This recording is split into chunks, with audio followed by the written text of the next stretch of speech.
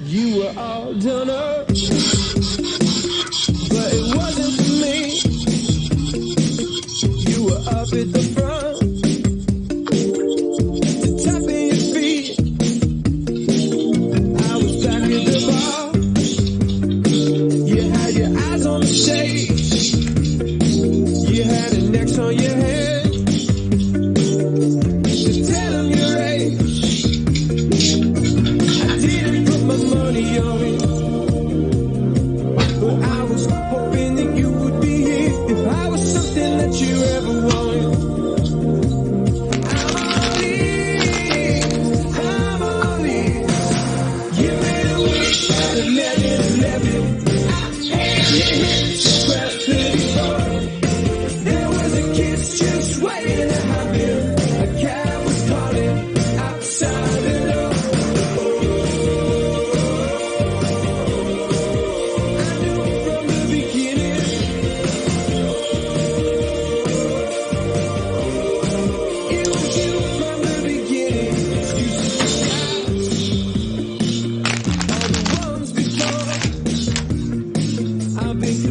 Myself, they could be something more. I said, you go home, get on the phone, and tell your girlfriends about me. I'll go home, sleep on my own, and dream of a girl named Lonnie. She couldn't hold a candle to you, but you were glowing in the dark. I was nervous just standing with you. You were glowing in the dark. Yeah. You made a wish at 11:11. I had your hips at 12:34. There was a kiss just waiting to happen. A cab was calling outside the door. I knew from the beginning.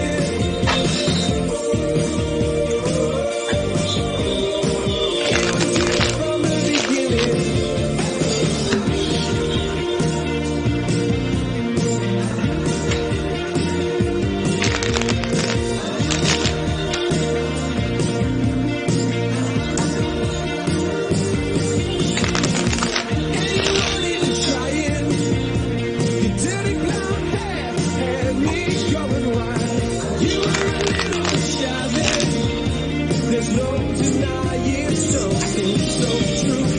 You made a wish at 11:11. I had your hips at 12:34. There was a kiss just waiting to happen. A cab was calling outside the door. I knew from the beginning.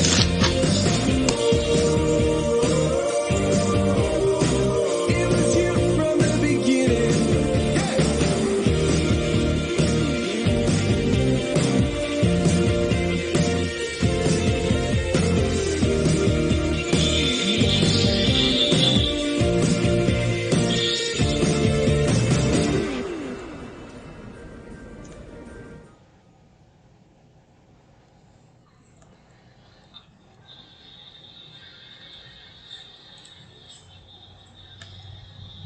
Hey everybody, can everybody hear me okay? Thanks for coming out. It's your favoriteest, dirtiest, gypsiest ever hanging out with you today. And I'd like to welcome you all a special Wednesday. So I started a list, gave myself some time to ease into it. Thanks for the feedback, letting me know everybody can hear me. Just gotta figure a few things out, and then we'll be ready. We'll be off and running. I hope you all came for some tarot cards. That's what we do here on this channel still. Thanks to everybody that's been watching some of the other stuff I've been putting out there. I don't really have anything too profound that you haven't heard already. Any of the spiritual teachings, greater wisdoms, and stuff like that. It's all been done. It's all been said. It's all been done. And I hope you're hip to it. I hope you're one with it and you're all doing well. So here we go. I got Desiree. Hi, Desiree. Hi, Rebecca. It's good to see you. I think I missed you last time. Runt is here, Jazzy B is here, and Malepale.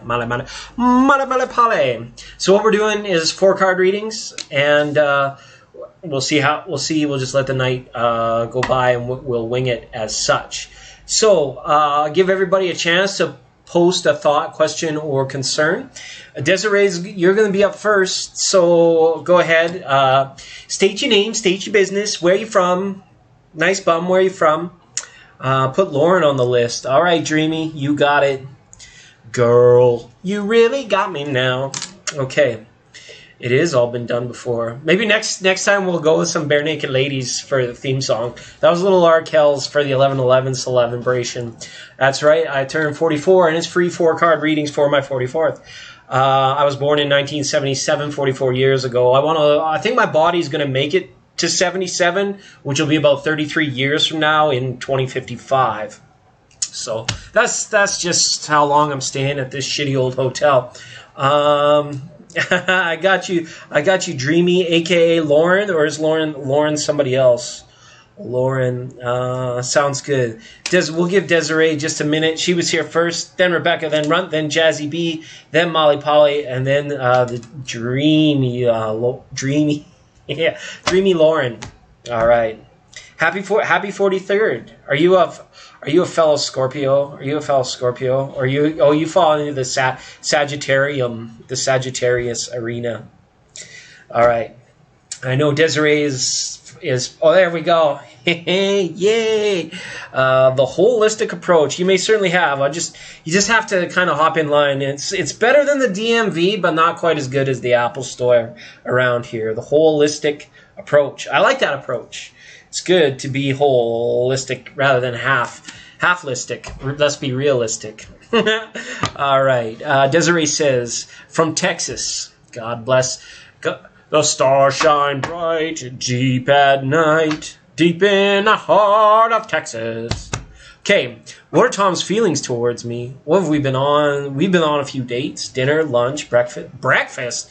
Woo! Even in a walk in the park, and even breakfast or just breakfast, and like holy moly breakfast or just breakfast. Let's have a look. I'll shuffle up some cards. We'll go into the Mystic Dreamers Tarot for that question, Desiree. I got the Mystic Dreamers Tarot. I got the Illuminati Tarot, and I've got my playing cards with me here while I'm on the road doing my thing. Sorry we haven't been on much lately, but treat it like a BMW, or no, that's a terrible example, like a Harley Davidson. It's quality. You know, if we go on broadcast free tarot readings, that's what the mistake I made before. We were doing it too much, and the quality just went down. So you're getting quality here. I'm not on too much, so it's lucky, just breakfast.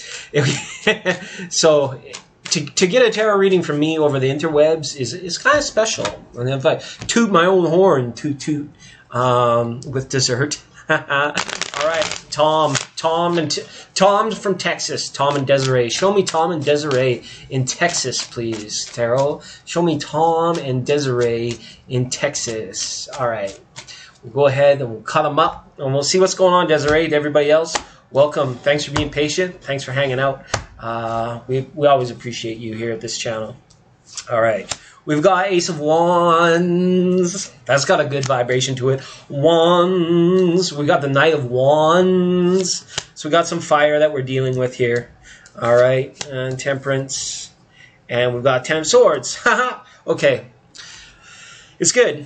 I think that this person truly likes you, Desiree. The 11, the first half, the 11. Tom, in this case. We got Ace of Wands, right? This guy's packing. And look at that. He's, what else can we say about this guy? Beauty is in the eye of the beholder, and what his eye is beholden on is you. So I think he's physically attracted to you. This guy tends to wear his heart on his sleeve a little bit. It'd be tough to misread Tom, I think, Desiree. And maybe if you're having trouble reading him or having trouble to get your intuition to tell you, like, what's actually going on here? Why hasn't he made a move yet? Or the moves he making are too subtle? Would you like him to be more forward? Is he not forward enough? Is he too forward, right? Is he after something that you're not sure about? Don't worry about it. This guy is the type to let you know. He's playing things, in terms of your dating life, on his own schedule, on his own timetable. He's the Knight of Wands. He'll get around to it when he gets around to it. And he'll tell you how he's feeling when he's feeling it. So what is he feeling for you? I would say arousal, okay? He's very polite. Oh, that's good. I would say arousal, okay? You kind of turn him on. So that's a good thing. And I also think that it's kind of causing him to reflect a little bit on how dating you or being with you can be different than what he's experienced before, than, like, say, the other girls that he's dated before. So he's just kind of going about this on his own schedule because he's not too certain. I think a part of him is afraid of being too forward, to, like, come on too strong. And that's okay. Maybe he's the type as well that needs feedback. We've got a Knight of Wands here. The Knight of Wands, he kind of needs the Queen or the King of Wands to tell him, you know, it's okay to go forward. It's okay to put yourself out there. But he also wears his heart on his sleeve. So when the moment is right, or when he's feeling confident, maybe that the feelings will be reciprocated or accepted, because there might be a little bit of fear of rejection. You guys are already dating, but if he takes things to the next step, there's also a little bit of that fear that accompanies companies coming. Three's company. Maybe he has company. Maybe you have company. What is your company doing? Company, march forward. He's the knight, remember? So he can make a great companion. I think he's waiting for you to reciprocate some feelings here. And why is this so? Let's take a look at you, Desiree. You pulled the Temperance card, Major Arcana. That's nice. I like that. Along with the Ten of Swords. Okay? So remember, when it comes to the arena of emotions and feelings, we deal with a lot of smoke and mirrors. We deal with a lot of what we put forward is what is reciprocated to us. So, you know, and I'm not saying you're doing anything wrong to lead him, to mislead him. All I'm saying is that you guys actually share some of the same concerns. And maybe fear was too strong of a word that I used, but I think concerns are more about it. And it's concerns about how the other person will accept them. And what I mean by that is like, okay, you start dating somebody, everybody puts their best foot forward. They put oh, you're Scorpio, interesting. Are you close to that Sagittarius cup? Everybody puts their best foot forward when they first start dating. And then as you date, you start relaxing that best foot a little. It's time to put the more vulnerable foot forward. And taking the second step in the relationship, maybe going from breakfast to, breakfast, it brings out all that vulnerability. And ahead of all that vulnerability, there's like this invisible shield. There's this invisible layer of apprehension and of fear about being perceived as vulnerable, to being perceived as a real self. He likes me so far. I like him so far. But both of you are mirroring this aspect of, what is the other person going to think about me when I put my vulnerable foot forward? And it might not be all that vulnerable. It might not be all that bad. But the mind plays a million tricks on one single emotion. I think you guys really like each other. The Ten of Swords is not really confusing. It's not really that big of a deal.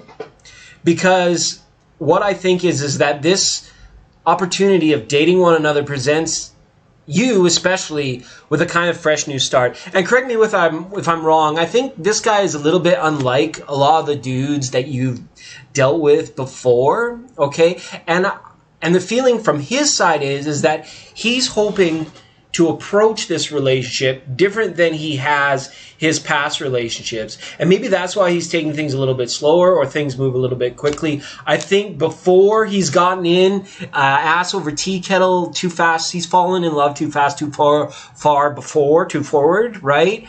And then he had to find a way to get out of it when the other parties, the last girlfriend's a vulnerable foot, or the real foot came forward, and it's like, oh, this isn't how you were when we first started dating. This is the real you. So part of this as well, Desiree, is like kind of this wait and see game, because you won't know each other's truer senses, truer values, and deeper understandings, the things that you hold to be true, until you get to know the real person, the person that's behind the dating thing. All right. So far so good.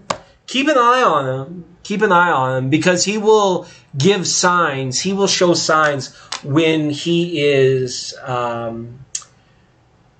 I want to say aroused again, but when he is, when you turn him on, you're going to be able to see it in his face. You're going to be able to read it across his lips, across his eyes, and things like that. So keep using your intuition. And if he is too apprehensive, or he doesn't want to make a move, and you think, well, this would have been a great moment for you to make a move or said something, you dingus, right? Give him a little encouragement. Give him a little nudge, show a little wrist, make him say, like, I'm willing to be vulnerable. Let's see. So perhaps you could suggest things into the relationship to get that happening.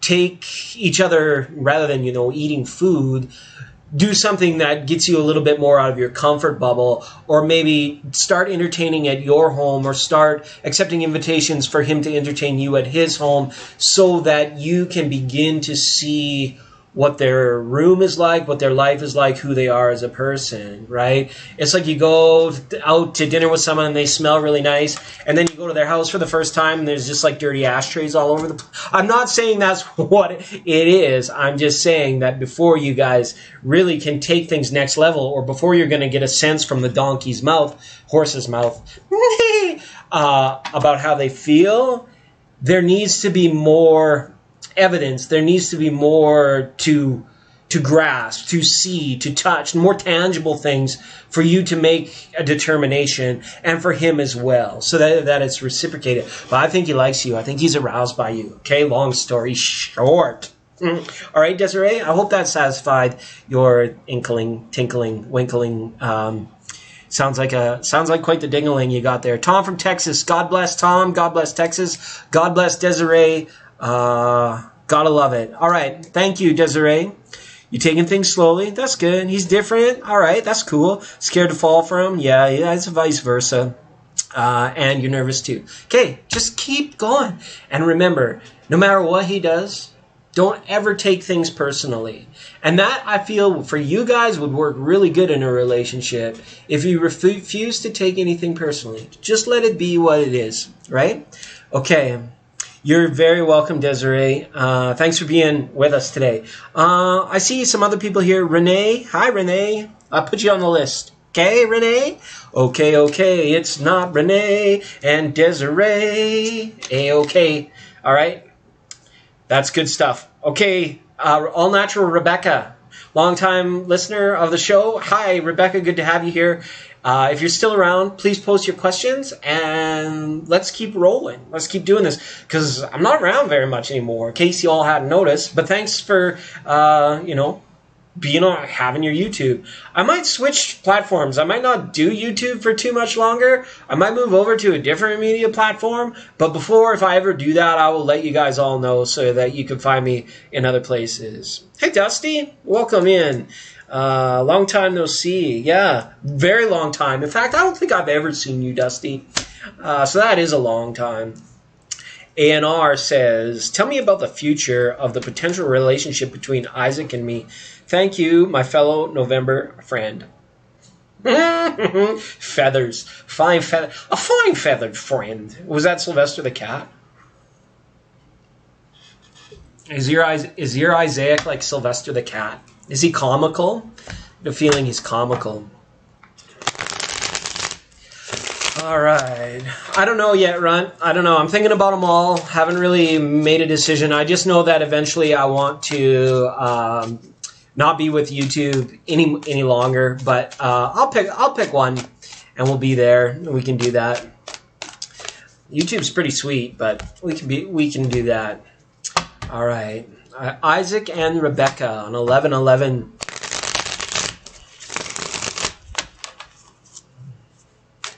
We're going to go into Illuminati Tarot for you, Rebecca.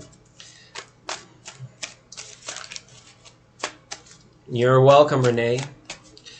Okay, show me Rebecca and Isaac, please. Show me Rebecca and Isaac. Where are you at now, Rebecca? What part of the country are you? Weren't you a year all moving around? I might be thinking of Small Wildflowers. But I thought I was thinking of that. Of you too, A&R. Okay, here we go. He is hilarious. He likes Sylvester the cat. He's zany. He's quirky. Isaac is, yeah, he's like, he's got his tongue sticking out. All right, here we go. Ooh, okay.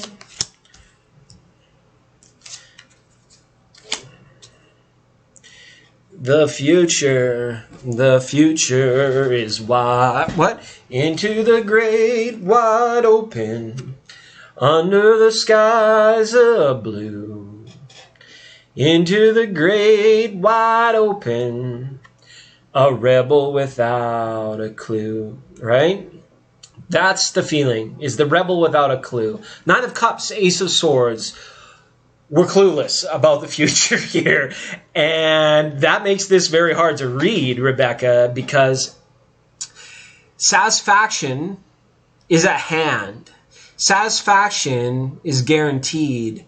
Satisfaction is, we can't add anything to satisfaction. It's like being blessed, or it's like being blissed. It's satisfaction, right?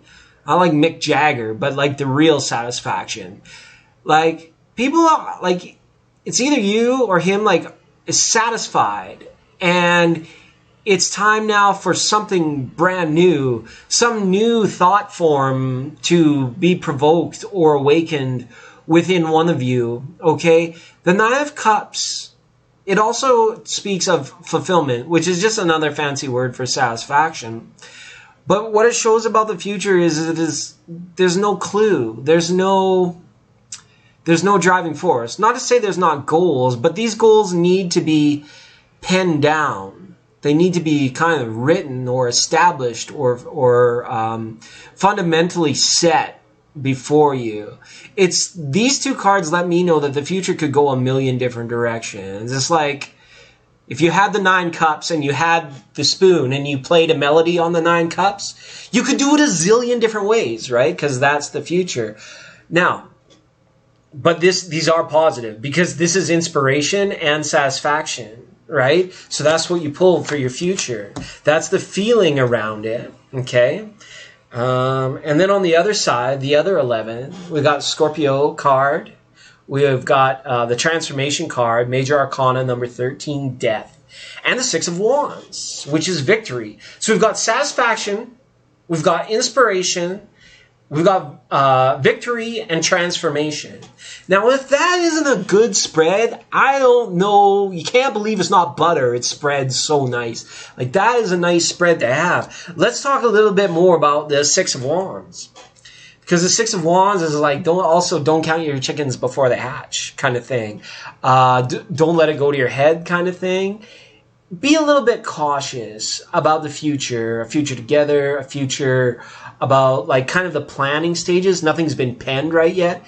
Be careful not to put things in a box with each other, I guess I could say, or maybe more so you with him. Don't box it up. Let the horsey run wild. Let it go free. And victory is certain. And it's going to be a change. This is almost like a movie script, 6 of Wands to transformation. It's like just when you think that the villain is dead, he comes back to life, and then the hero has to blast him with his pew-pew gun one more time, right? And he makes like that last-ditch effort to to get, and with that just means like outside fears, outside circumstances, outside forces. We're always battling this little bit of fear, this little bit of apprehension, this little bit, oh, it's too good to be true, or it's just not right, or I'm just not up to it. The energy levels around all of it, Rebecca, they seem good. You're kind of like wavy gravy anyway. It's like you feel really good, then you get kind of wiped, and then you feel really good and energetic again, and then you get kind of wiped, and then the cycle begins again. And that's okay. Just don't let those natural cycles of your energy determine your level of fear versus confidence in the relationship with Isaac. Okay? Just let it be as satisfying as it's maxed out to be right now. Then the inspiration will come. I have a feeling like there might be like some kind of like project or undertaking that the two of you might be able to work on together that could like kind of dovetail this relationship a little bit into something very, very worthwhile and very, I don't want to say progressive, because to progress is just like kind of marching forward, but don't put it in a box. Stay abstract with Isaac and allow that to mirror back to you. Allow him to be a little bit abstract. As long as you guys aren't defining one another, things will stay victorious, inspirational, blissful, and transformational. Those were the four key. That was your 1111 message on that relationship. A really good spread. Okay. All right, Rebecca. Thanks for being on the program. Thanks for being here. That was really good. I got some. Hi there, GD. What's up? GD, I'll put you on the list. Thanks for joining the program today. See, I have a list. You got to wait in line behind the other people that were here before you. That's just the way that we run. I know it's pretty linear, and linearity kind of sucks because we're all like awakening into the new inspiration, the new age, the wonderful world of Aquarii, and it's really good. But because our human brains can only just do this, we got to keep it linear, and so I make a list. So yeah. I'll tell you what's around the corner as soon as it's your turn.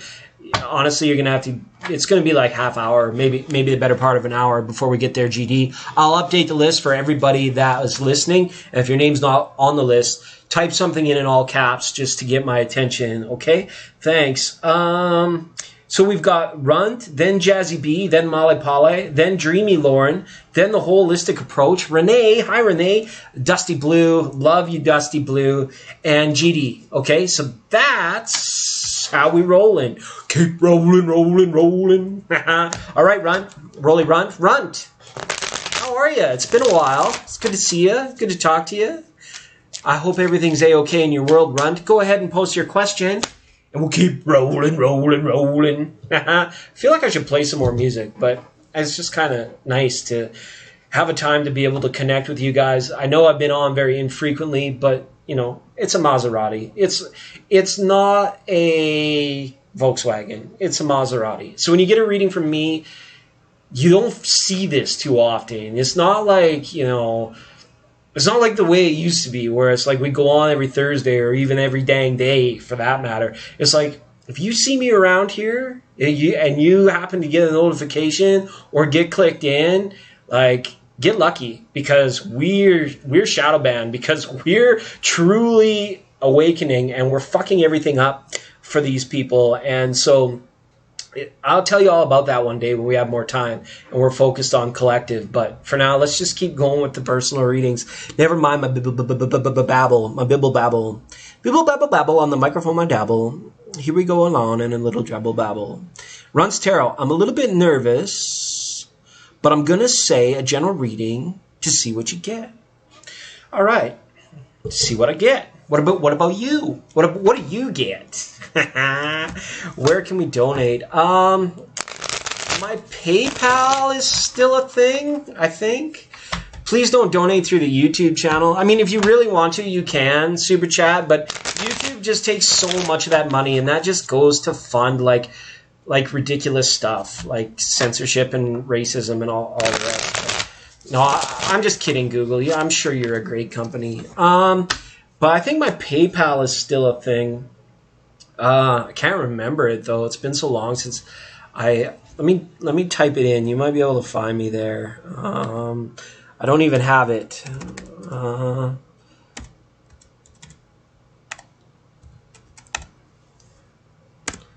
Rebecca,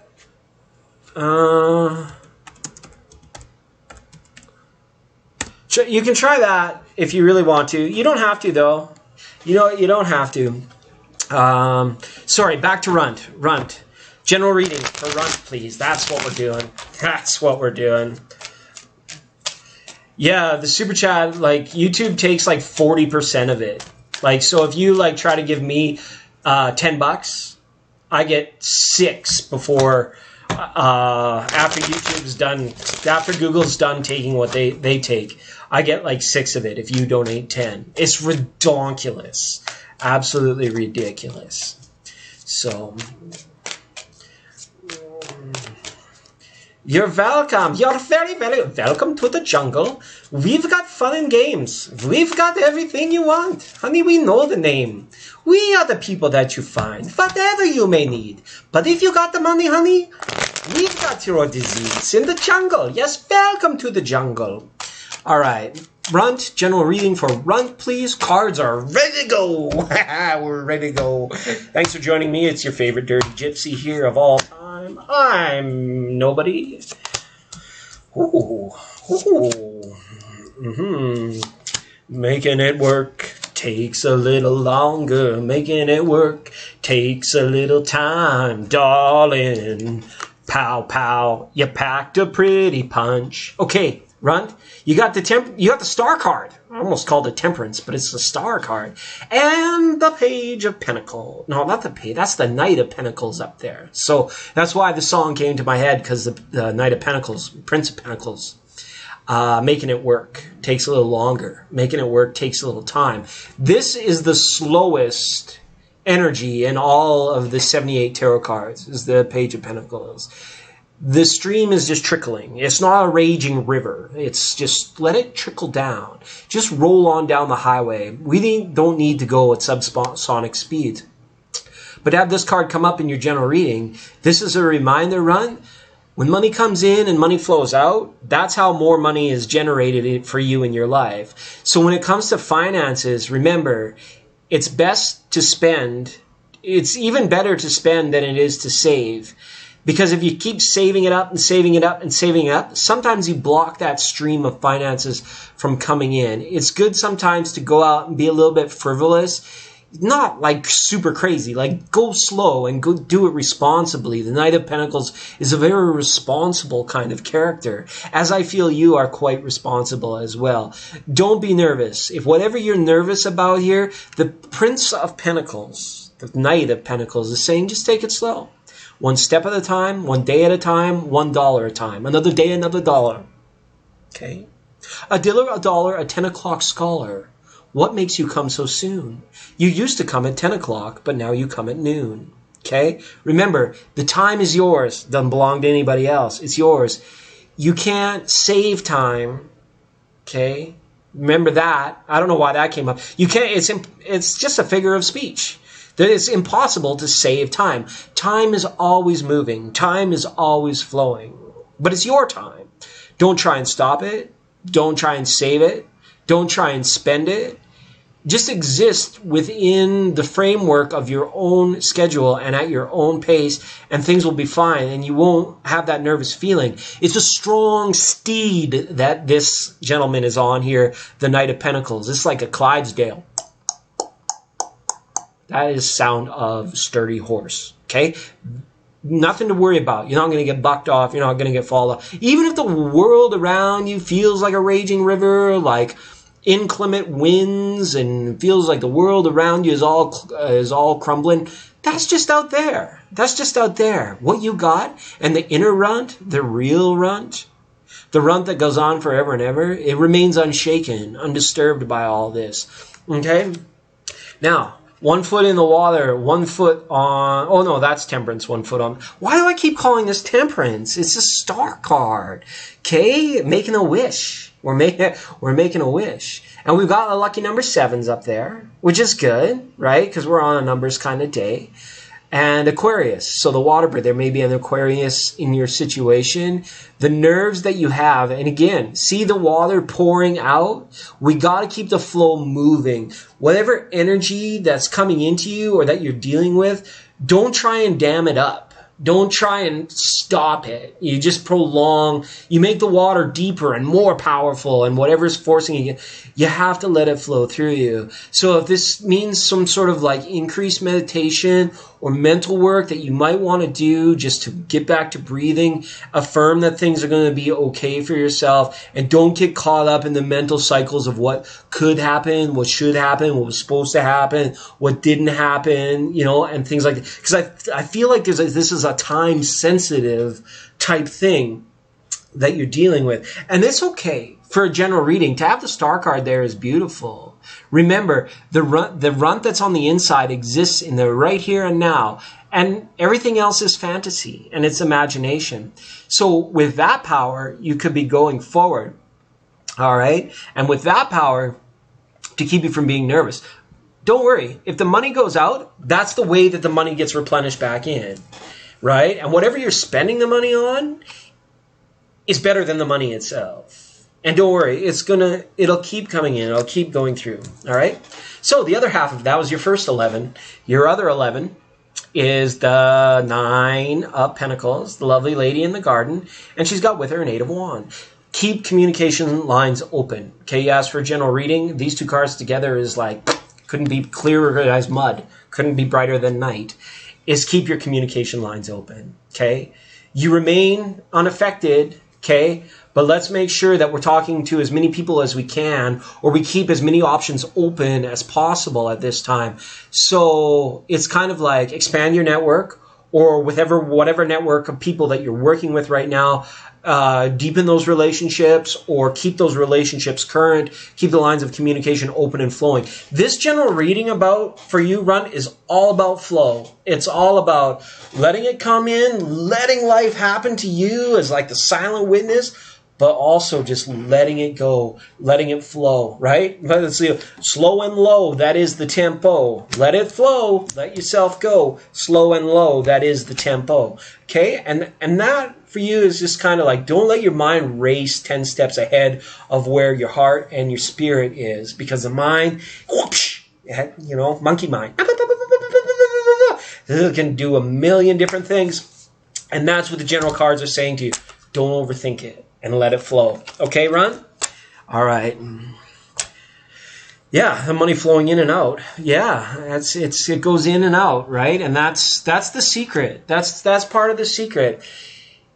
If finances are good and you just keep saving, you just keep hoarding, you just keep putting it away, tucking it away for a rainy day, it's kind of like that sends signals out to the universe that you don't need anymore. Okay? Just keep letting it flow out and keep letting it come in. The art of giving and receiving is very important here in that situation for you, Runt. Okay? So I hope that reading helped you. It's always a pleasure to read for you, Runt. And I'm glad you came and hung out with us for a bit tonight. Here on the 1111 celevenbration, 4-card readings for my 44th. All right. Jazzy B, you're up next. And here's the list as it stands now. Jazzy B, Molly Polly, Dreamy Lauren, The Wholesale Approach, Renee, Dusty, and GD. So that's how we do. That's how we're going. So Jazzy B, if you're still here, go ahead and post your question, thought, or concern. And this is the first call for Jazzy B. Thanks, everybody. I'm going to have a little sip. I don't even have any of the thank you water here today. I've been drinking milk. I've been drinking milk. And Jolly, welcome, Ann Jolly. It's been a long time. I'm going to write your name down, Ann Jolly. We're running about an hour here for our free readings for what you hopped in on the list. But I've got you written down now, Ann Jolly. It's been a while. I'm so glad you could be with us. Okay, Runt says, what does Runt say? Saving money for a new car. Okay, I've been afraid to spend it. There you go. There you go. Don't worry. Yes, even with my relationship, the temperance card. Yeah, what? Maybe you're just really chill tonight, Runt. Maybe that's what's going on. I just got that feeling of temperance, but it was the star card. The money flowing in and out. Thank you for the reading. Thanks, Runt. I'm glad. Hopefully the reading resonated for you. Hopefully that's how we go. Thanks, Jazzy B. It's your turn. What's it? Bibbidi Dippity-doo and em-a-doo and bibbidi-bobbidi-boo. Put them together and what have you got? Bibbidi-bobbidi-boo. Look at me, I'm Mary Poppins. Is that Mary Poppins? God, I don't even know. All right. Jennifer C. I see you, Jennifer. Jennifer C. I got you on the list. We're running about 45 minutes to an hour. Update the list one more time. Jazzy B is posted, so I'll get back to work here. It goes Jazzy B, Molly Polly, Dreamy Lauren, The Wholesale Approach, Renee, Dusty Blue, GD, and Jolly, and then Jennifer C. Good to see you all here today. That's really good. And okay, Jazzy B. Hi, man. Hey, Matt. Hi, man. Are you sure? Are you sure? Are you sure? I shaved my legs for this, don't you know? Hi, man. An ex contacted me recently after 13 years. I was in his third-party situation. I thought you were going to say you were at his third birthday party. Inside, I was not happy and blocked him with no warning. Should I let him back in? Well, I'll tell you one thing, Jazzy B. You're darned if you do and you're darned if you don't, right? Isn't that just the way of things? I'm going to go into the Mystic Dreamers Tarot for that question. Give me a minute to shuffle them up. After 13 years is quite a long time. It's quite a long time.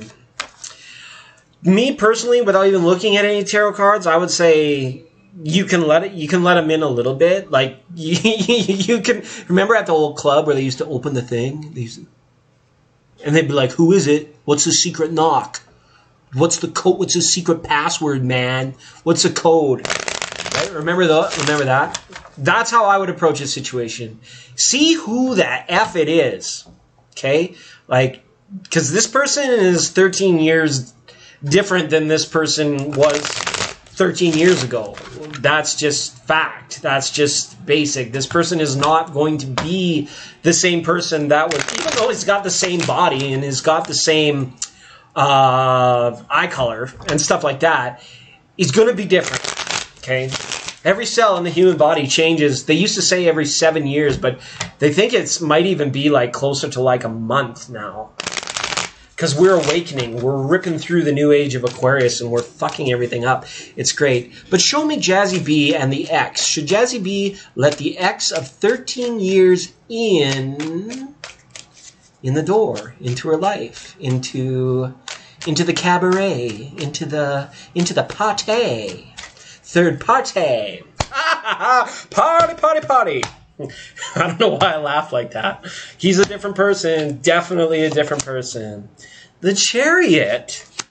Judgment. Queen of Swords. Six of Swords. Okay. It's really good. We're evolving. Judgment in the Chariot, right? What is it? How did that... I got a fast car. I got a plan to get us out of here. Won't have to drive too far, right? There's a little Tracy Chapman. You got a fast car here with the Chariot and also the Judgment. So this is up to you. Of course, I'm a tarot reader. But with the Judgment and the Chariot card here, just saying don't push it too far or don't set any expectations. Because this is like a brand new situation. You're perceiving it as an old situation. And here's the two donkeys, the horsies again. Right? This is like the old person that was the ex in the third party situation. You're going to have to evaluate that on the new person. But don't hold too much judgment over the old person.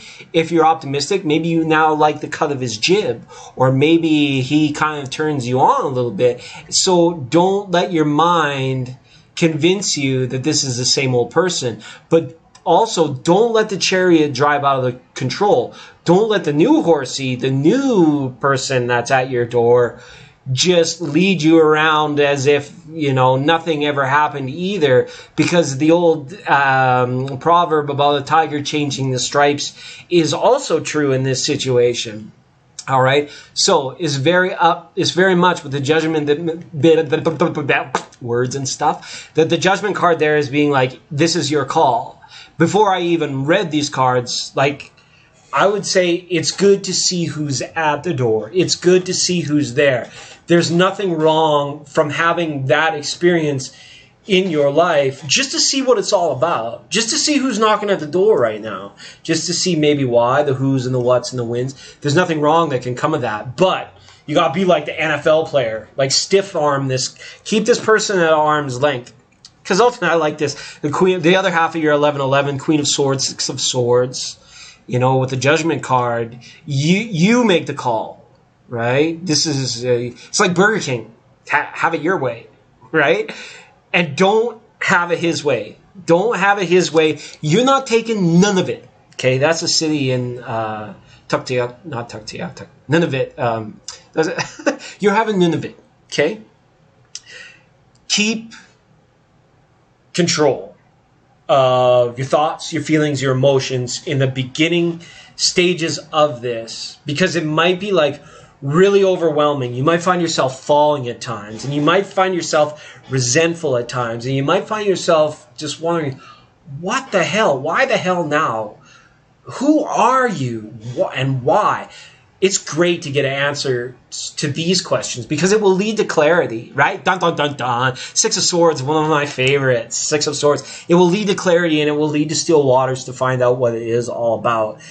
Right now, the energy is moving too fast, and the cards are really telling me to tell you to keep control, to keep wise judgment on this situation. But it can't harm you. This is something that inspires you, that you're curious about. You know, you're not a cat. The curiosity is not going to kill you. I'd say let him in, but don't let him in too far. You know, it's like the old apartment building where you open the door and the chain stops. And who's there? Who is it? Right? You just take a good long look. What do you want? So I would say open up the communications lines. Get a sense for what it is. Avoid talking about the past. And just allow it to be. And at any point, be ready to cut the cord. Be ready to cut it off. Be ready. And then maybe like, I don't know, 6 months time, a little bit further down the road, reevaluate the situation. But I would say, you know, you can put it out there to this ex being like, you know what? It's nothing but acquaintanceship. It's nothing but platonic understanding for at least a year with me. Especially if he makes some sort of like confession like, I love you. Or, oh, I'm sorry I screwed up. I want to spend the rest of my life with you. He'd be like, buddy, it's been fucking 13 years. I don't even care about that anymore. I don't even want to know what you think about what I think about that situation anymore. Why are we dragging this dead skeleton out of the closet right now? Shut the hell up about it. It doesn't serve anybody any purpose. Let's talk about now. Let's talk about the future. And right now and in the future, we are chill. Okay? We are chill until I know more about you, because it's been 13 years and we're both new and different people. Okay?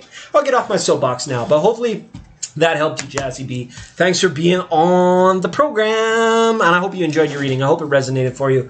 Is this a twin flame situation? What's up, Doc? Twin flame like Bugs Bunny and Elmer Fudd are twin flame. Binary stars. Hey, this person's been in your life. This person still wants to be in your life. This person obviously has burning desire towards or to wanting to being in your life, Jazzy B. So I don't know about twin. This is more like a barn fire than a twin flame. Okay? Absolutely. All right. Hi, Chrissy. Good to see you. I'll put you on the list. We're running about 45 minutes to an hour for readings. If you're not doing anything tonight, I hope you're not. I got your name right here on my list, and I'll update the list for everybody so you know how long you have to. So if you got to go make some toast or put on a kettle of milk, or whatever you want to do, you can keep us on in the background, or you can keep checking in. I won't erase you or forget you if you're not there when I call your name. That's just the way it goes. But you can have a free reading, and getting a free reading here is like kind of like, it's not like winning Powerball, but it's like getting a free no, it's not even like, it's getting like maybe a $20 scratch and win, because I don't come on very much anymore. And I'm one of I fly in the deep corners of the matrix. Nobody knows who I am. And I like to keep it that way. It's like, you don't want a Volkswagen. You want a Maserati. And when you get a reading from me, it's pretty fortunate. It's pretty lucky to find me, because I do this a little bit differently. And I do it with it's like, forget Forget all that weird, wacky stuff.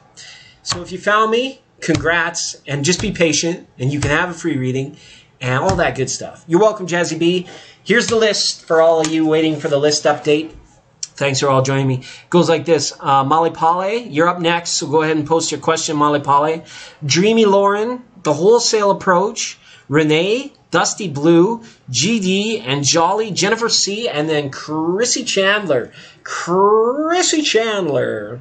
All right. Thank you so much. I saw the Lorax, but it was so long ago, I don't really remember it. It is your favorite dirty, filthy gypsy hanging out with you on a Wednesday night, randomly. Not randomly, it's because it's 11/11. And it's a free 4-card reading for my 44th. So, hopefully that's okay by everybody. Second call from Molly Polly. Molly Polly, are you listening? Are you still here? Would you like to post your question? A question? A question? Do you have a question? Cat, we can add you. Cat. Hey, Cat. Crazy cat. Hip cat. Cool cats. Cat. Kit Kat. Break me a piece of that Kit Kat bar. Yes, okay, Malapale.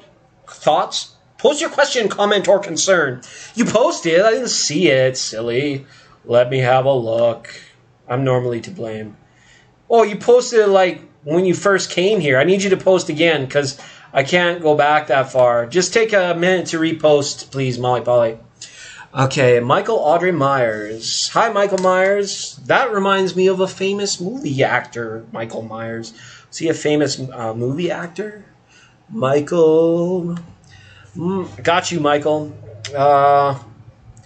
Put you on the list. Thanks for joining the program. It's good to have some more testosterone in the chat room. Sorry if that was a judgment what do they call that? Not a judgment, generalization. Didn't mean to put you in a box there. Didn't mean to. Hi. I just had that feeling. You just it's not coming through, Molly Polly. Sorry, I don't have your post. I need you to post again. Can I ask Gemini's feelings and actions towards me are? Okay. You can definitely ask. Definitely ask away. Asking. Asking. Makes me feel like I'm 4. I'm just asking. Just asking. Absolutely. Do you see it? I see it. I be it. I feel it. Just give me a minute to shuffle the cards, Molly Polly. So silly. Never too many females. Never too many females. It's like every star in my sky. All right. Gemini's feelings towards Molly Polly, please. Gemini's feelings towards Molly Polly. Here we go, Molly Polly. It's free, 11/11. 4-card readings. 7 of Cups, 7 of Pentacles. Really good. The 4 Cups and the Fool. So, first part of this is for the Gemini's feelings.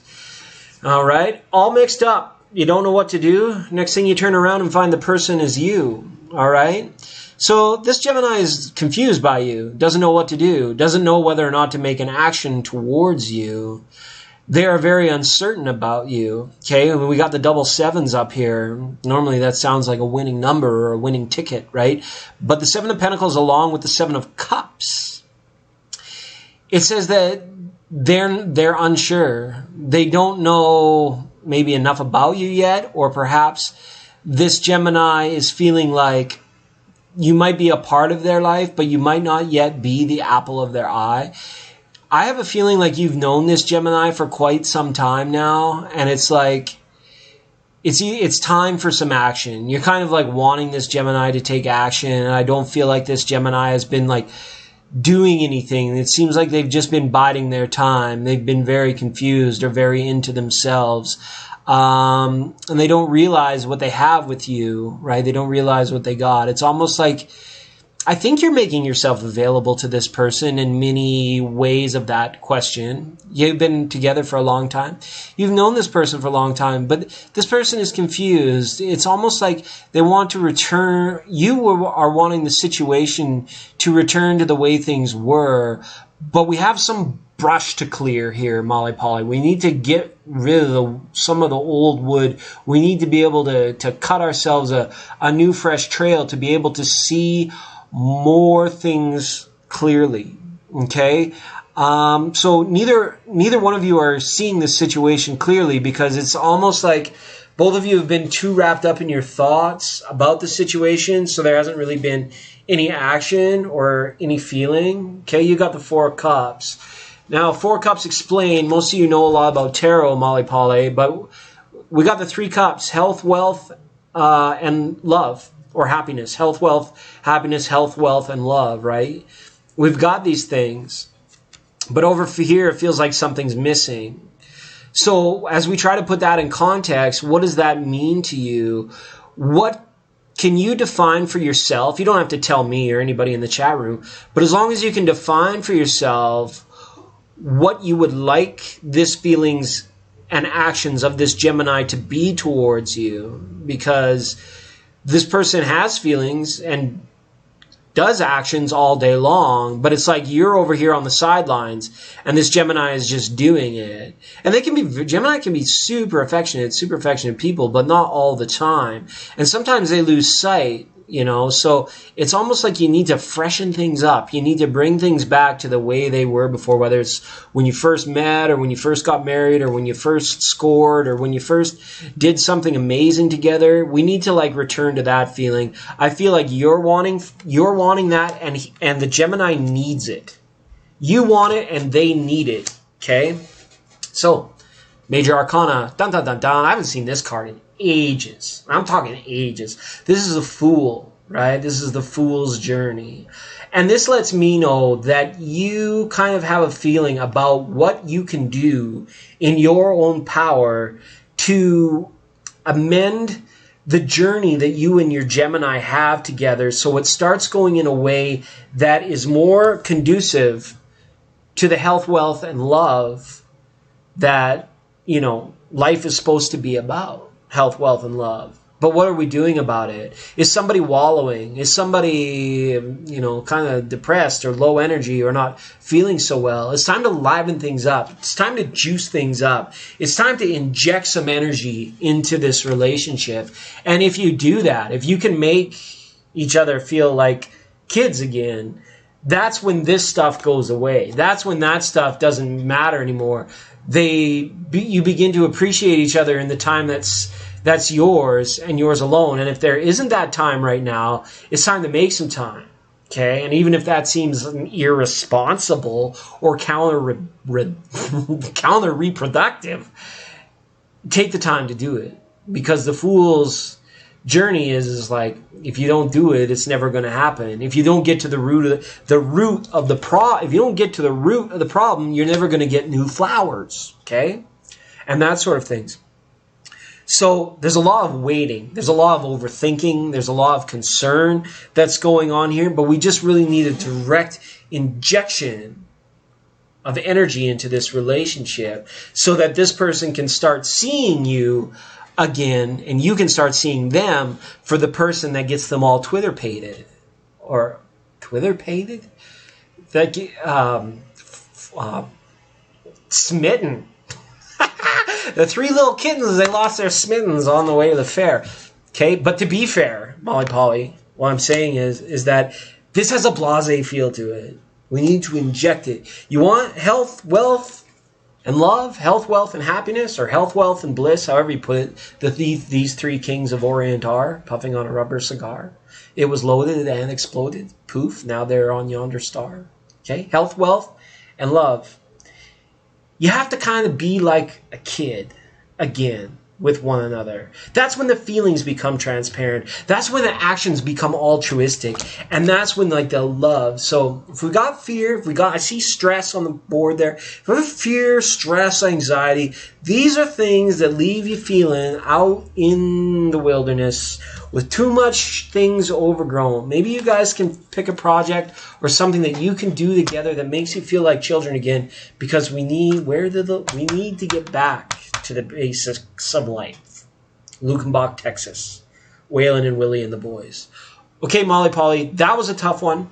Okay? I hope that you guys can find a way to do it. Maybe timestamp this video and show him. Okay? Just be like, I know this crazy guy online that he does these funny tarot card readings.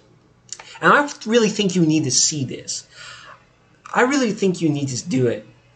No contact now. Well, yeah, that's probably why there's no energy being injected into the relationship. Everybody's waiting and wishing and hoping and praying. Okay? It's a tough one. Okay, Molly Polly, thanks for being on the program. Hopefully that reading resonated for you. And it's good to see you, as always, for sure. I hope I didn't get you too down in the dumps with that one. I know everything will be fine. We'll update Dreamy. Good timing, Dreamy. I'm calling your name right now. You can go ahead and post. And for those of you just joining us, today we're teaching poodles how to fly. Then after Dreamy 11, we've got the holistic approach. Renee, Dusty Blue, GD, and Jolly, Jennifer C, Chrissy Chandler. Some people I haven't seen in a while. Thanks, Chrissy and Jennifer, for coming in today. It's so nice to see you guys again. Cat, this cat is here. And Michael Myers, Michael Aubrey. Okay, Dreamy, go ahead and post your question. It's your turn. It's your turn. It's your party. You can cry if you want to. Cry if you want to. All right.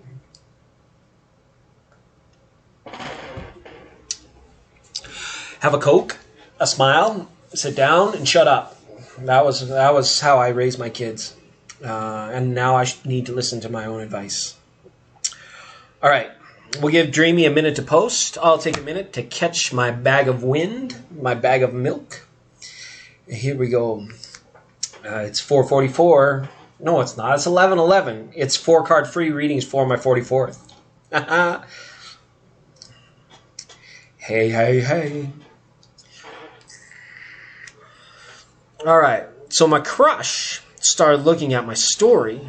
His name is Timir. Am I saying that wrong? Timiri? Timir. We'll go Timir. Time out, Timir. Timir. My name is Lauren. Help me understand what he's thinking or feeling for us, or me. All right. I'm going to ask the cards if Timir is interested in you, because you stated at the outset that this is a crush. Okay, we're going to look at the Mystic Mystic Dreamers Tarot for this one. Well, thanks. I'm actually 44,000 years old. Believe it or not, I got what I got, believe it or not. All right.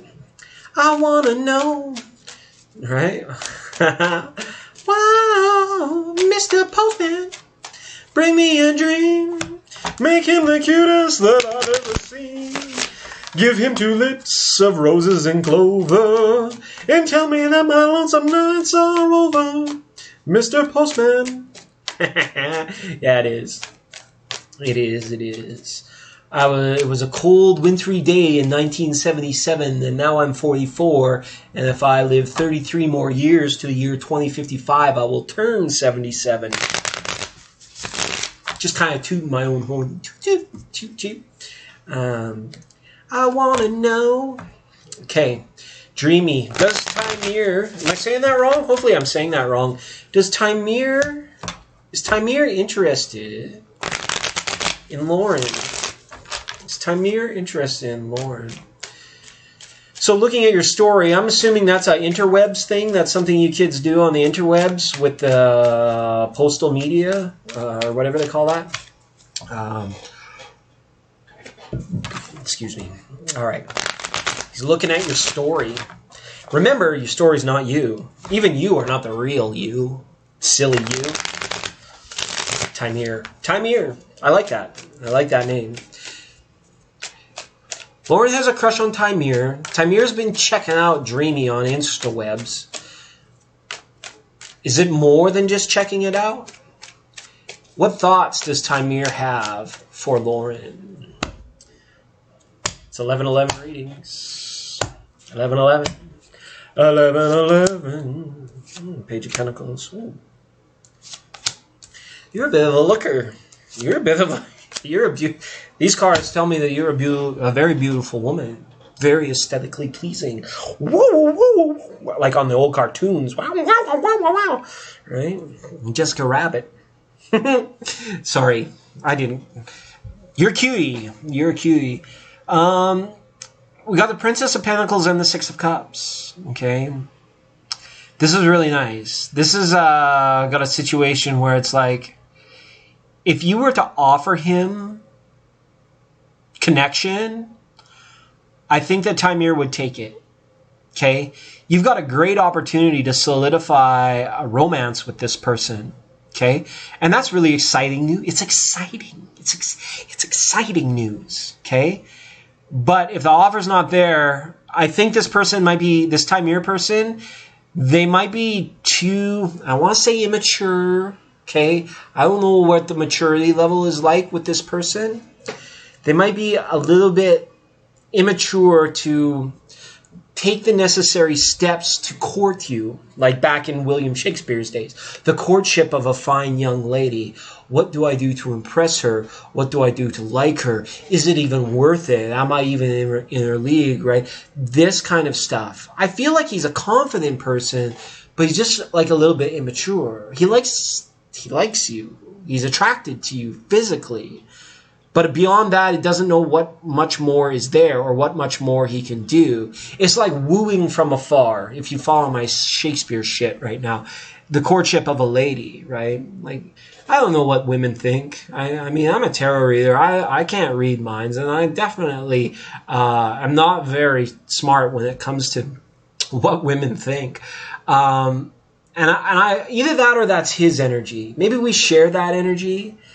But his is somewhat like, it hasn't reached a point yet where he will make an offer, okay? But I think if you provided the opening, show a little wrist, you know? Show him, tell him that you're interested. Tell him about the crush, and I think things will come up roses for you. I think it'll be like Jackpot City if you were to let him know how much you're crushing on him. Because one of you is going to have the strength to crack this kitty open, to crack it wide open. We can't go dancing around on eggshells being, I like you, can you send a note? Because it has this feeling of kind of like not a distinct level of like maturity. There's confidence there, but there's not much maturity. And this strength card is saying, be willing to be vulnerable, either one of you, in order to crack this open. Because it's still all a mystery. It's still all cloaked in the darkness of night, where the star is a hope and a wish and a dream and a prayer. Okay, that's pretty much what a crush is, right? A hope, chip in a chair, so to speak. I think you'll get what you want. This is a great card about getting what you're after, about getting what you want. And if he's checking out your story, that's not the real you, right? It's part of you. You know, I'm not saying that you don't accurately represent yourself on Instagram. Nothing like that. You do, but that's never and not the real you. We've got to create some kind of time and space here. Where is she? This lady. We have to create some kind of time and place for the opportunity to present itself. Because if we don't, then it's going to remain a crush on both sides. And I think that that's what this is right now, at present time. You're crushing on him. Tamir's crushing on you. But we're all off in our own corners crushing on each other. When if we just turned it together, like if we weren't crushing, you know, in an idea about the other person, and we started crushing directly at them and had a little bit of strength and create a little space and opportunity in a sacred area to do all that good stuff, then you crack it wide open and it looks like it'd be Jackpot City for you. Like, these are positive cards. The Six of Cups is like, I love the Six of Cups. This card is all about the love, the good love. But the Page of Pentacles speaks of the immature energy surrounding it, but it is still there. But it's going to require strength and more than just wishing now. It's going to take some action. So what can you do in this situation rather than having to sit and wait for him? Maybe you're saying to yourself, I'm just not that type. I'm not that type to let somebody know. I'm playing hard to get. If they're playing hard to get, I'm playing hard to get. But if you all play hardball all the time, you'll always be on different teams, and you'll never be on the same team, right? And you'll never get on the same page. And then if you're not on the same page, we have a tough time reading one another or reading to get together. I think you're going to get together with this guy. That's what I think. But somebody's going to have to make a move. Somebody's going to have to do something other than posting or reading and posting. It's almost like, you know, when you send. Remember, in the old days, before social interwebs, postal media, you had to send a note. You had to write it down on paper and either put it in the mail, right, Mr. Postman, and the other person would have to open it up and read it, and it would warm their heart. Nowadays on social postal media, all you do is scroll, and the attention span is like 3 seconds and it's gone. So this person could have checked out your story. They're very attracted to you, but it's not the real you. There's no real intention, right? That's why he looked. Definitely. I would say give this a kick at the can. Go up to this guy next time you see him, whether it's on campus or in your neighborhood or wherever it is that you can see this person or you know this person from. Go and kick him square in the nuts. Just walk right up to him. I don't care if you're wearing stilettos or your other shoes. Your other. Kick him square in the nuts. And he'd be like, why'd you do that for? And you'd be like, because I like you, silly. Right? Kick him hard, dude. Like, just kick him. No, I'm just kidding. Don't do that. But, you know, you do got to show him the real you. That's the only way you'll create that opportunity and that sacred space for a love connection to happen. Okay? But I think he's attracted to you. And there's good potential there in that reading. Okay, Lauren? Lots of love.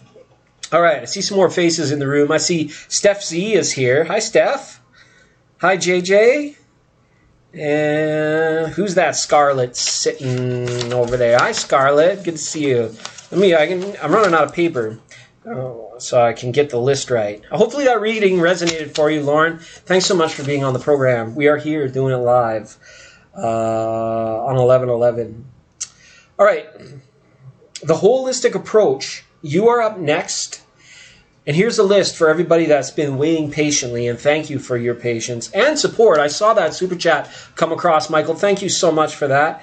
The list goes like this. The holistic approach, who's about to post. Then Renee, then Dusty Blue, then GD, then Anjali, Jennifer C, Chrissy Chandler, Kat, Michael, Steph, JJ, and our good friend Scarlett. Hello. Hi, Scarlett. Thanks for sending emojis. It's good to see you. Hand in hand at 11:11. You turned me hip to 12:34. There was a kiss just waiting to happen. Okay. Hello, Boston. Why did I say Boston? Where are you from? Hello, general reading, please, and Ty. Please, and Ty. Thank you. Ready to receive what you throw down. All right. So what you want? What you want? I got the monies and the honeys. When it's on, it's on. I said, where'd you get your information from, huh? You think that you can from when revelation comes? Yeah. Just kidding, everybody. Just kidding. All right, here we go. Holistic approach. General reading, please, for the holistic approach.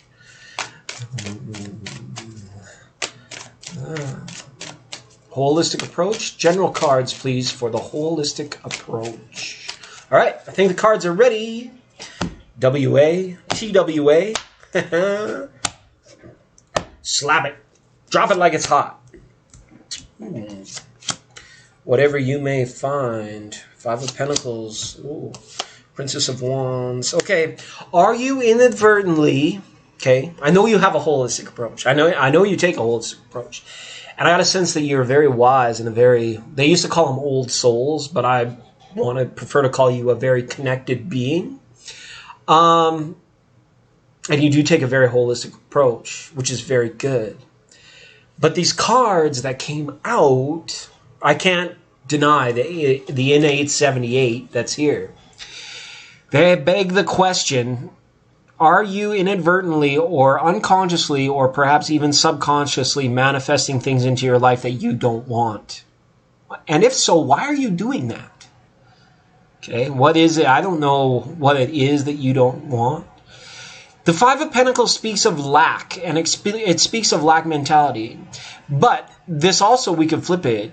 This also could tell me that you're in a situation where you may be nurturing somebody that is going through a very difficult time.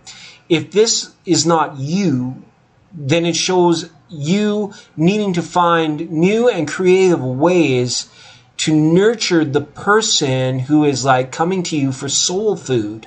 Does that make sense? And if you're the person that feels like they need a little bit of soul food, that they need to blossom,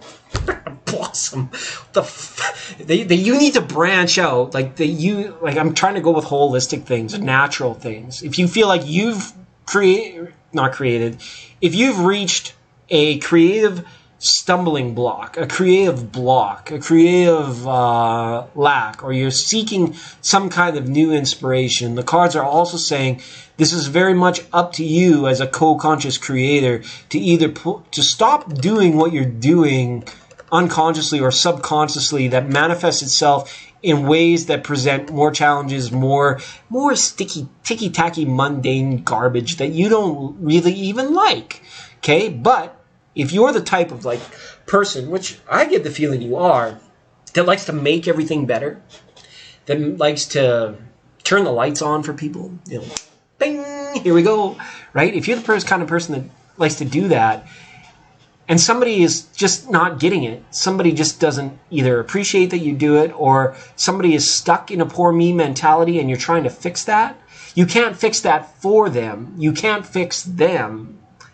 All you can do is keep your inner light and your talisman on for that person so that it proves to them through example of your being how the amazingness happens, how it happens, okay?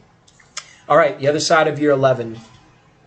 We got the Princess of Wands, and she's up with 8 more wands. So what's this? What's this all about? Fast-moving action. Someone is going somewhere. Somebody is traveling. Somebody's going, could be a great long distance. There could be a journey that maybe somebody is not confident in taking. This also could be a situation is that you might not be ready, or you might not be overly accepting to some of the messaging maybe that's going on in your environment. Maybe your dear old papa has CNN or Fox News on in the background 24 hours a day, and you're just like, how in the hell can I listen to this stuff? How do you listen to this stuff? You have to be very careful about the messaging all around you. Perhaps this is a workplace situation too, where everybody's just being a big old piece of you-know-what, and they like to drag you into the pile of it, and you're not having none of it, and then you get treated like the outsider even though you realize how toxic everybody else is being. Maybe that's it. So stick to your guns, whatever that is. The cards are saying stick to your guns with this. Be ready for that long journey. You deal with challenge very well, but I feel like you get worn down. Your stamina gets depleted. Your energy gets drained. And then you're like, why did I start this in the first place? What did I see in this person? Why did I even think that this was worth it? It feels like I just wasted all my time. Don't give up. Stick to your guns, okay? That's good, okay? Hopefully that resonated. I had no effing clue what was going on there. But that was a general reading. That's a general reading for you. All right. Okay. Long distance is super nervous to how peeps are treating others and fearful I'm going to hit it. Okay. Thank you. The holistic approach. The microcosm situation here. I'm walking away from an ex who's struggling, and my mission is to do help guide soul self-rescues, right? Can't fix peeps. I'm glad it resonated. I'm glad it was like kind of showing me down the right path. It was a very weird is not even the right word. That was a very interesting reading. There's interesting energy at work there, okay? But hopefully it resonated. I'm glad we got the chance to connect. And I appreciate you for coming on the holistic approach. Thank you so much. Up next is Renee. Renee, if you could go ahead and get ready to post. We won't keep these good people waiting any longer. I see Autumn Smith has joined us. If I've been reading out the list and your name hasn't been on it, please type something in with all caps so that it gets my attention. And I'll update the list for everybody that's been waiting and hoping. Okay, we got Renee, Dusty Blue, GD and Jolly, Jennifer C, Chrissy Chandler, Kat, Michael, Steph, JJ, Scarlett, and then Autumn Smith. It's going to be a time, y'all. Okay, time out. Time. You need to take a time out. I need to take a time out.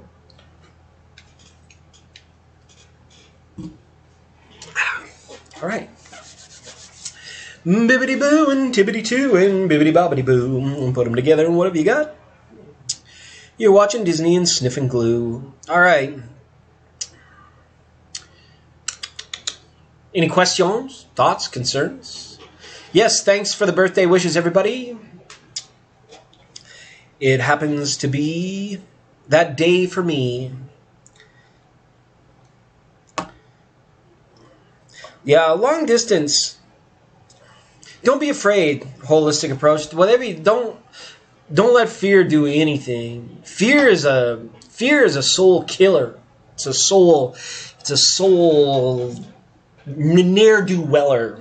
Fear, there's no place for fear in the new age, in the new awakening. Be like a lion. Be like the fearless approach, right? That's really the ultimate thing that people need to know. What's new? Well, not much, Steph. For those of you that have been kind of checking out some of my other posts, I've been just out doing stuff away from life, and it's been pretty good. So that's really good. I may find a new platform. I may decide to leave YouTube very soon and go to one of the other platforms, just to, put our energy. The things that happen on this show, I'd like to put this energy somewhere where it's not such like a succubus, Oh, that kitty died. I'm sorry, Steph. That kitty got eaten. I don't know if it was like by a fox or an owl, but old Hobbles, old Hobbles didn't make it too long. He's a done for. Those are wild. It's like a oxymoron. They're wild domestic cats that run rampant. They're working cats. So it was kind of sad, but yeah, Hobbles didn't make natural selection. So I'm sorry if that, don't be sad. Don't be sad about it. Hobbles was not meant to stay a kitty for too long. He had the heart of a lion. Hi, Gabby. All right. Third and final call for Renee to post a question. Renee, it is up to you. You see how it works. The train moves, not the station. All right. And if I missed a post, Renee, I do apologize, but I'm waiting to see your thought, question, or concern. He was, here we go. How does Jay Silva feel about the bold and the beautiful? No, the bold statement that I posted on my Ask from social media page directed at him. He stalks my profile so I know that he saw it. Okay, cool. We'll go to the Illuminati Tarot for that question, Renee. God love you. God bless you. God bless all of you. God, Timmy. Timmer.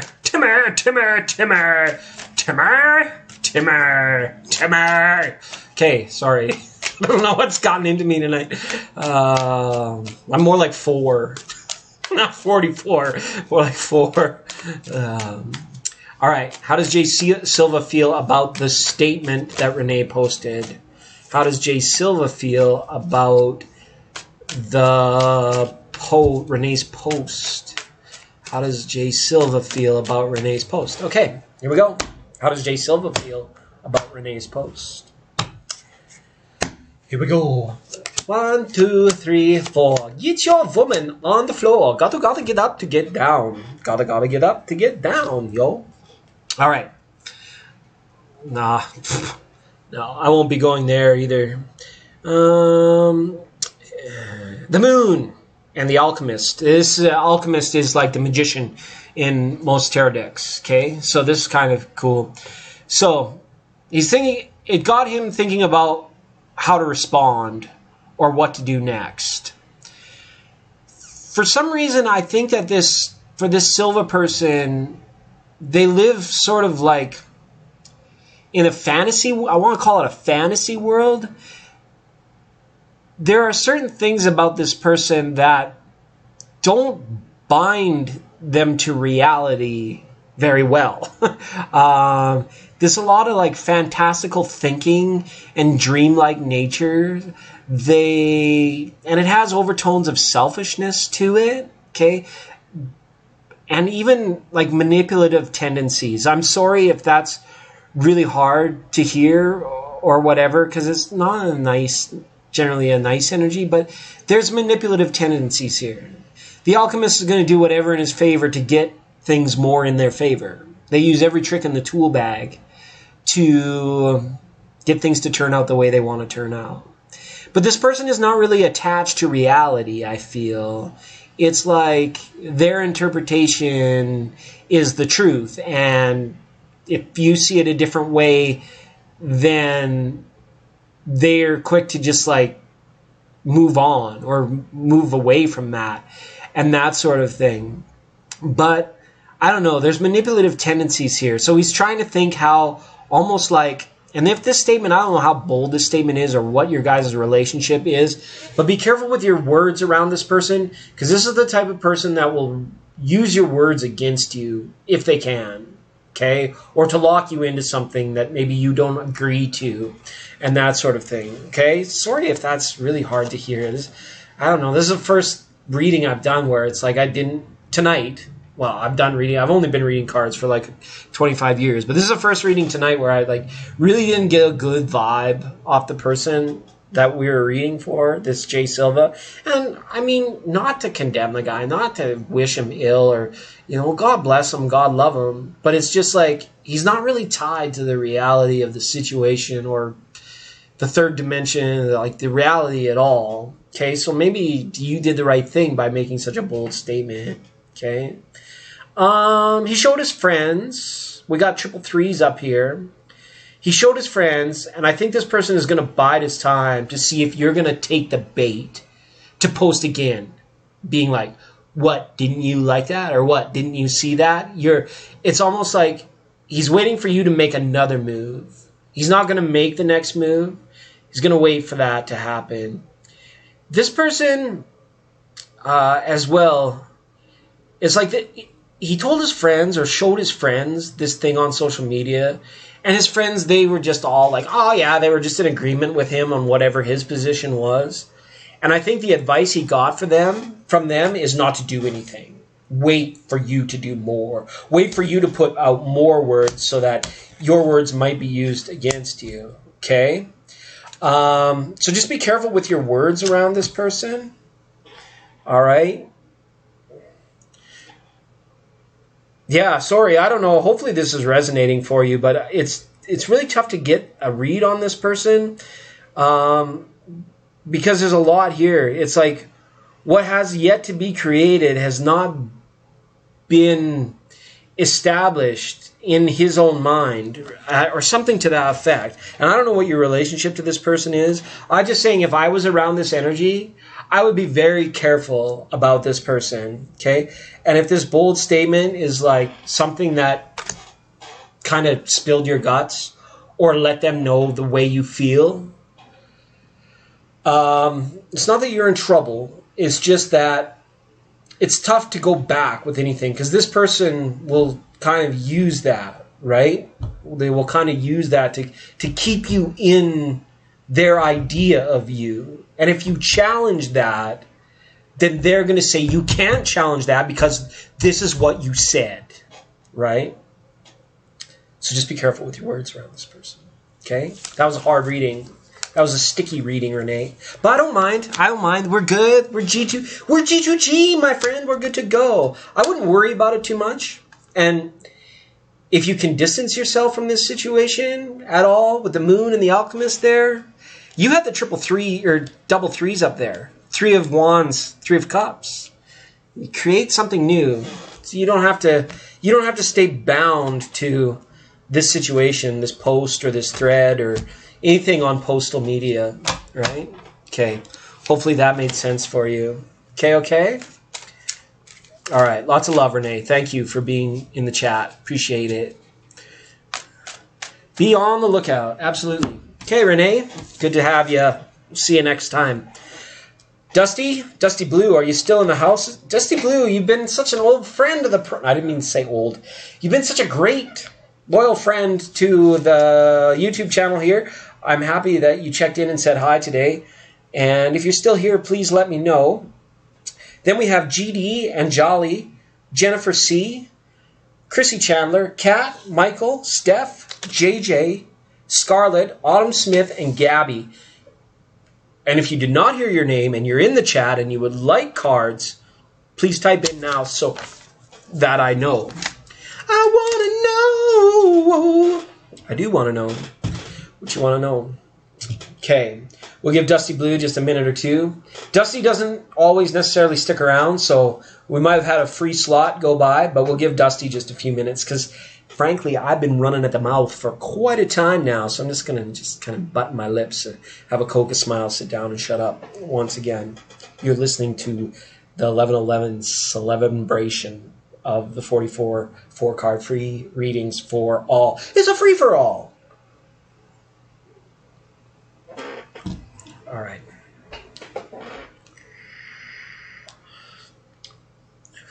I'm going to slip in a little break somewhere in here, too. It won't be very long, just so that I can go and stretch my loins.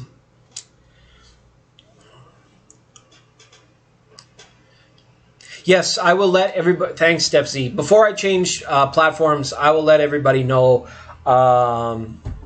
where I'm headed off to. And frankly, I don't come on that much anymore because, you know, it's quality. It's not quantity, it's quality. So if you find us here in this little corner of the matrix, I will give you directions to the next little corner of the matrix if we have to go there. Well, we don't have to go, but I kind of would like to.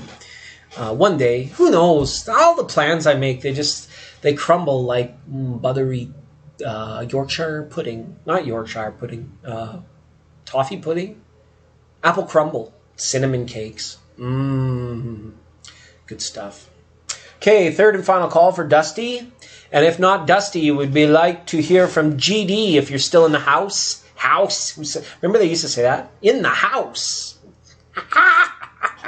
We in the house. GD, Anna and Jolly.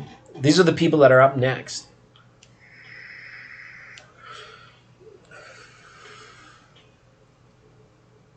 Maybe my chat's delayed. I don't know. Can somebody type something in? Are we still connected? I don't know what's going on. I didn't know. Hi, Empress. Thank you. I started to think that this thing was broken. What happened? What happened? Ethereal crumble cakes. Sweet. Good to see you, Empress. You're a mod. This is the first blue moderator I've seen on the channel. Wow, that's incredible. That's incredible. Okay, shout out to Dusty Blue. If you're still listening, if you're far away, I saw you, I missed you, we'll catch you next time. But GD is here wanting to know what can be expected moving forward into 2022 between me and the Virgo GS. We're in very little contact, none at all currently. Well.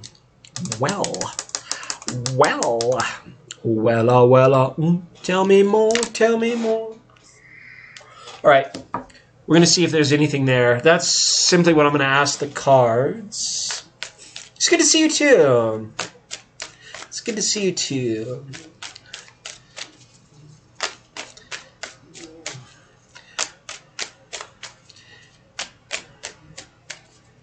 Show me if there's anything between GD and GS in 2022, Tarot. Show me if there's anything between GD and GS in 2022. All right.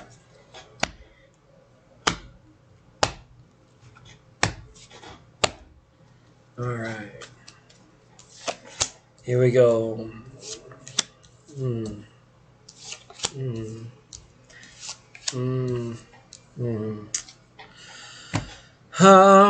So if I have bad news, would you hold it against me? Like, remember when they used to say don't shoot the messenger, right? If that was the case, I'd be full of shotgun blasts, shotgun holes. Okay, GD? I don't have good news for you. But knowing what we know about how great life can be, we're not going to let it all fall down like a house of cards, right? We're not going to let it do that. We got the Two of Swords and the Magician up here in the Mystic Dreamers Tarot. See these swords? See from her vantage point? Down at the bottom of the swords, where the swords used to be closer, but then now the tip of the sword, which is the right now, right? Right now is a double-edged sword. But these two moments, these two inspirations, these two current ideas, the way the swords are pointed show that the lines are running further away from one another. Does that make sense? They're going this way. The Two of Swords is also about a decision that you can make. Sorry, it's all backwards in the teleprompter. The Magician. Only you can change the current direction that things are going. And currently the direction that things are going is that you're moving farther apart from one another in mind. Okay? Body and soul body that follows the mind. And the story that these are telling is about two minds that are growing further apart. Okay? Also, the crows indicating that, the situation's growing stale beyond the point where the crows are circling. Being like, the feeling is like it's over or it's dead. Okay? D-E-D, dead. Not D-E-A-D. D, dead.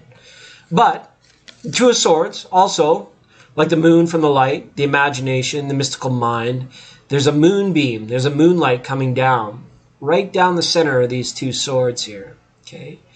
And what this is the metaphor is the ability to change any current situation. The power to manifest the things that you want in your life. You've got a card of manifestation as well with this in the Magician. But the Magician, there's no magic without the Magician. The magic and the Magician are exactly the same thing. So only you could change that thing. If you don't reach out to this person, the swords are going to keep moving further and further apart. And even if you do reach out to this person, you may find that the situation is beyond your control. Unless you're a super powerful manifestor, co-creative person with years of meditation and spiritual scholarly abilities. Okay? I'm not even that. Not even close to that. But if you are, then you could change that. Right? You could practice that. It's more important in 2022 to do what you can for yourself away from this person. If you want to reach out, unfortunately, I have a feeling that you might be disappointed. I don't think this person is going to contact you in 2022. But that's the way the energy stands today. I could be off my rocker. Okay?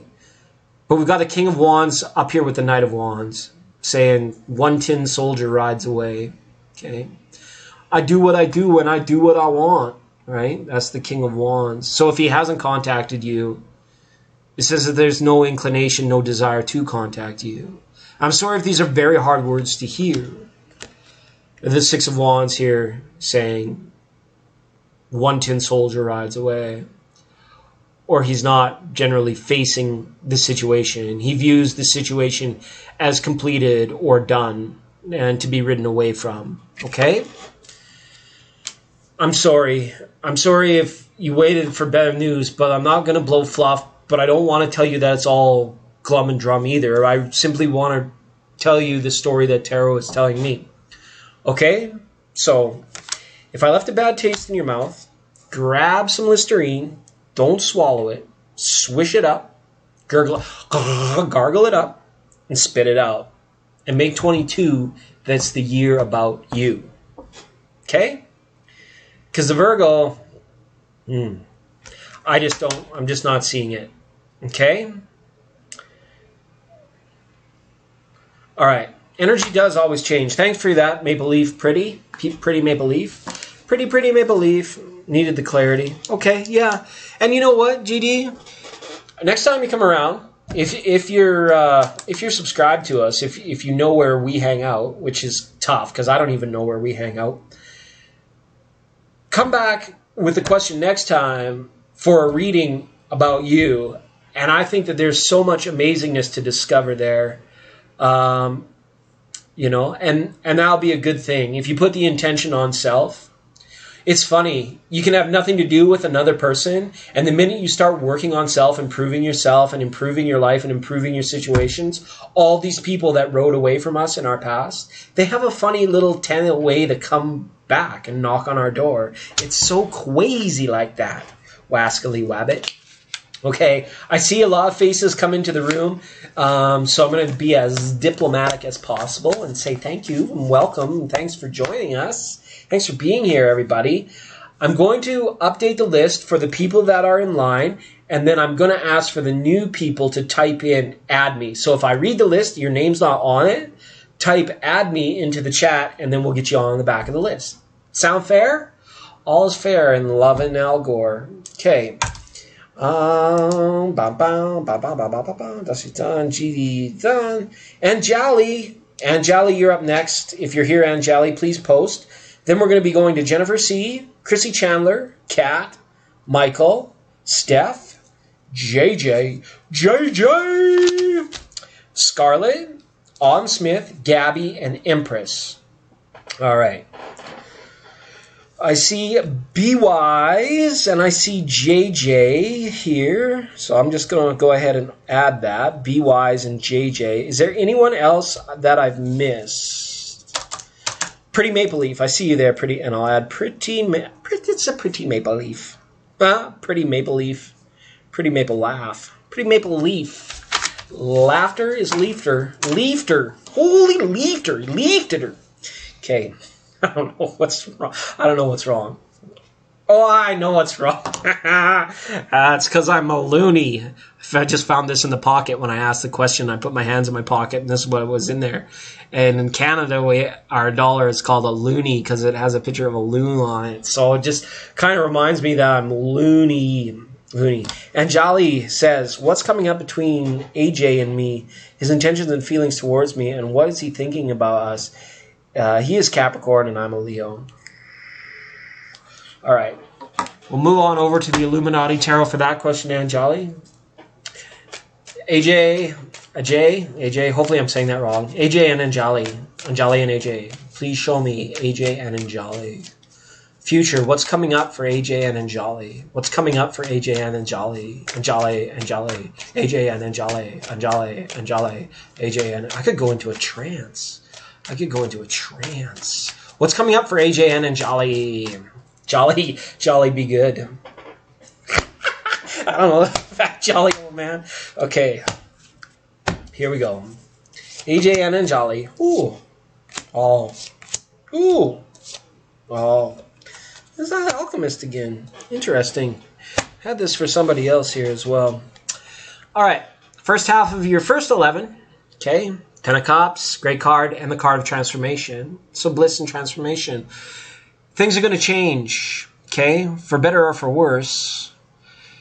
Okay, it looks like for the better. It shows that things are going to change for the better. If I'm reading these cards directly, right? Right to left, left to right, or whichever way you read, right to left. This is things changing for the better, okay? The old blocks between the two of you are slowly going to fade away, to fall away. So whatever's been blocking you coming in the very near future is no longer going to be blocking you. So if you have been feeling blocked about connecting with one another, and maybe things have been really good, maybe there's certain things that you've wanted to do together, there's going to be an opportunity to do that for you in the very near future. There's going to have an opportunity to feel a sense of freedom. These two cards, they're overwhelmingly about freedom, okay? Freedom to do what you want, say what you want, think what you want, feel how you want. That's what this is about, these two cards, is the freedom to do it. Not to feel stuck, not to feel limited, not to feel that something has been imposed upon you. Somebody else's will, a curse, a cult, a Democratic Party, whatever. Nothing's going to be imposed upon you. Nothing's going to be forced down your throats. And that's something that's going to change in the very near future. Maybe for you, maybe for him. Okay?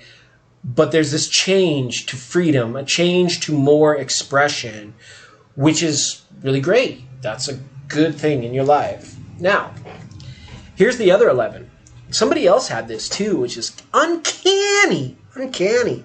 We've got the Five of Pentacles up with the Alchemist, or the Magician here again. Oh, sorry, the other person had it up with the Empress. This person has the Five of Pentacles up with the Alchemist. Meaning, like, don't self-sabotage. In order to get these, whatever's blocking the two of you, AJ, like, if there's some kind of thing that's come between the two of you, hopefully it's nothing too major, that's going to fall away. Because what this says, what it really means is we're getting rid of the fear. We're getting rid of the apprehension. We're getting rid of the lack of confidence, the lack of the willingness just to go for it, just to go ahead and do it. The Five of Pentacles, although like it gets stuck in this stereotype of being the card of lack mentality, but the Five of Pentacles is also a deeply spiritual card. So we could read this easily as a manifestation of deeper spirituality. That might be coming up as well for you. So maybe it's like you're discovering one another's spirit, or you're discovering more about the universal spirit through one another. Something to that effect. It's very mystical and it's very spiritual. So what I see is a chance for you to use each other's knowledge. Share knowledge with one another, right? Because we're getting rid of the things that are imposed upon you. We're feeling more free, whatever that means to you. But it's using each other, not you, I said it again, using each other's knowledge. It's about sharing knowledge with one another, okay? So I don't know what exactly this means, but you guys are working on a creative solution, or you're creating a way to feel free with one another, to release the barriers and to release the blocks, the things that have kept you maybe from feeling that nice Ten of Cups energy, which is that blessed, blissed, blossed, bluest, that blissed out energy, that blissed out feeling, the euphoria that comes maybe from a little bit of whoopee, or the feeling that comes from just feeling happy in each other's company, all right? Okay, Anjali, thanking you so much. It's always nice to have you on the program. Okay, infinite blessings and love for you, Anjali. Says, we've been thinking for marriage, has been a long journey, waiting for him to say. Hey, didn't really get a marriage card, but you had the 10 of... Well, I guess we did have a marriage card there, but it was like the established marriage card. We had the card of Bliss, so yeah, that's interesting. It's not out of the realm. Marriage is definitely not out of the realm for you to do that. But I think remember that fear I was talking about? Whatever that is that's keeping you from maybe, sealing the deal, tying the knot, doing the do, whether you do. I see that falling away, all right? Thanks, Anjali. All right, you guys are just coming at me like gangbusters now. Okay, Jennifer? See, Jennifer? I told you. Okay. Uno momento, por favor, for my four-for-fourness.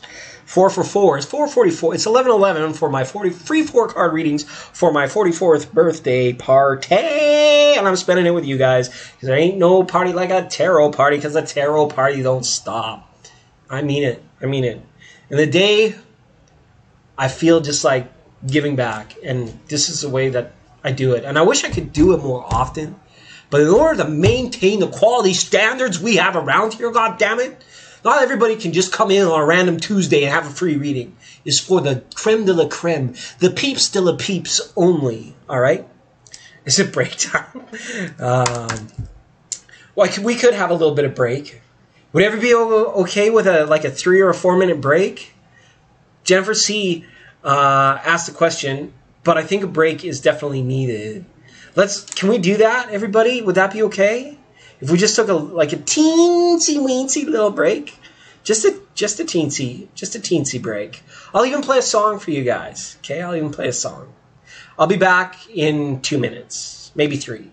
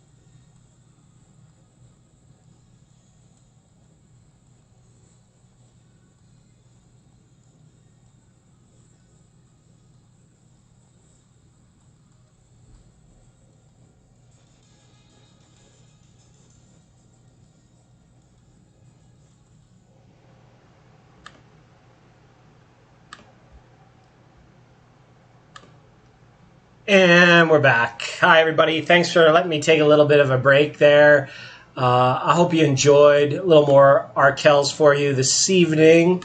It's been quite a time, and I appreciate your patience, your understanding. I'm going to quickly update the list. Then we're going to read for Jennifer C. If I read the list and you don't hear your names because I don't know you're here, and if that's the case, please type at me in all caps so that I see ya.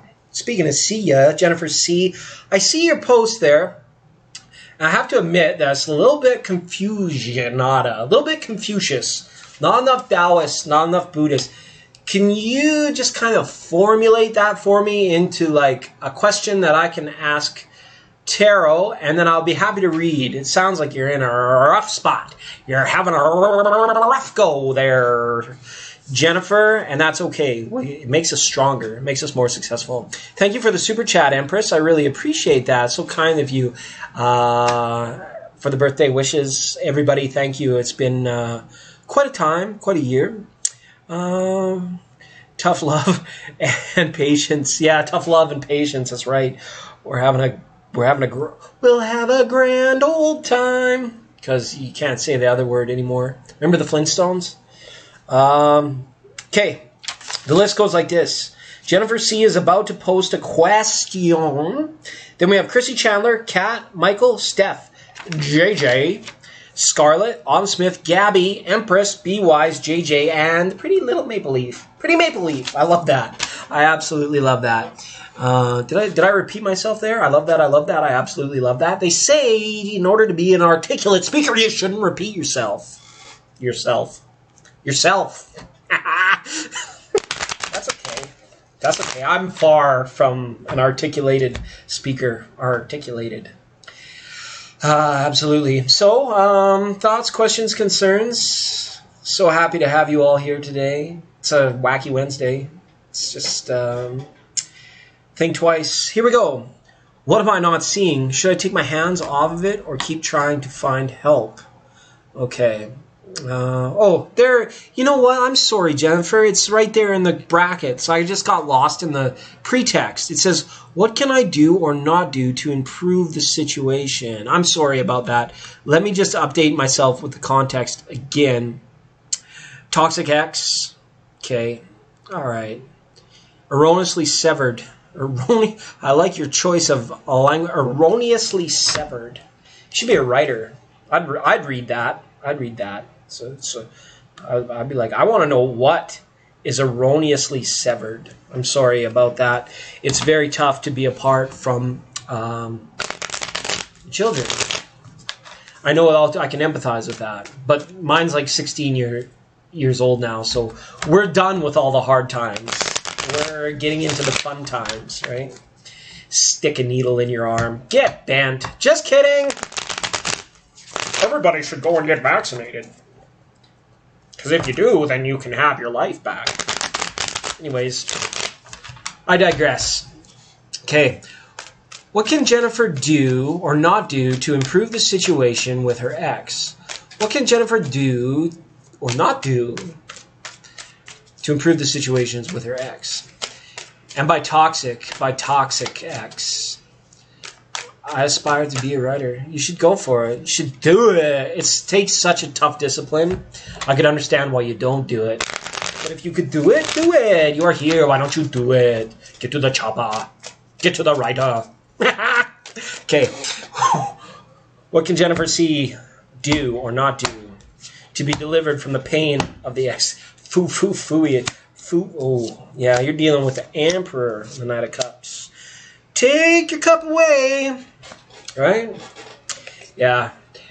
The Emperor up here with the Knight of Cups. Oh, look, it's not good enough for me to rule my own world. I want to rule yours too. Look at me ruling like a ruler, like a 12-inch ruler. I'm the ruler. I'm the Emperor. I'm the big cheese. I'm the king of the world. Well, guess what, Emperor? It's not only you. You're not the only person alive right now.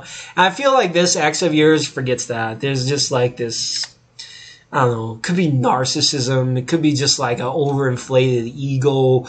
It could just be like, I don't know, trying to control everything in his life to like such a fine point that the point always crumbles. You know, the old the Taoist thing where it's like the more you sharpen the blade, the more brittle it becomes. So if you're ruling with an iron fist or with a sharp knife, with the toxic, emotional, and verbal, abusive, and using it to control, it's like trying to sharpen the blade over and over and over again, and then eventually it breaks. And he's so scared of it breaking, right?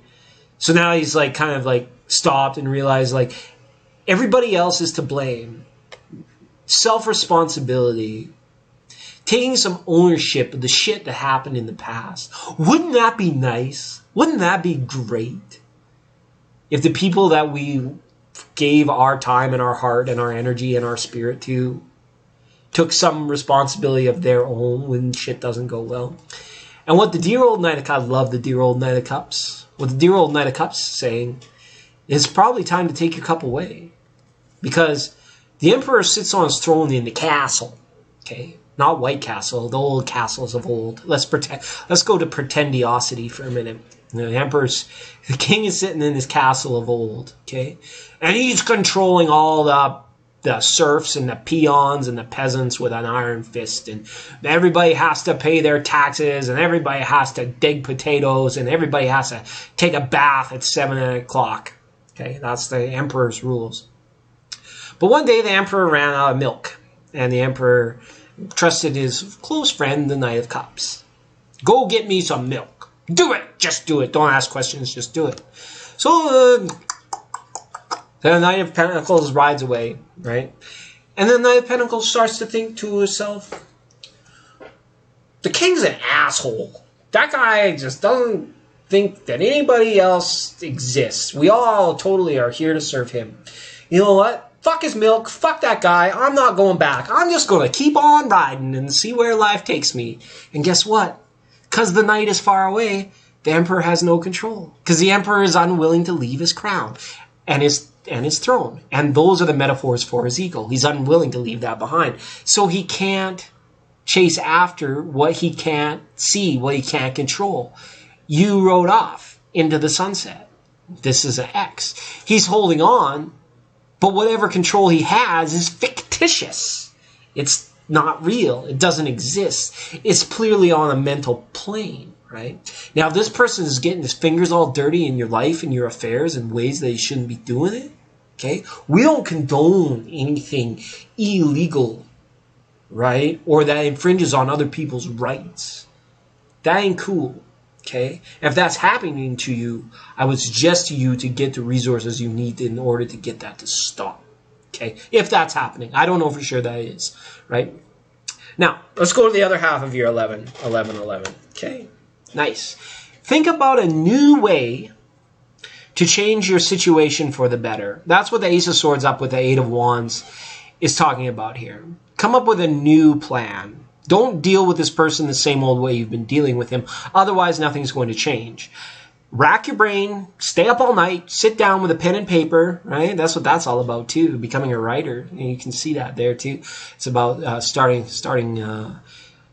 and get a new plan set. Get a new plan straight. Okay? The Eight of Wands can sometimes signal instability. You see how she's sitting on the bank of the raging river, being like, I don't know how to get to the other side. My kid's over there. I don't feel brave enough. I'm not strong enough. I can't quite cross a river. But I can't go back the other way because all these thorny sticks are here, right? I can't go back the other way. So you need a new plan, okay? Now, the only way to deal with a sociopath or a narcissist is to run away. That's the only way. The hard-headed never learn, in other words. Remember, you'd be wise to remember that the hard-headed never learn. There's nothing that you can do to influence that situation. But what you can do is come up with a new plan where you don't directly change that situation. You do it more indirectly.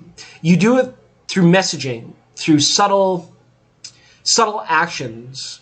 You know, when I say leave it right away, disappear, holy shit, the emperor wakes up, says, that night I sent out for milk a long time ago, never came back. I wonder what happened.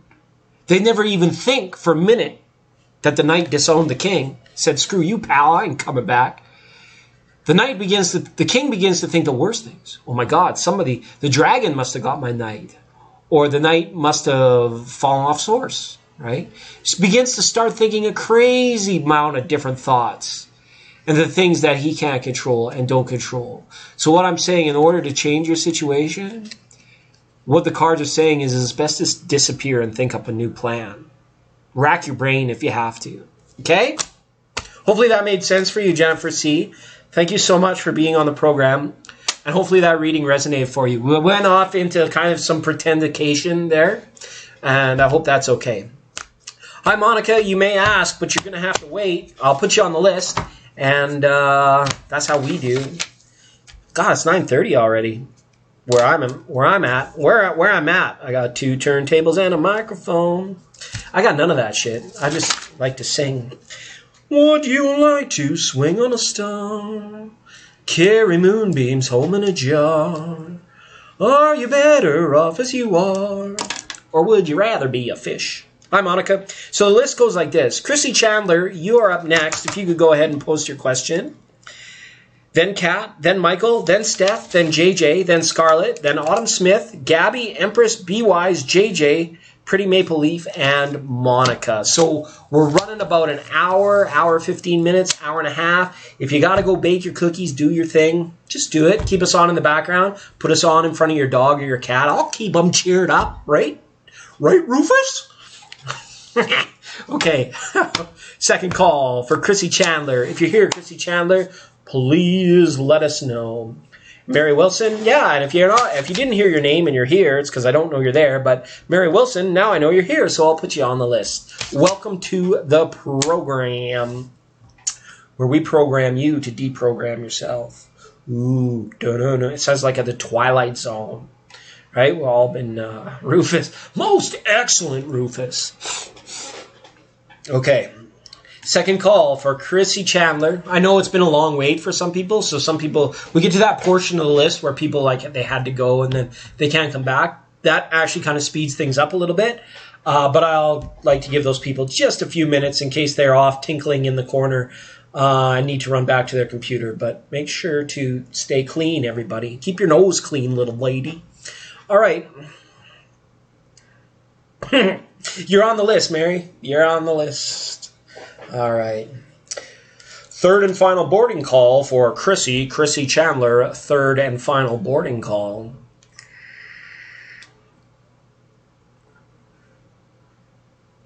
You're welcome, Jennifer C. I'm sorry, your situation is pretty rough. You're having a rough go. It's like me on the 13th hole. Just off in the trees, having a rough time. All right, we're going to move on. Kat, K-A-T. Give me a break.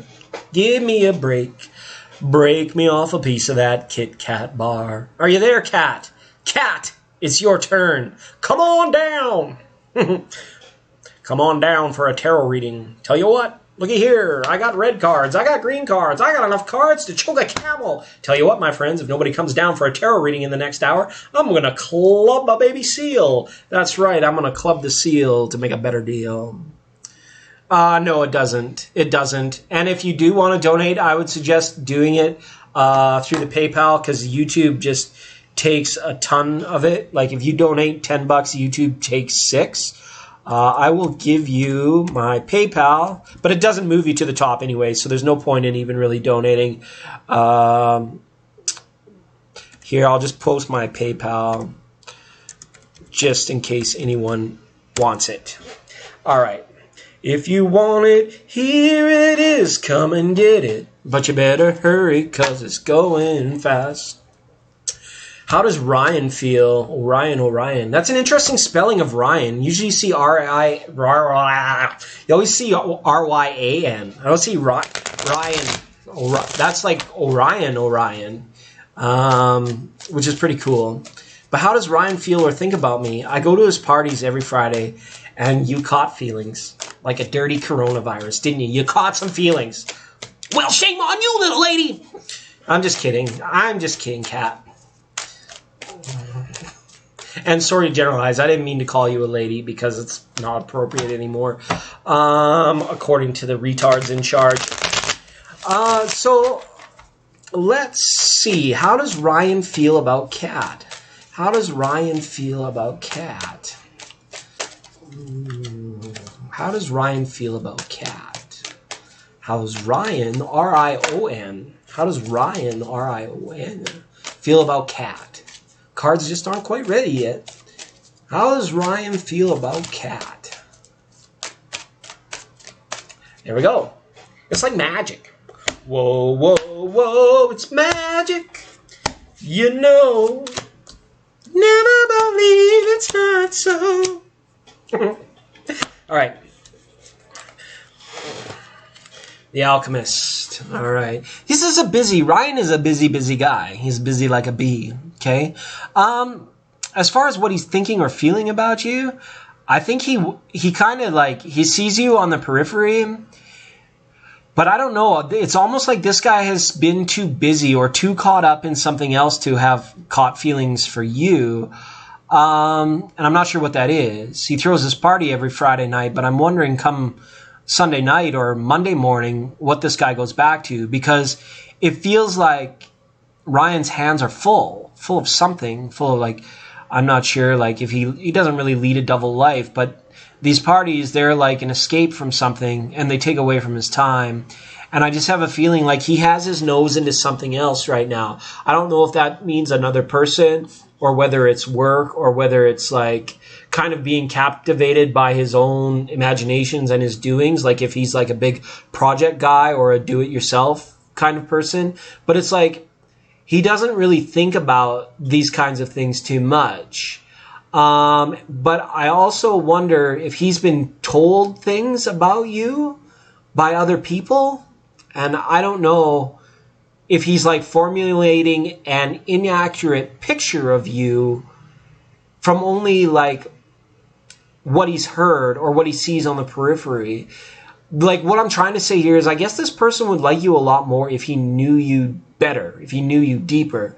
But it doesn't look like he has the time or the willingness to do so right now. And I'm sorry if that's kind of not the thing that you wanted here. The other 11 that you got here, is the moon up here with the 7 of Wands. And again, it just shows this guy like beating down the other wands or the other responsibilities or the other people trying to get at him. He's like currently having to stay on top of his game. He doesn't get wallowed down into the mire. And unfortunately, that doesn't leave him much time for some of the finer things in life. Like how actively does this person like chase after true romance and things like that. But he is a creature of habit, this Ryan guy. He is unaware of how powerful his subconscious actually takes him. And sometimes it's funny that you say it's a party because it's kind of like he parties that all away. So what I'm saying is it's like if you've caught feelings and you're looking for an in on this guy, this has all to do with the celestial happenings of things. It's great that you're getting to know one another and that you see each other on this kind of regular basis. But now, if you can time these things out, right? Like if the party falls on a full moon, or if you know that like every third Friday, if you notice or notice the times where he's maybe dressed a little differently or acting a little differently, these are times to maybe make your approach to just keep throwing things into the ether or into the subconscious. They don't have to be like direct declarations of your feelings for him. But what you do is like you kind of intuitively gauge the room or the situation where he's in or where the position where he's at. And you kind of play to those. Like if this Ryan guy likes hockey, maybe you research up a little bit of hockey, find some commonalities. If you hear this guy Ryan talking about muscle cars, maybe, it's something that you're interested in. But if you're not interested in it, maybe you could learn enough to engage in some interesting rapport to get this person to open up a little bit more just to create some depth there. Because right now, I don't want to call him a shallow person because he's not.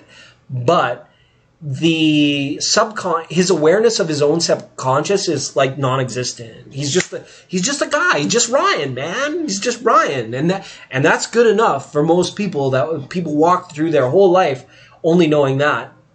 But what it does is other people realize, hey, this person is a creature of habit. This person is somebody who's got a subconscious that actually constructs their conscious world for them. And that's why maybe I get this feeling or sense like he's so busy all the time, not taking time for the finer things in life, which means that this person was actually to catch feelings. He might be a little bit unstable and not know what to do about that anyways. So it's okay that you caught feelings, but you're going to have to kind of like be the sculptor of whatever this is to turn into with him.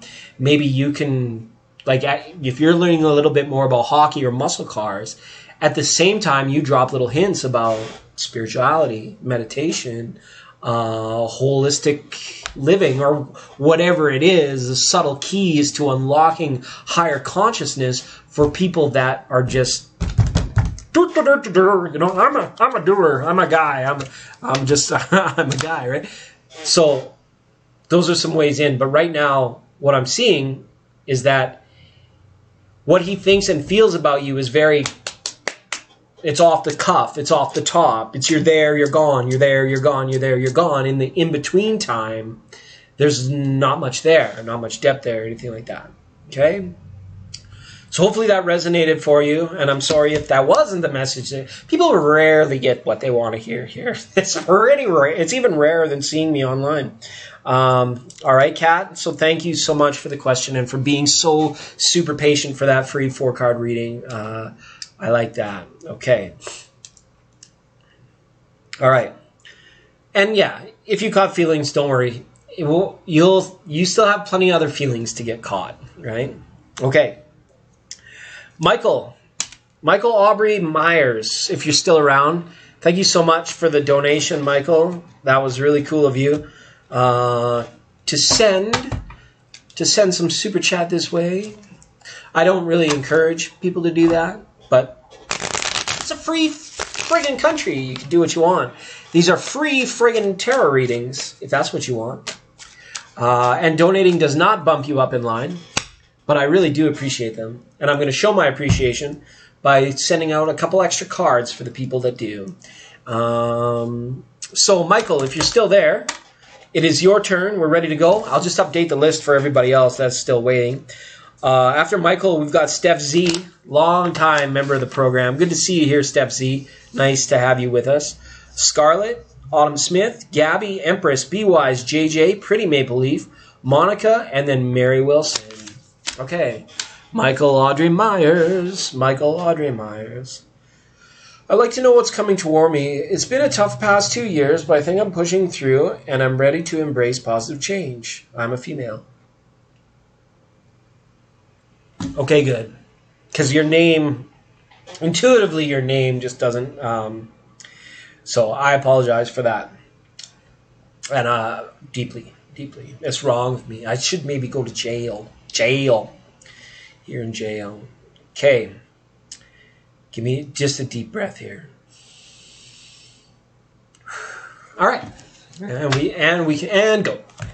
And we can go.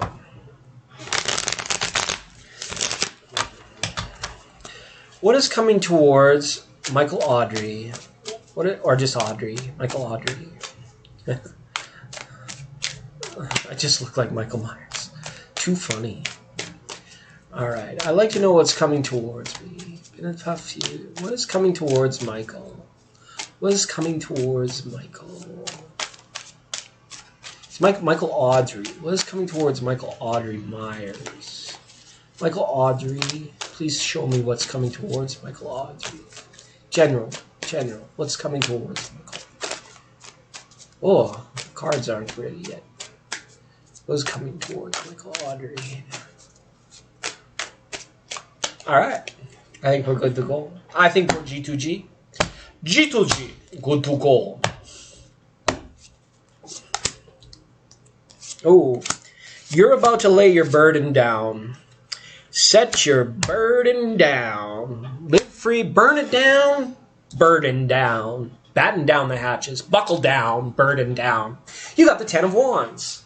Okay, it's along here with the Six of Pentacles. This lets me know that you're letting your burden down. You're about to drop it. You're kind of like, you know,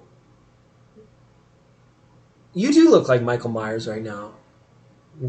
But whatever this thing that has been burdening you over the last little bit, it's yucky.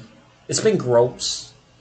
Okay, and I won't use any more explicitives other than yucky and gross, because that is what it's been. I'm not just sure if this is just thought forms or this is just like really, like in the real gross. Whatever this burden is, you're about to move past it or lay it down. The Ten of Wands indicates the ending or the completion of a cycle of burden, of something that's been kind of growing in your life that you wish wasn't there, that wasn't continuing to sort of grow. Okay, you're getting ready to leave that behind, drop it behind, okay? So when you say tough couple years, I think it's more been like yucky 2 years, gross 2 years, whatever that is. You are ready for some positive change. And don't worry, it's up here with the Six of Coins, right? Because you can't have one without the other. Love and marriage, they fit together like a horse and carriage. This, I tell you, sister. Okay. There's always another mister. All right. Sorry, I don't know. It helps with the stream of consciousness sometimes just to break out into song. It has nothing to do necessarily with marriage. Could have, but I don't think so. Six of Pentacles saying here, for every yuckiness, there's a tastiness. Okay? For every darkness, there is a new light. You know, it's the law of polarity, the law of binary stars. You can't have one without the other. So if you've had a couple rough years, let's just say you can't have a couple good years. It's karmic law, right? But because we had like one of my favoriteest friends ever, the bro from Nazareth, we don't always necessarily have to abide by the karmic law. We can live in grace, okay? So that being said, either way, you're justified for positive influences and positive changes once the burden is laid down. And it's almost going to be like a kingpin or a linchpin for you, I feel, Michael Audrey, for when that happens. And it's like one day you'll wake up or one day you'll do something and the burden will be gone. It will feel gone. And even if you have to affirm it for yourself through like your meditation or whatever it is that you do to connect with spirit, to affirm that you're laying your burden down. You say, I am laying my burden down. I am going to lay my burden, and it'll just happen.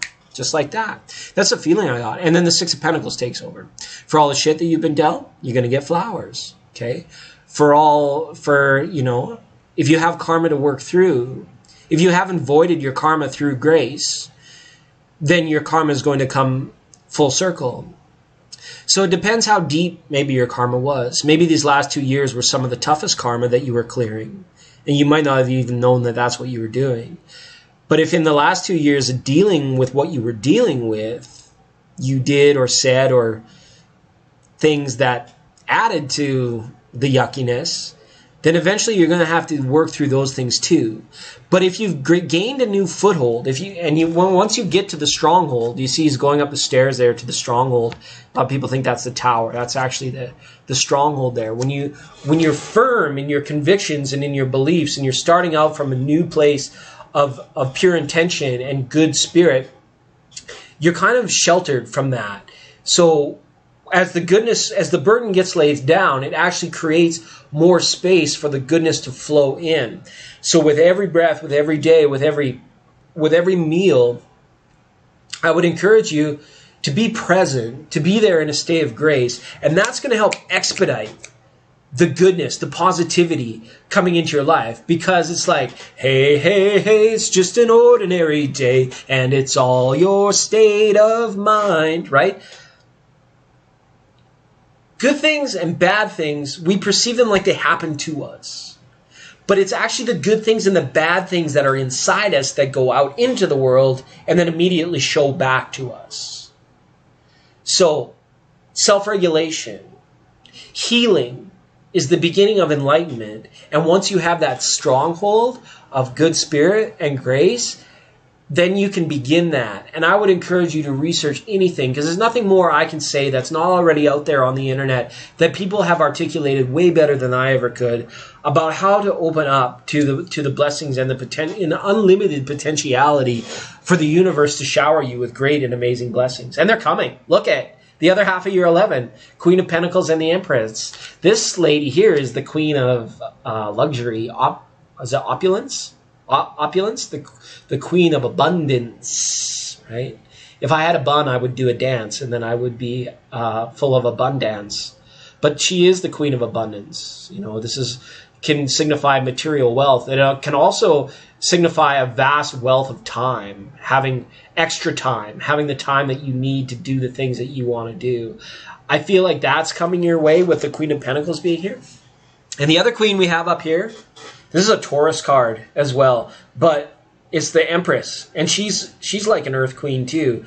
She's the queen of manifestation, bringing good things in your life. If you think it, you can be it. If you think it, you can have it, but it's not that simple, okay? It is that simple, but it's not that simple. And I guess the best way that I can try to explain it without being some Bodhisattva Baba Hungarian Gugu Gadi Bubin guru guy, okay, without being that guy, what I can say to you is just be present. Just be there. If you find your mind going off into the past or the future, that's only bringing more thought forms that aren't going to help create that space for the abundance and the prosperity and the good manifestations to come into your life. Go check out, just type it in the Google search. There's many that do it. Some are frauds, some are not, some are authentic. You'll know the difference too, right, between that. So this is the Earth Queen, right? So you'll know how to do that. And the other thing is, if you got a Scorpio friend, you said you're a Taurus. If you got a Scorpio friend, they're opposite of you. I don't do a lot of astrology. I'm a tarot guy, but I do know some astrology. Taurus and Scorpio are opposites. So you can get, and because we talked about that mirroring thing, if you can get a Scorpio friend and hang out with them, whether it's a guy or a girl, whether you're a guy or a girl, doesn't matter, they're going to mirror to you the best. You're going to be able to look at their life and be like, how the fuck did they do that?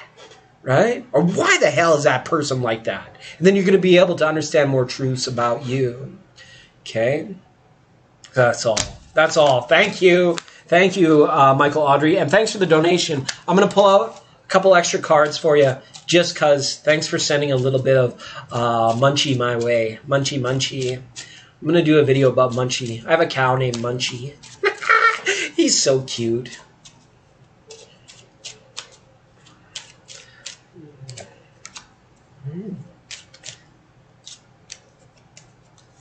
All right. I only wanted 2, but 4 came out because we've been preaching on the 4. Excuse me. All right. I just talk so much that my sinuses just start to drain. All right. You might go on a date. You might spend some time with an old friend. This is harmony with an old friend. Or harmony with... The old friend doesn't have to be a person.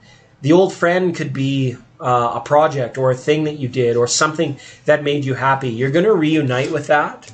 Okay? And we've also got this. Train your mind. Catch yourself instantly. If you're beginning to think, I don't have enough, I wish stuff was better, just train your mind to stop those things right now. Just become aware that you're doing it. Damn, I'm thinking about not having enough again. Because that's what causes you to not have enough. Is when you think that you don't have enough. So the appreciation factor, that's a big one there too. Okay, Michael Audrey? Everything you have, whether it's the air that you breathe, the water you drink, you know, maybe all you got is a tin of mustard in the fridge. Just be happy about that. And then things will start to slowly get better if you show the appreciation in the things that you have. Okay? It's huge. It's huge. You can't do... Let me tell you something. You can't get much better than that. All right? Lots of love, Michael Audrey. All right. Steph Z. Longtime friend of the program. Love talking to Steph Z. Are you here, Steph Z? Hopefully you are. Reese's Pieces. I'm in... Oh. I can't even think of anything that rhymes with Reese's Pieces. Oh, my nephews and nieces. Okay. All right. You're very welcome. You're very welcome, Michael, Audrey. Thank you so much for coming on the program. Lots of love. Lots of love. That's me, Steph Z, in the place to be. What can I do for you today, Steph? Thoughts, questions, concerns? Please write them in the comments section and send them to P.O. Box 444, care of... Oh, what asylum am I in right now? I can't remember. They let me broadcast from undisclosed mental facilities from across the country. All right. I just want to see the energies for my future near and far. That reminds me of Grover. Near, far. Just kidding. Before I do that, Steph, I just got to update people on the list because they're just curious. It goes Steph Z, JJ, Scarlett, Autumn Smith, Gabby, Empress, Be Wise, JJ. I got JJ twice. Sorry. JJ just once. Okay, go Scarlett, Autumn Smith, Gabby, Empress, Be Wise, Pretty Maple Leaf, Monica, and Mary Wilson. Near, far. Near. Okay, enough of that. Enough of that. Yeah, thanks, Jennifer. I appreciate you. Thanks for being on the program. God bless Texas. I mean you. God bless you. God bless you. Henry Lemongello, your house is on fire. God bless you, son.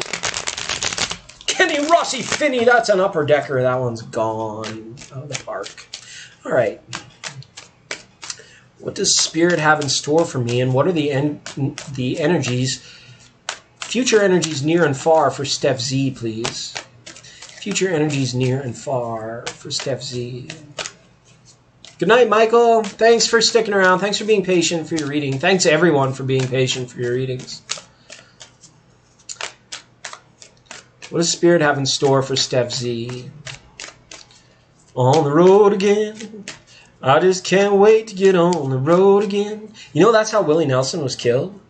He was playing on the road again. I just can't wait to get on the road again. On the road again. Making backwards music with my friends. Alright. Alright, Steph Z. Here we go. Here we go like old tippy toe. I keep all 5 burrows in stitches. Okay. What do you want?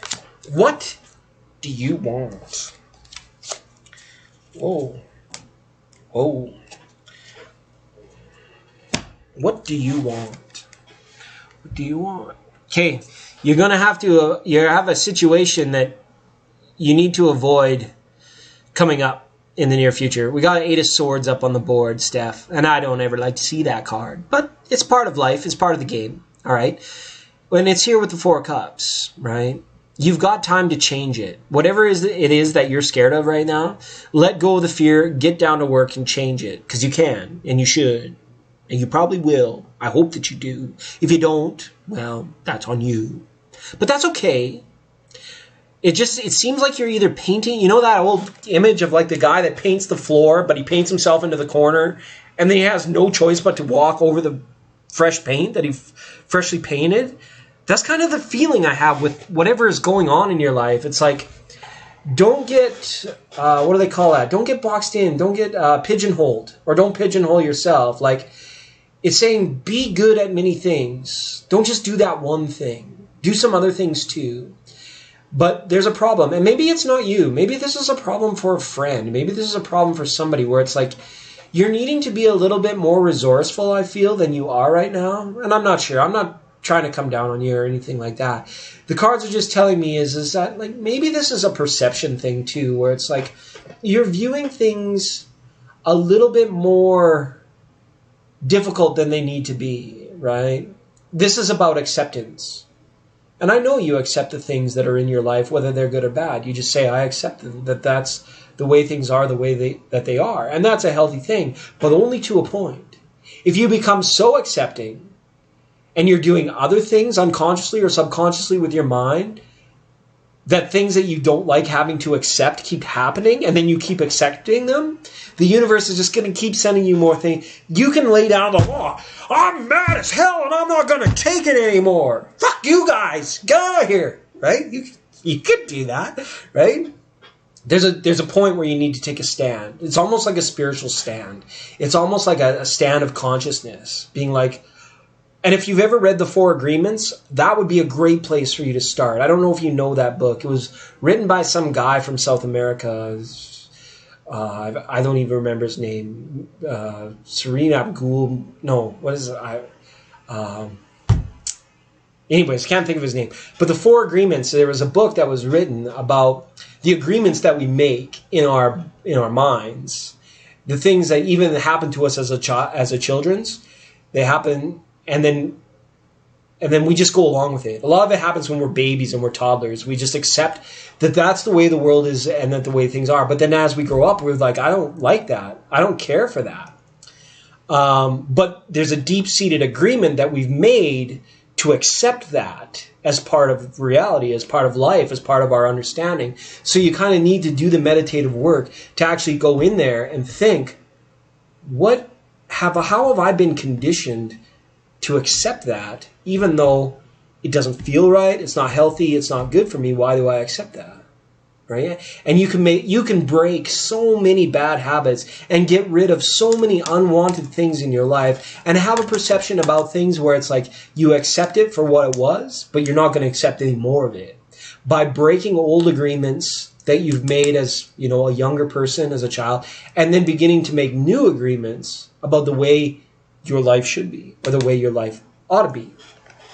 And I think this is a part of an awakening process for you, Steph. You're on the road again. You're still on that road to really coming into your true sense, to your true self, your true form, and like healing and enlightenment being all about this double card here, right? And so this is kind of about that as well. So maybe Spirit is kind of giving you a little nudge in the right direction, saying, let's try and clear up some of these things. Like for me, I always had my finger in my nose like a dirty, dirty gypsy. And I just said, I don't need to pick my nose anymore. I cannot be such a lazy butthead and just get out of bed and go and blow it.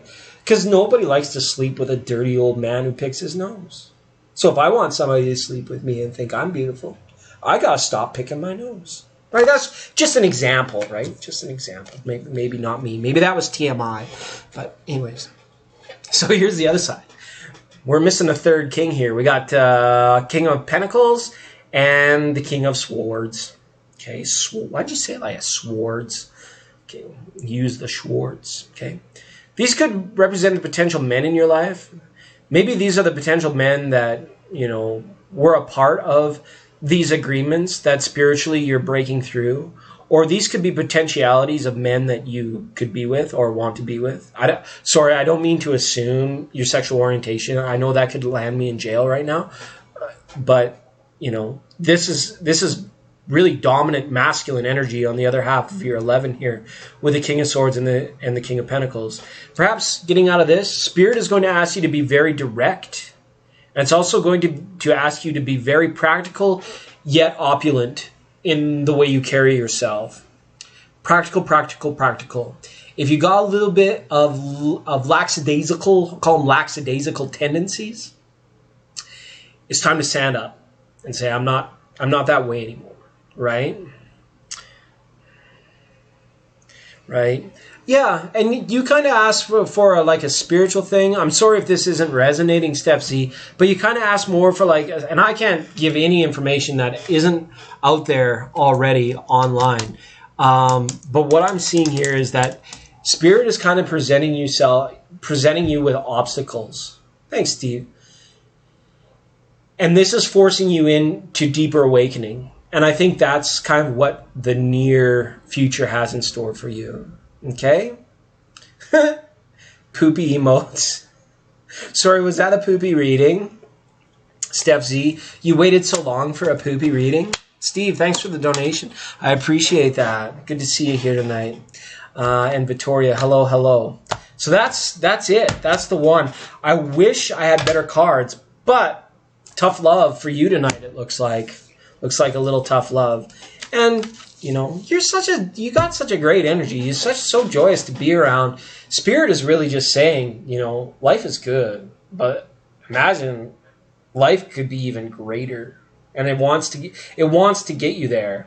And if, like I said, if that 4 Agreements book is on your to-do list or to-read list, bump it up to the top. Okay, you'll get a good kick out of it. Okay, all right. Welcome. I see some new faces in the room, so we're gonna do our thing where we update the list and we add new people. So thank you, Steph Z. It's always a pleasure to have you. So the list goes like this. JJ, you're up next. If you could go ahead and post your question. And then after that, we've got Scarlett, Autumn Smith, Gabby, Empress, Be Wise, Pretty Maple Leaf, Monica, Mary Wilson, and I see Steve S is in the room. Thank you very much for the super chat, Steve. That was really cool of you. And Victoria, welcome, Victoria. I like that name. No Vic in there. I'm Canadian, so we always talk about Victoria, Queen Victoria. But Victoria, that's a beautiful name. I really like that. And then I see Gloria B. If there's anyone's name that I haven't mentioned, please type something in all caps so that I don't miss you, so we don't miss out. On the road again. That's good. All right, JJ, time to post. All right.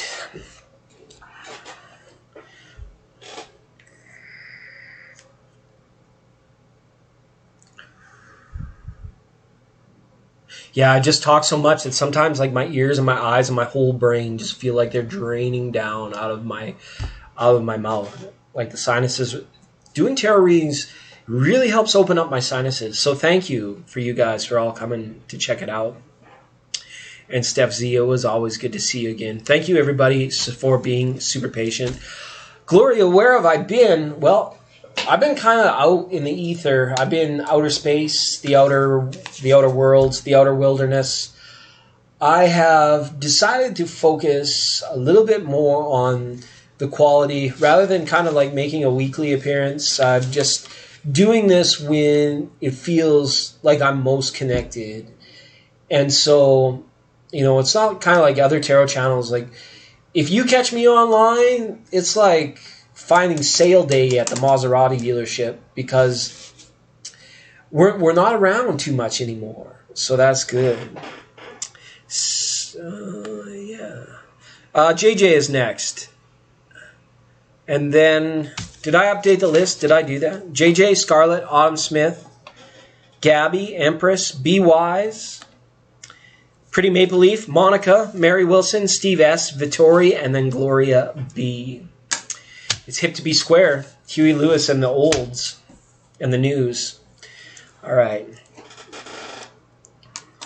Hey, thanks, Steve. Yeah, we'll caught you a little bit late, and I just go on so random. So thanks for sending a little love this way. Appreciate you, and for sure we'll catch you next time.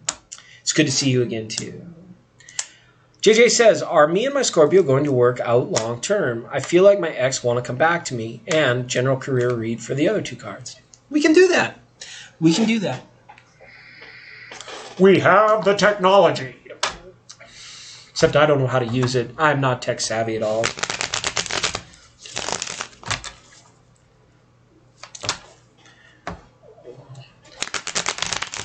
Gabby was here. I don't know if Gabby's still here, but Gabby did pop in. We put her on the list. Okay. For JJ. Are JJ and Scorpio going to work out long term?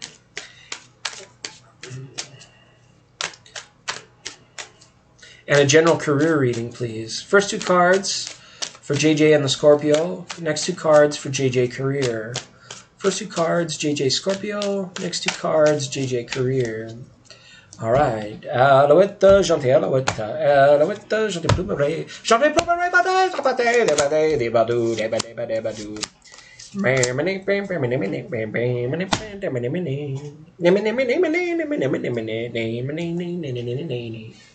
okay. Here we go, JJ. You and your Scorpio friend, right? Ooh, look at this one. Hangman is coming down from the gallows and I don't have very long. There's this feeling of something needs to happen now with the hangman being in your situation. It's like, is this a situation where it's like, if I don't get a show of commitment, you know, you lose, somebody's interest is waning or losing, or somebody feels fated to the action of another. You know, it could be the Scorpio. That's a tendency of Scorpio.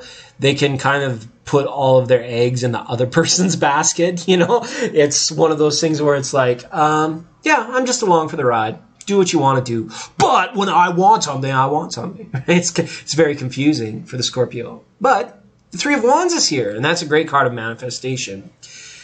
Nothing in life is ever certain, so I can't come out and say that you'll be together forever, forever, and forever. I just can't do that. It's not appropriate of me. It's not in accordance with universal karmic law. I can't tell you that, but what I can tell you with the Three of Wands here is that is the card of spirit made manifest. And somebody has a belief that they just can't do it. That's the hangman. I don't believe I can do it. I don't think we can do it. Or something's got to change right now in order for me to believe it, or to believe in you, right? But that being up with the card of spirit made manifest is kind of like, what if it wasn't personal? What if it wasn't the Scorpio? What if it was somebody else, right? You can daydream about these kind of things, but spirit needs to have faith in it in order for it to become real. And if you're dealing like something with relationship over the long term, it's like a freight train picking up steam. And it goes and it goes and it goes, right? And then it starts going faster and faster and faster. And pretty soon it's ripping on down the track. It's going down the line at full zippity-doo-dah, right? But getting up that momentum in the right way and in the direction that you want it to go is all about the Three of Wands. If the relationship is going to work out long term, you know, you can't feel fated to the relationship. Neither one of you can feel fated to that relationship. You got to acknowledge to each other and to yourselves that you're there by choice, and then that's what you want. And then when that happens, then the magic of the Three of Wands really opens up. It's like, wow, you could make babies. The baby doesn't actually even have to be like a person baby. The baby could be something that you hold sacred together dearly. And I recommend that. I'm not a relationship coach or anything like that. And I can't tell you that it's going to work out forever. But what I can tell you is you can increase your odds of your emotional happiness ships coming in and your ships of love coming in if you and your Scorpio, because a Scorpio will understand this, if you find sacred time, sacred place, a sacred activity, it doesn't have to be the wild thing. It doesn't have to be making whoopee. That's usually the pinnacle of sacredness between people in a relationship. It can be a great thing, don't get me wrong. But if you can find something aside from that, that you both hold dear, that you both hold sacred, that you both enjoy doing, and it doesn't have to define you, but it's something that you set aside time and sacredness and you make it sacred together, that improves your chances. That acts like the rally point, the base camp, if you will, where if you feel lost and out in the woods or you don't know where each other's at, you can come back to that. And that the Scorpio will understand that, because I'm a double Scorpio. We love to hide under a cool rock where it's nice and baby, let's go, 'cause you know that the light here really hurts my eyes. I come from a world where the light is dim and the people are so jive, so fine. You know it's gonna be. So come on, come on, come on, come on, baby. Come on if you want it to be. Get that sense of that freight train rolling down the line, right? So, JJ, second part of your question, career.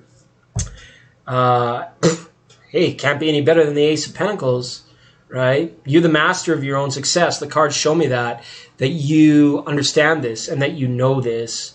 So it's kind of nice. I feel like the Hangman kind of overlapped a little bit into your career reading about feeling fated, maybe to salary, maybe to career choice, maybe to money. Something that you're viewing here is changing, but you don't want it to change. Or something that you don't want it, or that you want to change is feeling stuck or having a tough time changing it. So for general career messages from the Emperor and the Ace of Wands, it's like, be willing to create change, be willing to accept change, be willing to initiate change, and be more flexible when it comes to career endeavors because you're the creator. It's almost like you gain your strength through dynamics. You know, you get the vision of the emperor that's there, that's locked in. The emperor just showed up in somebody else's reading, and I talked about him being in a castle on a throne with a crown, being somewhat immovable here. But a really good, that's the bad emperor. The really good emperor is the one that can adjust, become adaptable to changing environments, to changing scenes, and to changing scenarios. And if you do this, you can influence more salary, more money, more dinero, more cheddar, more dinero into your life, okay, through career. So stay flexible. That's what these cards are saying. But stay on top of your game, because that's what the Emperor is. A new opportunity as well. This is maybe about diversification in career, taking on a side gig, a side business, or encouraging money to come in through other avenues other than your tried and true, your steadfast winner. Okay? JJ, thank you so much for that two-part question. It was a pleasure to read for you, and thank you for being patient for your reading tonight. We'll see you next time here on whatever show this is. All right. All right. Because your Scorpio is your opposite, Steve. Taurus over here, Scorpio over there. That's a great thing.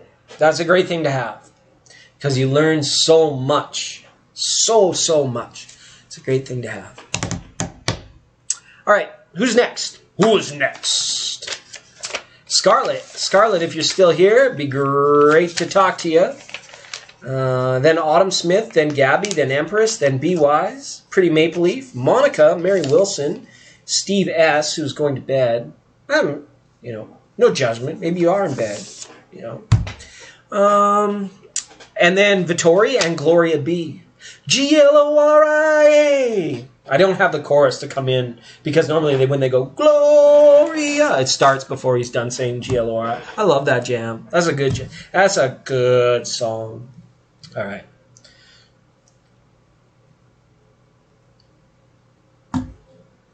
That's good. That's good. I have a Taurus in my life now too, but it's not my lover. This is a Taurus that's been put in my life to help me clear my karma and keep my state of grace. And it's amazing how much you can learn from someone on the opposite side of the zodiac from you. All right. Second call for Scarlett. Scarlett, are you here? I know she's on the East Coast, so it's probably getting laced. It's probably getting laced like a boot full of fentanyl out there for you guys on the East Coast. Okay. Don't sniff your goods from China. China. Let's see if this gets me shadow banned. I'm already... They couldn't shadow ban me anymore because we are waking the world up and they friggin' hate us. Gloria. Okay, third and final call for Scarlett. Scarlett comes all the time. She's a very devout and loyal fan of the program, so I'm sure we'll catch up with Scarlett. I hope you're in a good place, Scarlett, tonight and doing really well. All right, moving on up to the east side. Autumn Smith. If Autumn is here, it is your turn, Autumn. We are at that point of the program where they're going to start going through because everybody, it's tough to be patient for this stuff, especially when, what you get is what you get. All right. Second call for Autumn Smith, which is good. It gets me that much closer to bedtime. Bedtime. Right. It's from Chinese from Singapore. Yeah, that's awesome. It reminds me of that old show King of the Hill where their Asian neighbor is trying to explain to them that he's from Laos, but he keeps asking him if he's Chinese or Japanese. Oh God, it's too funny. It's true, Mary. Patience is a virtue. Second call for Autumn Smith, if you're there, Autumn Smith.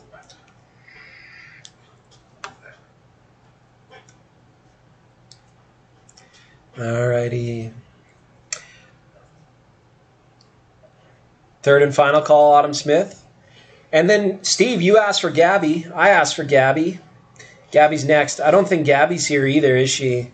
These people came in when we were at the height of it, and I've been adding names after every reading, and the readings have been taking probably, what would you guys say, like 10 minutes? They've been 10-minute readings, maybe a little bit longer, maybe a little bit shorter, but around that 10-minute line. So it's tough. It's tough to make it through when there's like 10 or 12 dozen people ahead of you. All right. Second call for Gabby. Second call for Gabby. Gabby, your flight is leaving. Gabby, get your tickets. Get your tickets ready.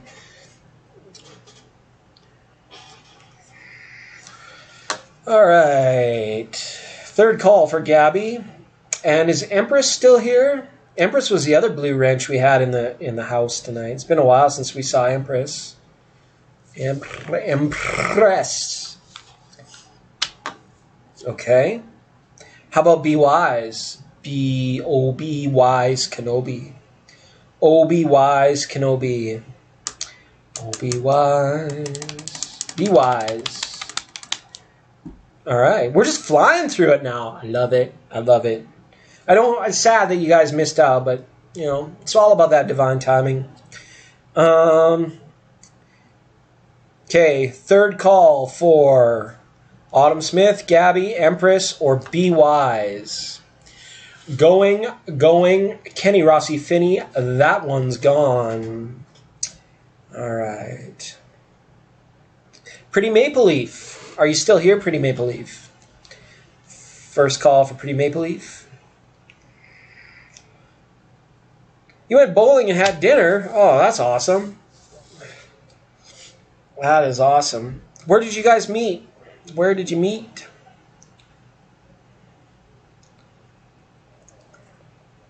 Or where did you vegetable? Where did you guys vegetable? Second call for Pretty Maple Leaf. Cool. That's cool. That's something I can get behind right there. All right.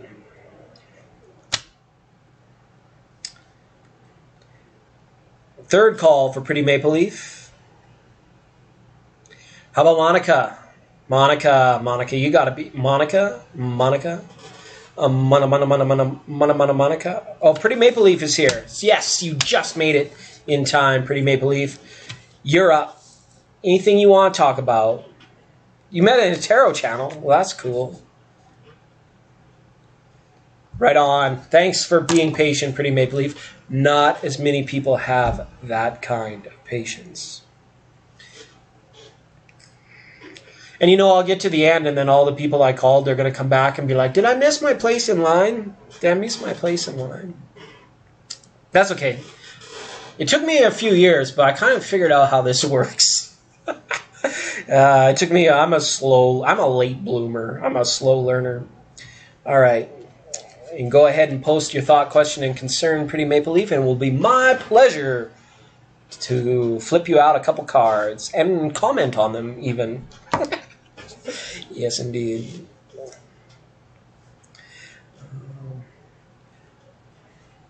Say something. Slow mode is on. Oh.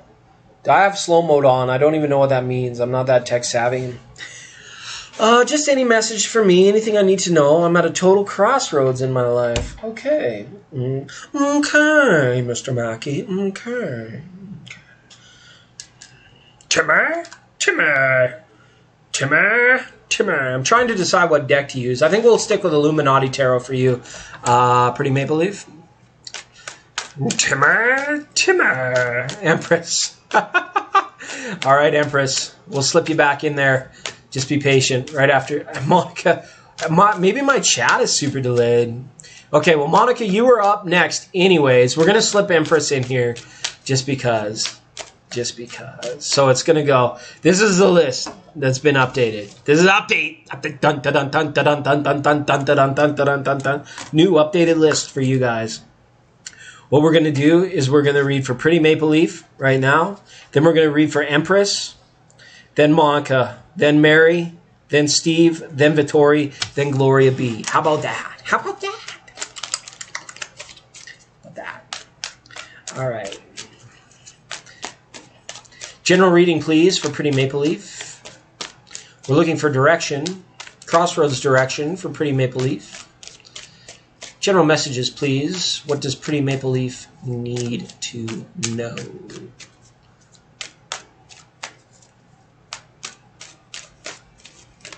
All right.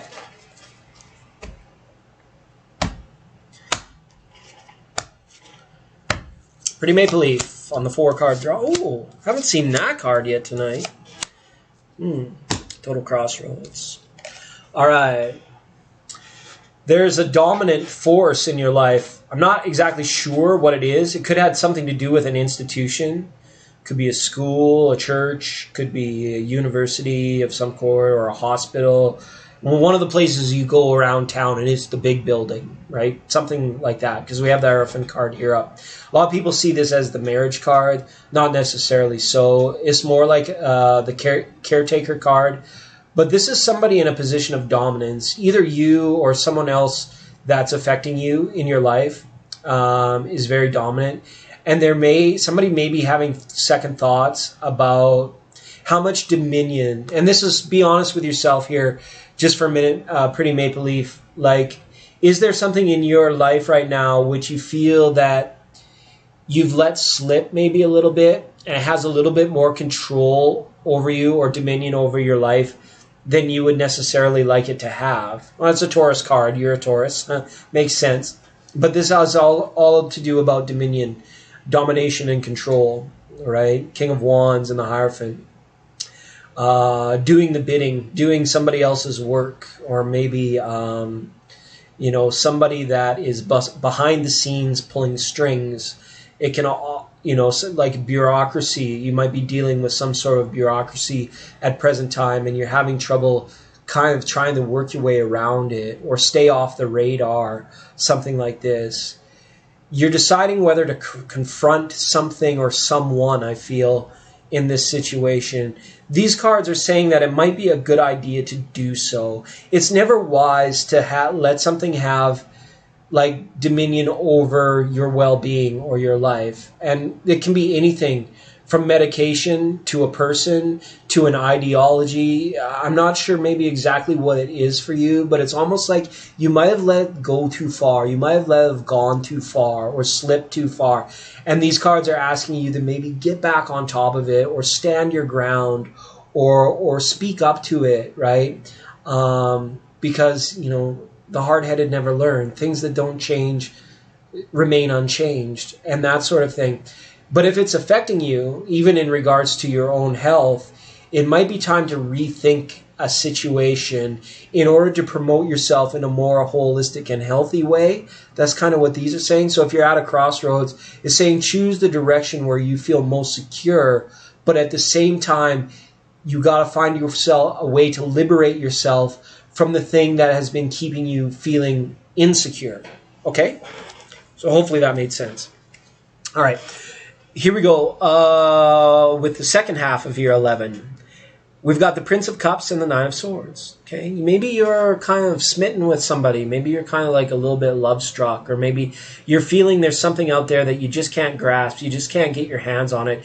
It feels somewhat unattainable, like look but don't touch. You can see it but you can't have it. That sort of thing. And it's hard because the Prince of Cups is like already taking the action of being like, I reached out and took it. I grabbed it. The Nine of Swords is all about resent and regret. We got to get rid of that stuff before we reach our golden years, so to speak. So, through self-love, start picking apart your own personal regrets. Through your meditation or whatever spiritual activity you do, be it yoga, church, prayer, meditation, dance, whatever it is, please attach with that some sort of like, I call them, well, I don't call them because I can't even think of the word. They're like thought busters, thought form busters. It's like Ghostbusters, but with thought forms. The things that you think of that surround resentment and regret, they need to be processed and eliminated from your decision making. Like if you're at a crossroads, it's time to allow the negative subconscious things to no longer have, maybe that's what it is that has this dominion over you, are some of these negative subconscious things, like we were talking about with somebody else. I think it was Steph, about the agreements that we make with ourselves that aren't necessarily always true. Or the things that we accept because we believe that it's healthy to have acceptance in our life. But if we accept that we resent this person, or we accept that we regret that situation, but we still end up thinking about it from time to time or all the time, it keeps us in a place where we will be unable to grab that thing or to have that goal come within reach, because any kind of resentments or regretments, they keep us, and by us I mean you, away from the miracles and from the love, joy, and opportunities of sharing your blessings. And the Prince Knight of Cups is all about shared bliss, shared bless, shared bloss, shared blues, shared blouse, shared blessings. Okay, so this could be coming up. So kind of stand up to your thought forms, or whatever situation is going on in your life. It's saying stand up to it. And if these are thoughts from the past, if these are thoughts from regrets, it's going to be important for you this year, and even right now, start tonight, nothing's stopping you from incorporating the negativity. They call it shadow work. I think some people call it shadow work, where you pull those dark experiences in, and you let them resonate in with you while you're meditating. You don't go off on some sort of fearful thought pattern about chasing the coulda, woulda, shouldas of the past, but you bring in the actual what transpired, what occurred. And then you think about it, you dwell upon it for a little while, and then you say, well, that doesn't necessarily define me. That has no power over me. That doesn't have dominion over my life, because I'm going to wake up tomorrow, and every new sunrise or every new day brings infinite potentiality with it. But people can't access infinite potentiality if they're holding on to these resentments for the past, right? Yeah, if you stand up to it, I think you're on the right path. I think you'll be on the right path. And any direction that you choose to go, be your own boss. Don't take shit from anybody this year. If somebody wants to pile their crap on your desk or poop in your cornflakes, you say, sorry, Chuck. Sorry, pal. I don't have any of that. You go take your negativity somewhere else, because I don't have time for that today. And I know you're probably very caring and very, what's the word I'm looking for? You're compassionate. Forget compassionate person. But pearls before swine, always, right? You remember that old saying. Okay, so maybe it's time we start keeping this cup, instead of flashing it out, the cup being a metaphorical of all your gifts, of all your virtue, of all your compassion. Instead of just showing everybody that, we just kind of tuck it away inside and being like, we're on an important mission. Like the Blues Brothers, we're on the mission from God. We're on an important mission. And right now, I got to look after myself. So whatever you can do at your crossroads for self-care and to do the shadow work or the heal it to reveal it type stuff that's going on for you right now, that will be very, very good for you to do that. Okay? Alrighty. Thank you, Pretty Maple Leaf. Such a pleasure to read for you. Empress, you're up next. It goes Empress, Monica, Mary Wilson, Steve S., Vittoria, and then Gloria. Vittoria, Gloria. I hope I'm not boring you. All right. We'll see you next time, Pretty Maple Leaf. Such a pleasure to read for you. Empress says general for 2022, as in, what's coming towards me? What's going on? What's going on? We can do that. General, here comes General Hand Grenade, riding in the motorcade, eating toast and marmalade, and getting sticky hands. It's a fellow mandate, waving at the shrine parade, looking at the mess he made, and wondering what it's for. People getting high, People getting low, people getting nowhere because they don't know where to go. All right, Empress. Here we go. General cards for Empress, please. General cards for Empress. What's coming towards Empress 2022, please? And thank you. Thank you.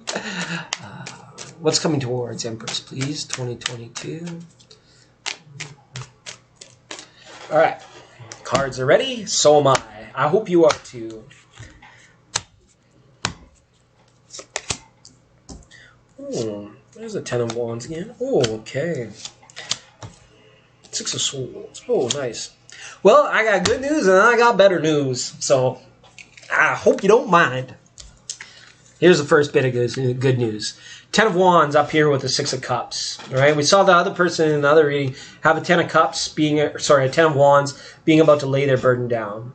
I feel like you love to be challenged. You love to be active, to be busy. And I believe that you have an enduring strength that has kept you in good spiritual form. Sometimes you need to take a rest. 2022 is going to be a little bit more peaceful. I want to say peaceful for you than things have been recently.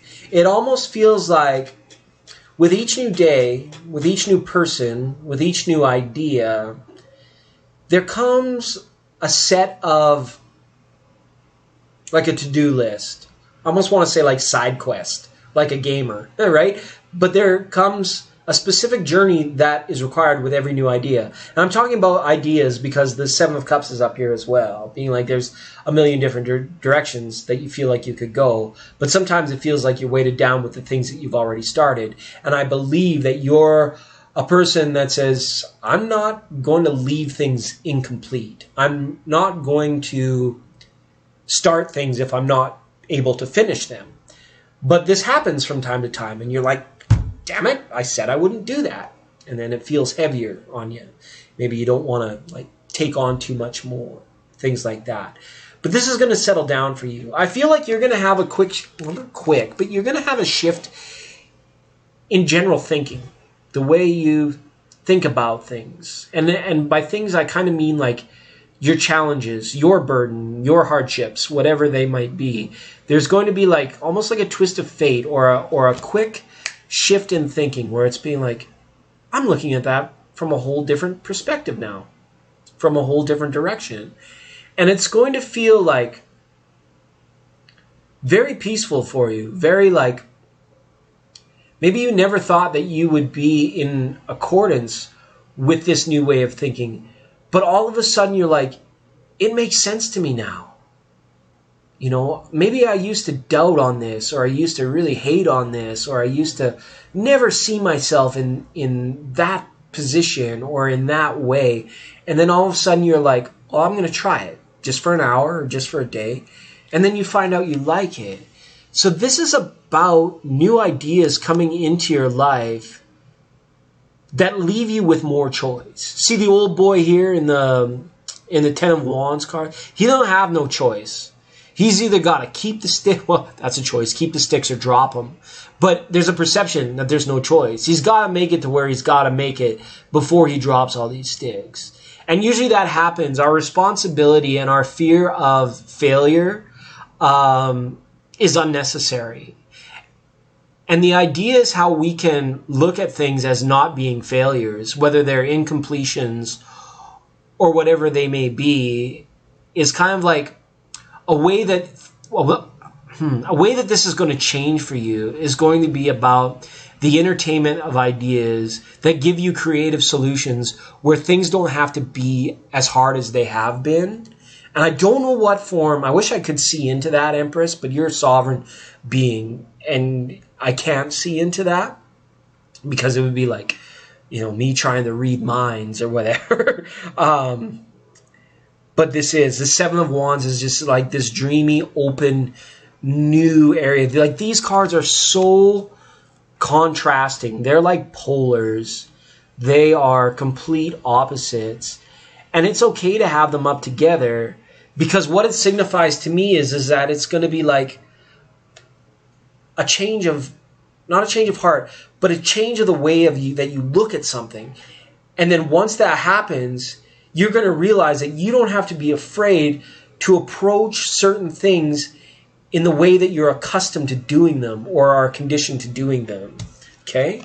And this is a tough reading, Empress. This is tough. You asked for general, and these cards came like this. When I was first learning to read tarot, I couldn't stand the Seven of Cups. Because I had it could mean like a million different things, just like kind of what it suggests, or 7 different things. But it's so hard to put your thumb on it. But that is simply what it is. What you're going through is hard for you to pin down. It's hard for you to sum up.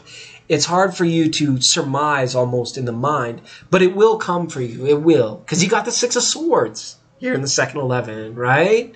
Stiller waters, the card of things slowly getting better, right?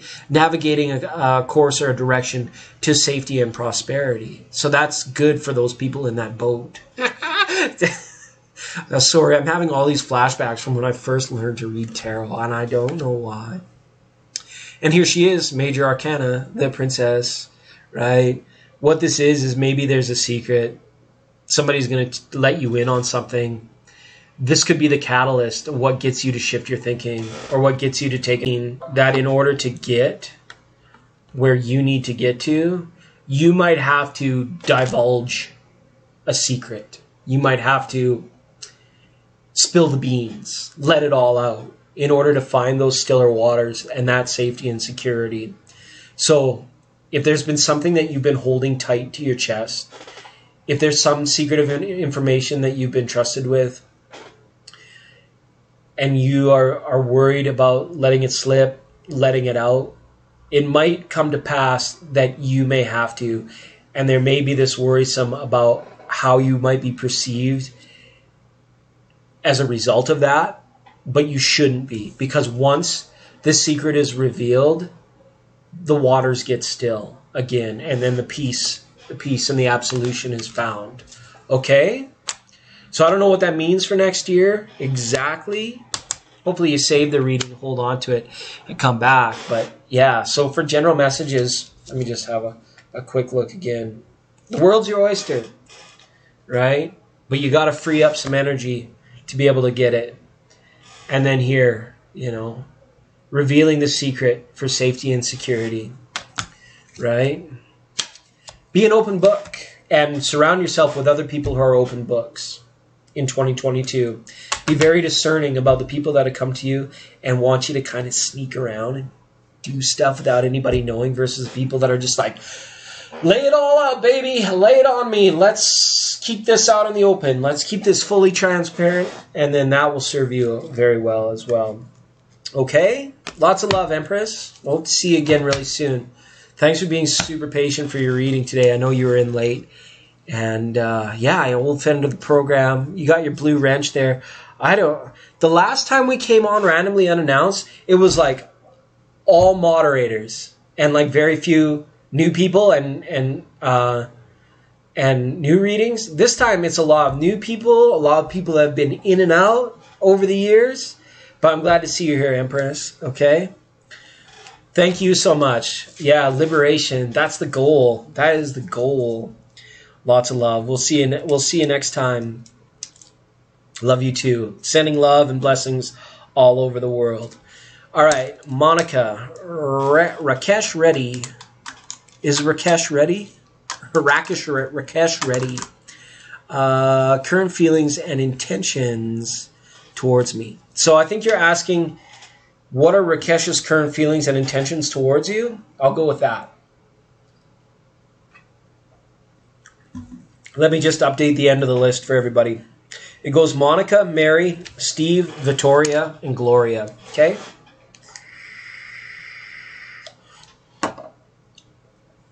All right, we're going to jump back into the Mystic Dreamers Tarot. Oh, and Empress. Hold on, Monica. Empress made a donation, so I'm going to just do a couple more cards. 2022 for Empress. Sorry, Monica. Just hang in there a little bit longer. I forgot Empress had sent a super chat. Chitter chatter.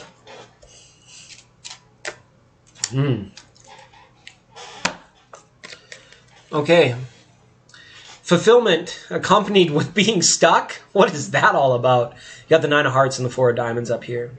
Okay. For an extra tip, for an added bonus, 2022 will be full of fulfillment, but in order to maximize on that fulfillment, on those blessings, let it flow. Money in, money out. Storing up money prevents new money from coming in. We're talking money now because it's the 4 of diamonds.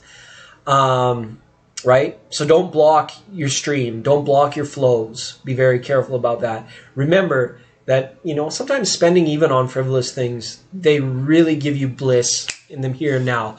I know we've always been taught to think that instant gratification is a terrible, depriving thing. Well, who taught us that ever, right?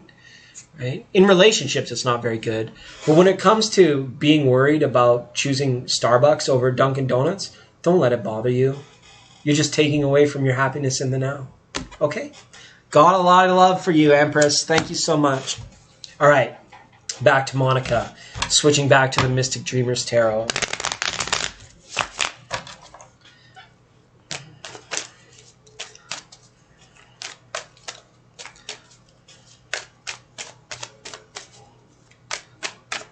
Monica, please. How is Rakesh currently feeling, and what are Rakesh's current intentions towards Monica? Rakesh. Show me Rakesh and Monica, please. Current feelings and intentions. Ooh. It's a lively one. We got a live one here. 5 of Wands. 10 of Swords. 5 of Cups. It's the 10-5 connection. This is a beautiful cribbage hand. Jeez. All right. Here we go, Monica. 5 of Wands up here with the 10 of Swords. Okay. What are you fighting with right now? Are you guys fighting? You guys are having conflict? You guys at odds with one another? The 5 of Wands shows a little bit of discord, a little bit of unharmony about the situation. Somebody feels like they got the short end of the stick, or is maybe feeling left out of a situation. 10 of Swords is up here being like also somebody just takes it, I feel like. If this is about Rakesh's intentions and feelings towards you, the feeling is like he doesn't want to fight anymore, or there's something that he would like to move past with you. And I'm not sure what that is, or if he's even capable of it right now. But 5 of Wands and the 10 of Swords is being like, we have to stop this game of persecutor and victim, right? It's like somebody's holding the power in the situation and is not allowing the other person to like reciprocate in the situation. It's like taking a flogging with a stick, and the other person's like, stop hitting me, stop it, right? Just stop it. But this person's not going to stop until the other person says, hey, I don't deserve to be treated like that, right? I'm not just going to simply tell you to stop it. I'm going to tell myself, and I'm going to tell you that I don't deserve it. Whether you stop it or not, I'm not going to take it anymore. So unless Rakesh is physically beating you with a stick, which God forbid, heaven forbid, I hope he's not. But whatever he's doing to you, you've got to move away from that. You can't just tell him to stop it. You can't just tell him this, that, or the other thing. You've got to show through actions that you don't deserve that. Okay, whatever that action might be. You might just have to end the cycle with him. You might just have to stand up and walk away, which is what the person in the 10 of Swords inevitably has to end up doing. Because you're tired of fighting this fight. So why would you stay in that situation? Okay, I don't know what kind of relationship you guys got. Like, maybe a romantic one, right? And here we go. The other half of your 11. Sorry, this is a tough one. You're in a tough spot, Monica. My heart goes out to you. We got 5 of Cups along there with the King. Like I said, this is a great cribbage hand. Someone has lost sight. I think Rakesh has lost sight of the value in the relationship with you. It's not that he doesn't know it's there, because it's the Five of Cups, right? He's just choosing not to see it right now. Choosing not to see that value. To be honest, it's actually very ignorant behavior. The King of Cups is capable of that. If he's on the wrong mindset, if he's just being selfish, that sort of stuff. They choose not to see the value in other people. Because it's easier for them to think of themselves. To do what they want to do. To say, I'm free of that. I don't want to fight. I don't want to fight. I just want to beat on the person. I don't want to fight them. I don't want a fair fight. I just want to beat them. Right? We've also got, coulda, shoulda, coulda, woulda. Right? That's the cups that have been over. We can't dwell on the things that were. So that's what he's looking at. The things that he should have done. The things that could have been done. The things that they would have done. But he's not equally sharing the blame. It almost feels like he's blaming you for something. Right? Hopefully he's not. But the two cups left standing are the value that's in you that he is choosing not to see. Okay? And it's because of selfishness. Okay? I don't know if it'll last forever. I don't know what you can do about it, honestly, to change the situation. Other than to stand up and walk away. And I'm sorry for that, Monica. Heart goes out to you. He blocked you. He's not replying at all. He blocked you. Okay? You don't deserve to be treated like that. He's your doctor. Oh, okay. He's your doctor. So yeah, it's a selfish power trip, isn't it? That's probably what it is. After I read your messages. Sorry I wasn't reading your I can't read messages and cards at the same time. I'm sorry, dear. But I can read the messages after I read the cards. So he's your doctor. So yeah. Not free reign. Okay? It's not free reign. It's almost time to get yourself a new doctor. That's what I would say. 10 of Swords. Stand up and walk away. Right? Yeah. You don't deserve to be treated like that. So, Monica, I hope that reading resonated for you. So his current intentions for you is just to treat you like he treats everybody when he's being selfish. Okay? Right? All right. I hope that reading resonated for you. Blessings all the way from India. Good to see you. Good to see you here today. All right. And I packed a lot of info into that reading, right? His feelings are hidden. His feelings are hidden. The King of Cups was there, right? You may have to go back and watch the reading again because you were busy typing, right? And when you're busy typing, you're not really connected. So I encourage you to go back and watch the reading again. Okay, Monica, it's a pleasure. We'll see you next time. All right. We've got some new people in the room. I'll just update the list really quickly, and then we can add a few more people. It's starting to get pretty late, so we'll cap it here pretty soon. But I got a few new people in the room, right? Yeah, just go back and watch again, Monica. Okay? I'm a fast talker. And I'm unapologetic. I'm not a very good talker, but I'm a fast talker. Not fair, but yeah, please do. Just go back and watch again. Watch as many times as you need to. It'll click for you, I promise. Sometimes that's the way she goes, Ricky. Okay? Monica, lots of love. All right, we've got Mary Wilson up next. Mary Wilson, if you're still in the room, go ahead and post your question. Steve S. was hanging around for a while. We always love to chat with Steve. Vittoria, and then Gloria. And then I see some other people in the room. If I haven't mentioned your name, please type something in caps. So that you, because right now we're all Monica. We're all Monica. So, thank you, Monica. We got Mary Wilson up next. Hi, Kritika? Critica. I like that. Kritika, I got you.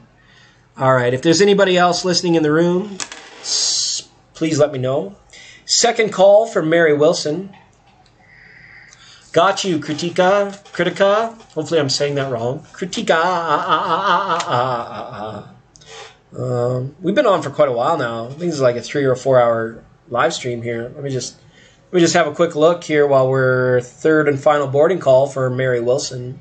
Mary Wilson, your flight is boarding at gate 42. Please jump in the line. Rock your body in time. Okay, I believe you. Ah, there's Mary. Mary. Ooh. Go ahead and post, Mary. How long have we been on for? Should tell me somewhere, shouldn't it? Oh, there it is. Oh, 3.5 hours. That's not bad. So it goes Mary, Steve, Vittoria, Gloria, and Kritika.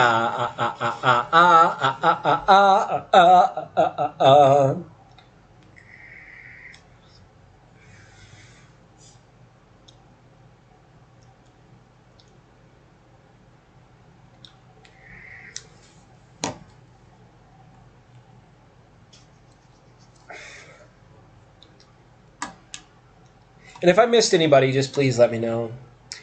Okay, Mary Wilson, hidden truth of this relationship. Why is he hot? You're hot and you're cold. You're in and you're out. You're up and you're down. You're white and you're brown. Okay, Mary, let's have a look. Can you give me a name for he? Just helps me formulate thoughts. Can you give me a name for he so I can let the tarot know? Gotta input. Tarot's like a computer. You gotta input. Gotta do some certain inputs so that you can get certain outputs, or the correct output. Even initials are good if you don't want to reveal his name, or the astrological sign. We can call them Gemini or Taurus or whatever.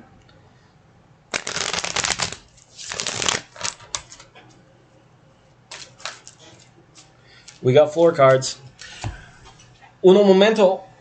Oh, there we go. Floor card's pretty serious. 6 of Pentacles jumped out of the deck. It's all about that give and take. It's probably because I was singing that song. You're hot and you're cold. You're up and you're down.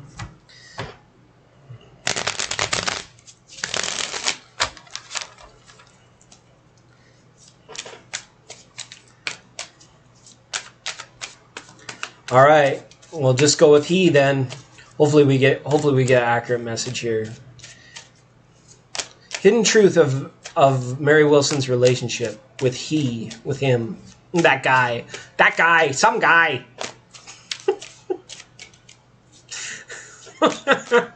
All right. Hidden truth of the relationship, please. Why is he so hot and cold? All right. Here we go, Mary.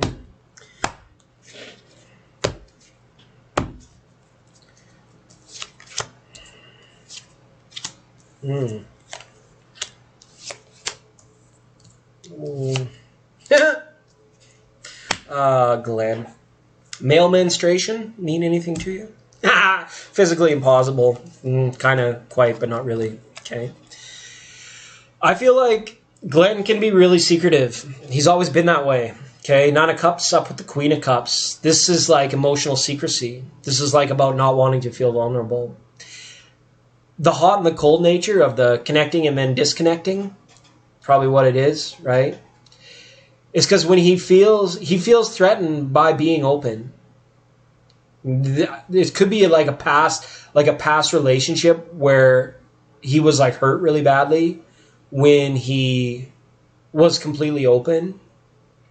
So if it's consistency that you're lacking, I feel that this is an emotional weakness with him. And we all have weaknesses and strengths, right? We can't, like when you're the knight in shining armor, it's tough to show somebody your heart kind of thing. And the hidden truth behind the relationship that you may not, is that you guys, although you share a lot of love, I feel, you also express, and your giving and receiving of love happen in very different ways, okay? Notice the difference in these two people in this card. The Queen of Cups keeps one cup. She keeps it close to her. She keeps it on her lap. She keeps it where it's in plain sight all the time. She doesn't take it for granted. Okay? But she's got a lot of secrets too. And by she, I don't necessarily mean that that's you in the relationship. This is just one of you. Okay? It doesn't necessarily have to be gender specific to the him and the her that are displayed in the cards. But this person, one of you, does not take your emotions or the way you feel for granted. It's there. It's out in the open. It's well guarded and always visible. The other person is very confident. He's got 9 of the cups up there. But he doesn't really look at them very often. They're stuck up on a shelf way up there. He doesn't need to look at them to know that they're there. He put them there however long ago that was there. And now he has them. And they're up high up on a shelf. And I feel like that's where these emotions get locked up. And that's why the secrecy. Because he doesn't want to go to the effort of reaching up there to dust off one of those emotions so that he can explicitly share it with you. So that's when he's being perceived as cold. So the hidden truth of this relationship is that you both perceive love in very different ways. And it's kind of difficult. It poses problems in terms of being in accordance or being on the same page, right? Because this guy will always be looking for that hidden cup. But she's saying, I'm going to guard this cup, and I'm going to keep this cup a secret so you don't just add it to your cup and then be one of those things that I take for granted. So the hidden truth about this relationship is that he may have tendency to take the feelings of others for granted. Even though there's a lot of love here. Probably cares about you deeply. But that expression leaves you confused. And then you start to put up certain walls, right? And then when he comes hot again, you kind of like have to take some of those walls down. And you want to know what's changed. Why are you so different today than the way you were yesterday? I don't think he's bipolar or anything. This is all about the way that we perceive our emotions, we guard our emotions, and we express our emotions. You guys are like Jupiter and Saturn, or Venus and Mars on this situation. So completely different. So it's a tough workaround, and it's tough to understand. And I can understand why you would ask that question. He might not question it as much, because I get a sense that he's the person where it's like, it's for granted. It really doesn't matter. It's okay. You know, it's Mary. It's fine, right? So it's okay. All right. Second half of the 11. We got the moon up with the 7 swords, right? Don't run around breaking young girls' hearts. Remember that old Michael Jackson song, right? Or how about this? Melissa Etheridge, right? By the light of the moon. And this is why I mentioned male menstruation, right? It's like, he gets hot, he gets lovely when he wants to sweep in there, be the hero, be the lover, right? The feeling is like, it's happening less and less, you know, like maybe you can gauge by his cycle, you know, by the light of the moon, you know, once every month or 7 days out of 30, you get to see the side of Glenn that is open and curious and loving and sharing. And then all of a sudden the flaps of the tent, see the tents here? The flaps of the tent, they get closed and no more light is able to shine in or out and you feel cut off. So the hidden truth here is that he's the kind of person that likes to have his cake. I bet you thought I was going to say eat it too. He likes to have his cake, but when it's time for him to bake the cake, it's like, nah, I don't really feel like going to all that effort. Right? I want to call it almost like the hidden truth here is like an emotional laziness. It's like, apathy almost would be what I would say is the hidden truth. But don't let that confound the reading to that's the problem. That's it. He's emotionally lazy. There's a very different perception in love that you guys have. So if I can offer any kind of workaround, again, it would be to try and get on the same page. If consistency in emotion is important to you, You need to, first of all, express that very directly, okay? And secondly, if there is something that it's never personal. It's not anything about you that causes that. And sometimes we immediately assume that it's personal, that it's me. There's something wrong with me, right? It's never that. But our brain has this tendency, an innate tendency, just to jump to that, just to think that, to do that. But that's not necessarily the right answer. So in order to alleviate or cure the hidden truth, which I feel is the emotional laziness here coming from your lover, it's tough because you don't want to succumb to that and just give in. And you don't want to try and make them work harder because you know that they won't. So it's like doing a fine dance, you know. Are you sometimes hot and sometimes cold, Mary? Are you always hot or are you always cold? Right? Think about these things, something you can do for yourself. Think about that, about how you are, right? Be completely honest with yourself. Like, I'm usually very hot, but on the odd time, I've had enough and I get cold. Or I'm usually very cold, but when the moment strikes me right, I feel really hot. And then the more you develop that understanding about yourself, the clearer you'll be able to see that level of emotional retardation. And I don't mean that in a derogatory way. I mean the way that the word is meant. It's like a blockage or a slowing of the growth, right? Like think of the botanical term retardation, not the derogatory term. To how we get that to grow and grow properly and grow correctly. So when you first understand it in yourself, you'll be given more intuitive clues as to like, is this a cyclical thing? Is it a motivational thing? And I think you'd be pleasantly surprised to find out that it's not any of those things. It's more about his design. It's more about a thing where his heart and his mind process it completely differently than you're used to. And it's not changing or devolving or anything like that, okay? All right, Mary. Hopefully that reading resonated for you. Okay, lots of love going out. Hi, Bianca. Oh, not Bianca. Banca. Banca. I'm going to take my money to the banca. Hi, Banca. Yeah, I'll put you on the list. Why not? Because I'm a sucker for punishment. Just kidding. I love doing these readings for you guys. All right.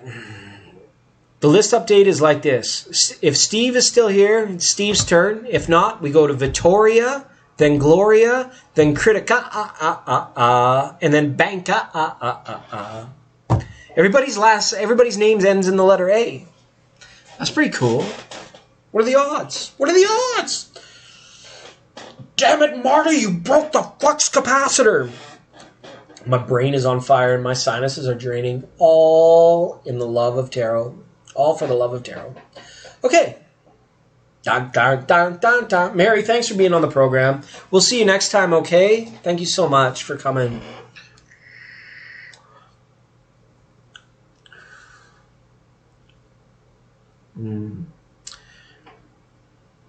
You're hot and you're cold. I think the chat is very delayed for me, so... I'm here. I pass. Okay, pass. I pass out. Thanks, Steve. Really appreciate you for sending a little bit of generosity my way. I will be sure to pay that forward. Thank you so much. Just listening. Yeah, it's better to just listen. I'm one filthy gypsy. All right. The only thing we're missing is my finger up my nose, and I'd have her built. Be like the white trash of tarot. Hey, kids, come and get a tarot reading. Get off my lawn. All right. I can say that. I love that you can bash white people now, but nobody else. But you can bash white people now. So I get a kick out of it. I just love bash. And that's nice because I don't have to get vaccinated because I'm already racist. It works out perfectly for me. It's a guy like me, it's always win-win. Okay. I'm just kidding. Maybe not. Maybe, yeah, I'm just kidding. You're welcome, Mary. A second call for Vittoria, if you're still here, Vittoria.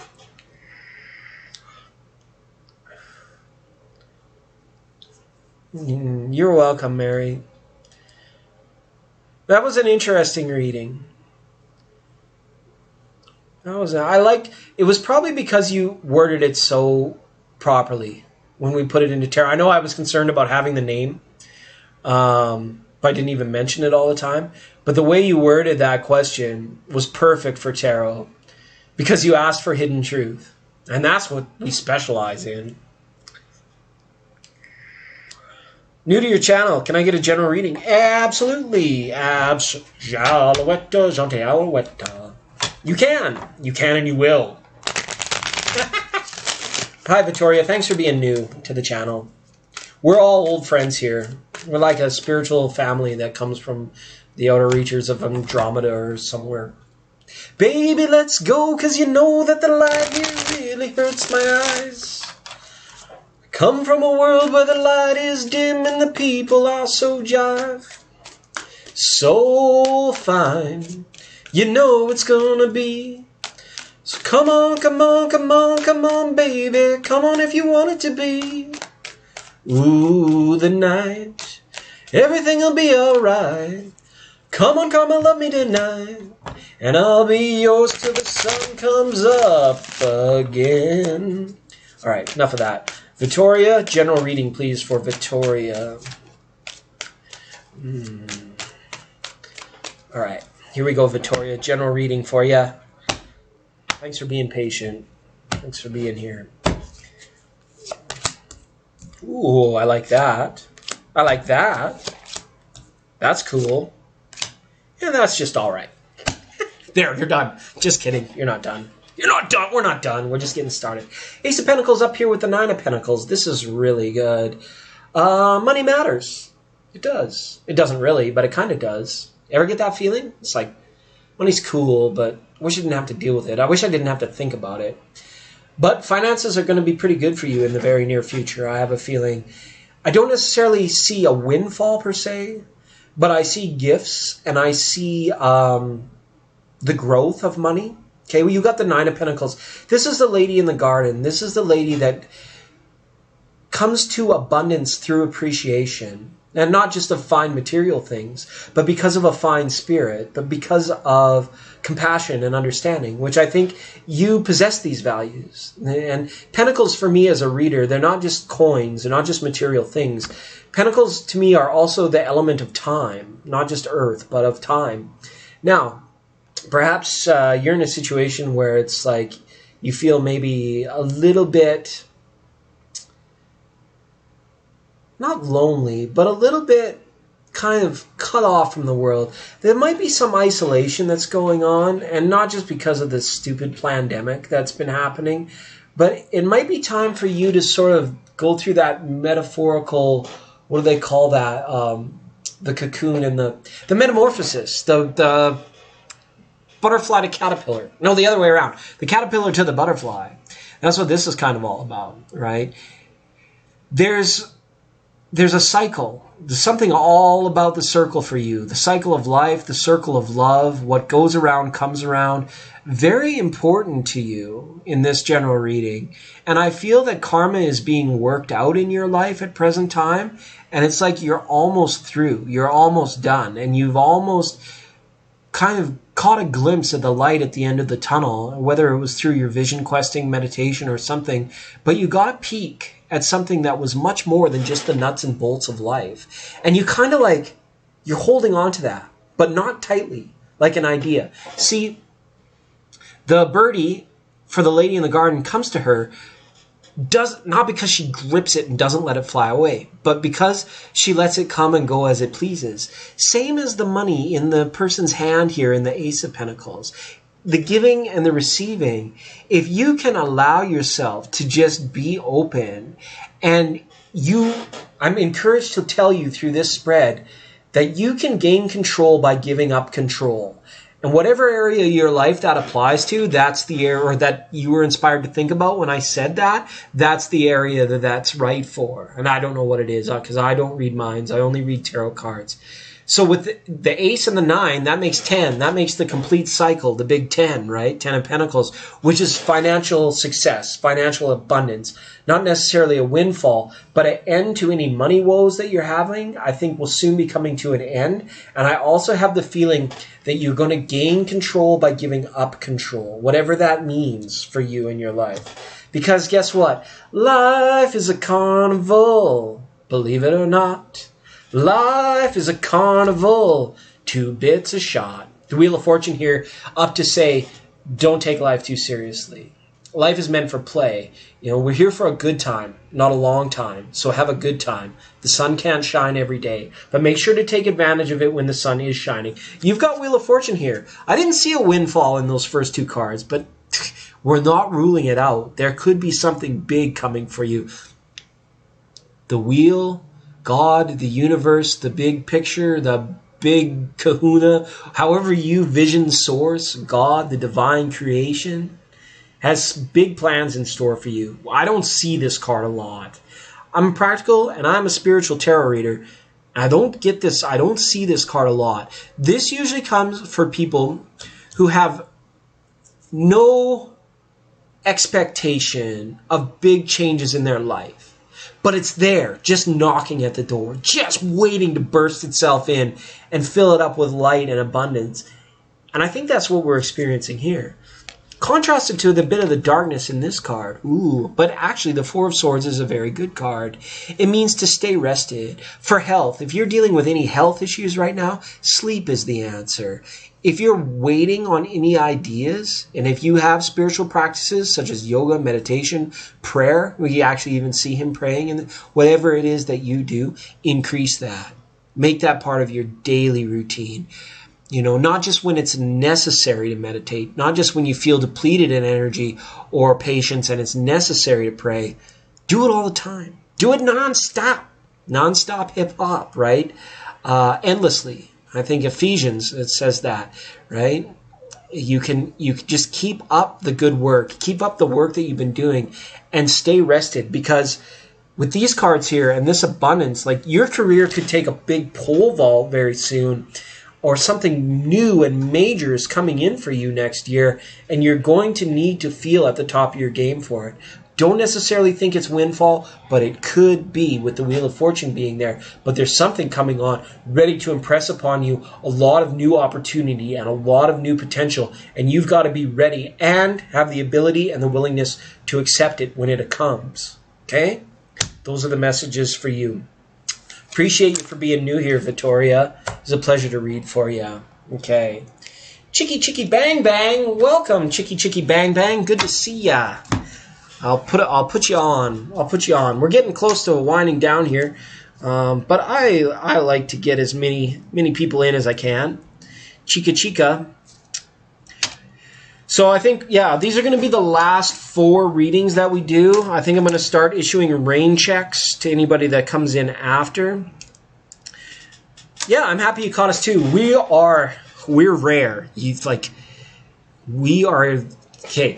A lot of the people that hang out with us, they haven't been here tonight because I go on completely unannounced at the most random times and very few and far between. You'll see me do a live stream maybe once every couple months, and that's typical because I'm about the quality now. I learned the hard way, you don't do the quantity thing, you do the quality thing. So if you get to know us, get to know the people that come to their chat rooms and, kind of keep us on the back burner, and when you see us and can jump in, Victoria, we're always welcome to have you here on the program. And we're pretty rare. Like, this is like one of the crazy, we're shadow banned, we're in a deep hidden corner of the matrix. We don't want to blow up, we don't want to go big time. We like to keep it grassroots for you, just for you, okay? Little self-promotion there, a little self-plug, but welcome to the tribe if you decide to stick around. Round she goes. There were a lot of circles in your reading, and then 4 swords. That was pretty crazy. Those were some good cards you got there. All right, second call for Gloria B. Gloria B. Gloria, be you there? Gloria. Gloria. 。 .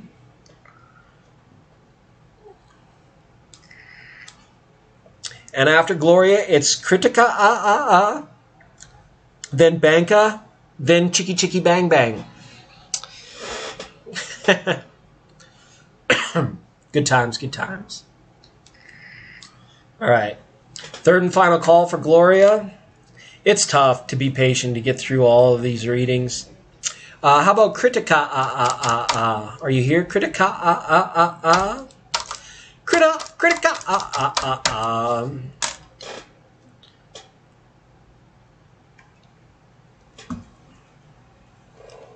Chicky Chicky, you're going to be the last reading of the night.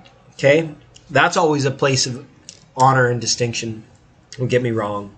Second call for Kritika. Kritika. Was that the second or third call for Kritika? Okay. All right. There's Kritika. There she goes. Kritika. Exclamation point. Exclamation point says, may I know what's coming for me in the near future? You may. And you will. Lots of love, Kritika. I think my chat's just delayed. That's what happens in these like really long live streams. Like as I'm broadcasting through the streaming software, the YouTube chat gets delayed on my end. There's nothing, I've tried, there's nothing I can really do about that. So thank you for your kindness and patience, everyone. All right. Here we go. What's coming in the near future for Kritika? Is it critical? Is it critical? Paging Dr. Rosen. Dr. Rosen. Paging Dr. Rosenblum. Dr. Rosenpenis. Dr. Rosen. Paging Dr. Rosen. He's in critical. Dr. Rosen. All right. That was from an old movie I used to watch called Fletch. I think it was Fletch. All right, Kritika. General, I just had extra time to get the cards. The energy shuffled up here. What is coming in the near future for Kritika?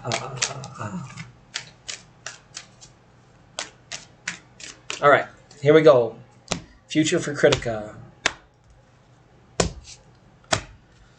All right. Oh, there it is again. The future is wide open. Into the great wide open. Under the skies of blue. Here we go. Lots of blue here in this. Opening of the throat chakra. Express what you want, okay? It's very important for you to tell the universe what you want in order so that the universe can be your supply, right? Your supplier. He's like down on 7th in the back alley. The universe is a sheer supplier.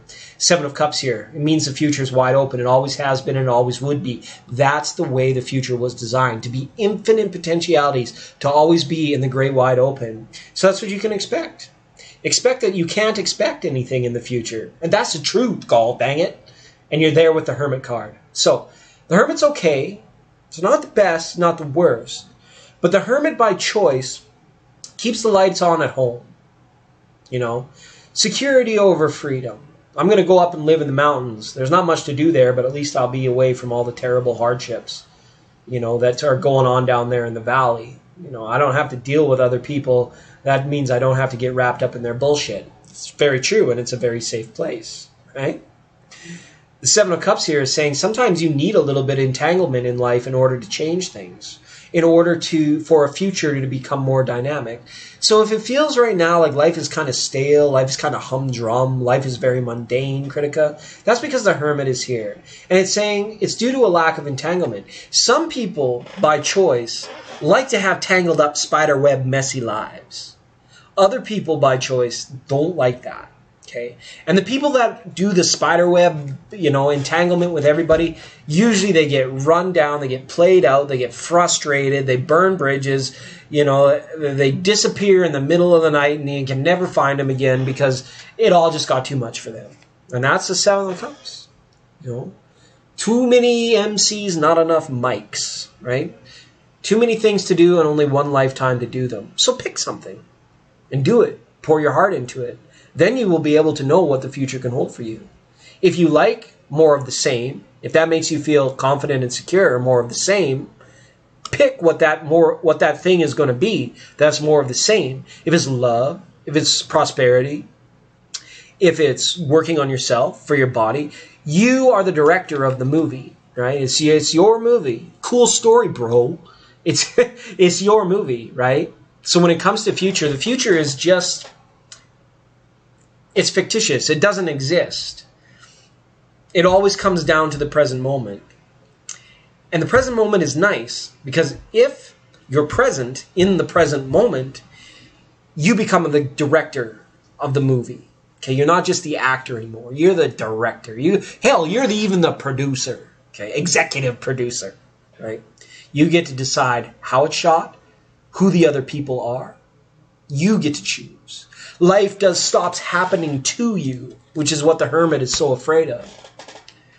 And you start happening to life. Okay? And when you are able to do that, you'll see the whole reason, and this is not political, but it's important. The whole reason why the idea of America worked for hundreds of years, and hopefully will continue to work, it's because of an idea of manifest destiny. You get to manifest your future. The future does not happen to you. Yeah, sometimes you get a toothache. Yeah, sometimes somebody is a real turd to you. But if you deal with that in a way where you don't lose control at any point in time, and you maintain your composure, and you realize that moment is gone and will never be here again, and you are very present in the now, that's when you get to predict the future. I would suggest that you take some time to investigate and research how to do some of that. Lots of good resources on the interwebs. Some are fraudulent, some are not, but use your best discernment on how to get there and how to do that. Got to get that, got to do that, right?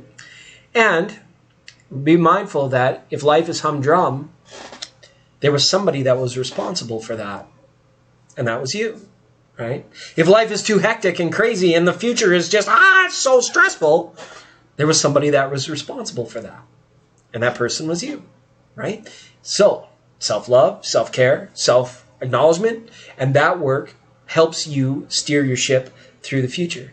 But I'm not worried for you, because check it out. You got the Queen of Swords and the Sun card here.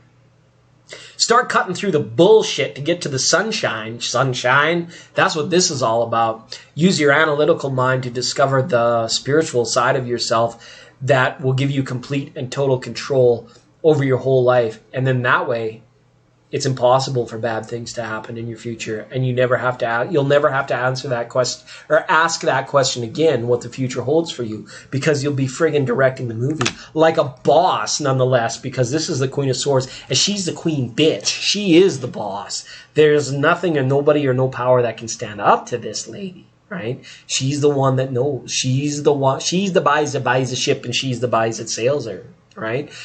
You don't have to worry. So if you can find that perfect marriage, that perfect union between your analytical mind and discovering how to stay in the present moment in spirit, the future and the things that occur to you in life, you're going to own that stuff. You're going to be in complete control of that stuff.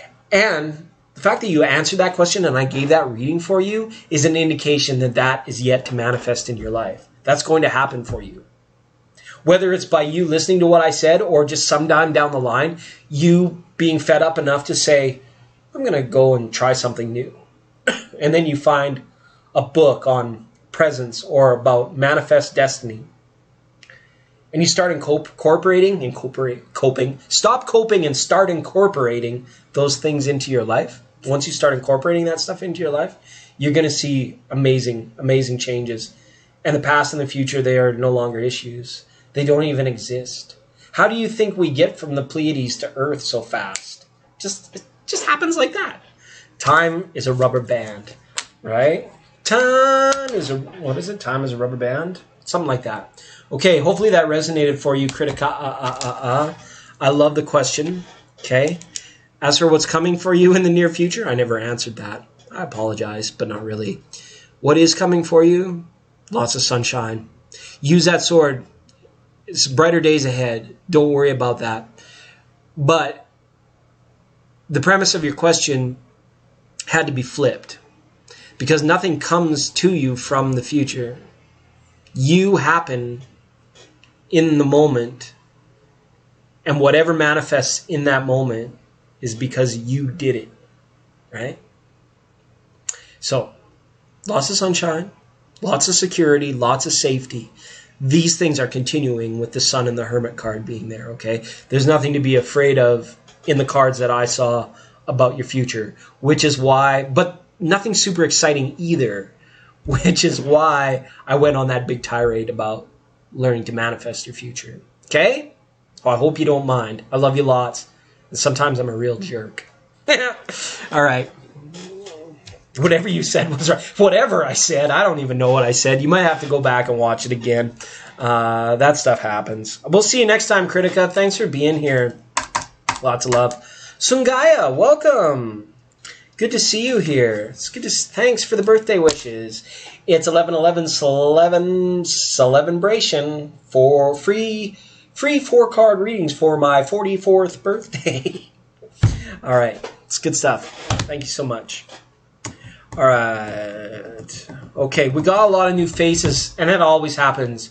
We've been live streaming for 3.5 hours, and I'm starting to get depleted, right? Because I've done, let me count how many readings I've done now. 2, 4, 6, 8, 10, 12, 14, 16, 18, 20, 22, 24, 26, 28, minus about 4 people that weren't here. We're coming up on 25 readings tonight, so I'm starting to get a little drained in the membrane, so to speak. So for the late people that have come in, unfortunately, I'm going to have to give you rain checks until next time, except for Sungaya, who just was amazing and just hit us up with some love. We'll fit you in here. But Julia, hello, Julia, welcome. I'm sorry that we're out of time and energy tonight. Definitely hit the red subscribe button. We're pretty random around here, but you might be able to get in on the next program, and I can't tell you how that will be. Bows and Bubbles, hi, good to see you. It's been a while. Oh, I thought you said you liked and subbed. I thought you had been here before, Bow and Bubbles. Maybe it was a different Bow and Bubbles, because you're Bow and Bubbles 570. I'm sorry, Bows and Bubbles. It's gotten too late in the broadcast tonight. We've set our cutoff mark, and unfortunately, we're going to have to catch you next time as well. But if you subbed, you should be able to catch us next time. Like I said, we're pretty intermittent around here to keep up on the quality. We specialize in quality and humor, and not in quantity and just BS, right? So that's how that goes. Okay. So for now, the list that is left is Banka, Chicky Chicky Bang Bang, and Sangaya, also known as Hey Hey Hey Hey Hey Hey. That's my best Bill Cosby or Fat Albert. Am I allowed to say Fat Albert anymore? That was a show we used to watch, Fat Albert. All right. So, but Julia and Bows and Bubbles, I'm so sorry, ladies. It's going to have to be next time. I'm just getting to that point, so no hard feelings. Yay. Alrighty. Lots of love. And it's just kind of like bunk timing this time around, you know. It happens to the best of us, you know. Even like old school people that like hang out with us for a long time, they find out that happens too. So it's just the way it goes. Hugs and positivity to you too. It is. Happy birthday. I was born in 1977. I just turned 44 on 11/11, and in 33 years, in the year 2055, I will be 77. So that's kind of going to be like my complete cycle, right? Born in 77, live to be 77 in my body anyways. Like I said, we go from the Pleiades to here in a hot minute. How do I know I'll live to be 77? Because I stated it. I'm the boss. I'm the boss. Just kidding. Not really. All right, second call for Banka. Are you here, Banka? Banka. How's your little one, Sungaya? How are you and the little one doing?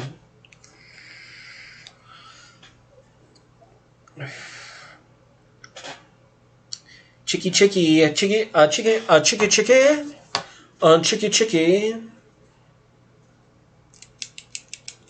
Thanks, Julia, for the birthday wishes. I'm sorry we couldn't fit you in tonight. I really do apologize. I really do.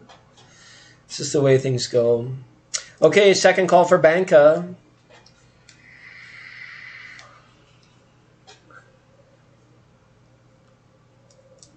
He just turned 10. Oh, that's good. That's a milestone. That's a milestone birthday.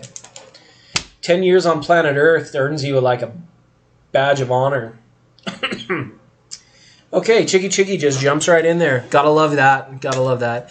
Chicky, bang, bang. I'll stop saying chicky, bang. It's from that old thing, chitty, bang, bang. What is it? I asked the witch doctor, he told me what to say. I asked the witch doctor, he told me what to do. He said, ooh-ee, ooh-ah, ting-tang, walla-walla, bang-bang. Ooh-ee, ooh-ah, ting-tang, walla-walla, bang-bang. And he said it just like that. Ting-tang, walla-walla, bang-bang. All right. Oh, that's such good news, Sungaya. Okay, Banka. Banka was technically first and is still here. So, Chicky, just hang tight. It's Banka and then Chicky. Okay? Oh yeah, he's like he just turned 16. So he's like almost a foot taller than me now. Go ahead and post, Banka, you're up. Go ahead and post.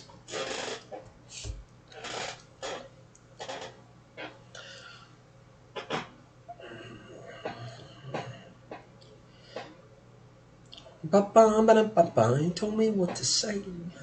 I asked the witch doctor, he told me what to do. Now that's like an ear where that one's stuck in my head. Ooh-ee, ooh-ah, ting-tang, walla-walla, bang-bang. Ooh-ee, ooh-ah, ting-tang, walla-walla, bang-bang. That and Charlie Brown. He's a clown. That Charlie Brown. Jasmine, we're getting to the end of the readings, Jasmine. We've been on like 3.5 hours. I can't do a reading, but you can ask a question. But we're all done. Well, there's only 3 people left, and then that's it. That's it. I'm sorry you just missed us tonight. We even went past 11:11 my time. Banka says, Vikram current feeling for me, what he wants from me, and this relationship. Advice me. Okay, we can do that. We can send you some advice. What does Vikram want from Banka and out of the relationship? What does Vikram want from Banka and his current feelings towards Banka?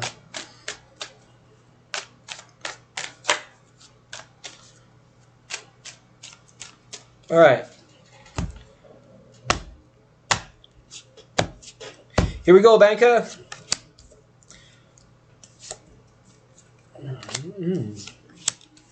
Wow. It's pretty good. It's pretty good. That's pretty good. Pretty good. All right. All right, you've got the Magician in the World. So pretty much at the start of the journey and the end. So what was that old song, Don't Sweat the Technique? Right? The Magician and the World card. I think he thinks the world of you. He likes you, but you're not the center of his world. Okay? Not yet anyways, I don't think. You're a part of his world. He likes you. He likes how resourceful you are.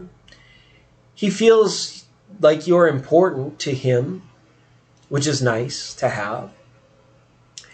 And I believe that you help him feel complete, which is nice.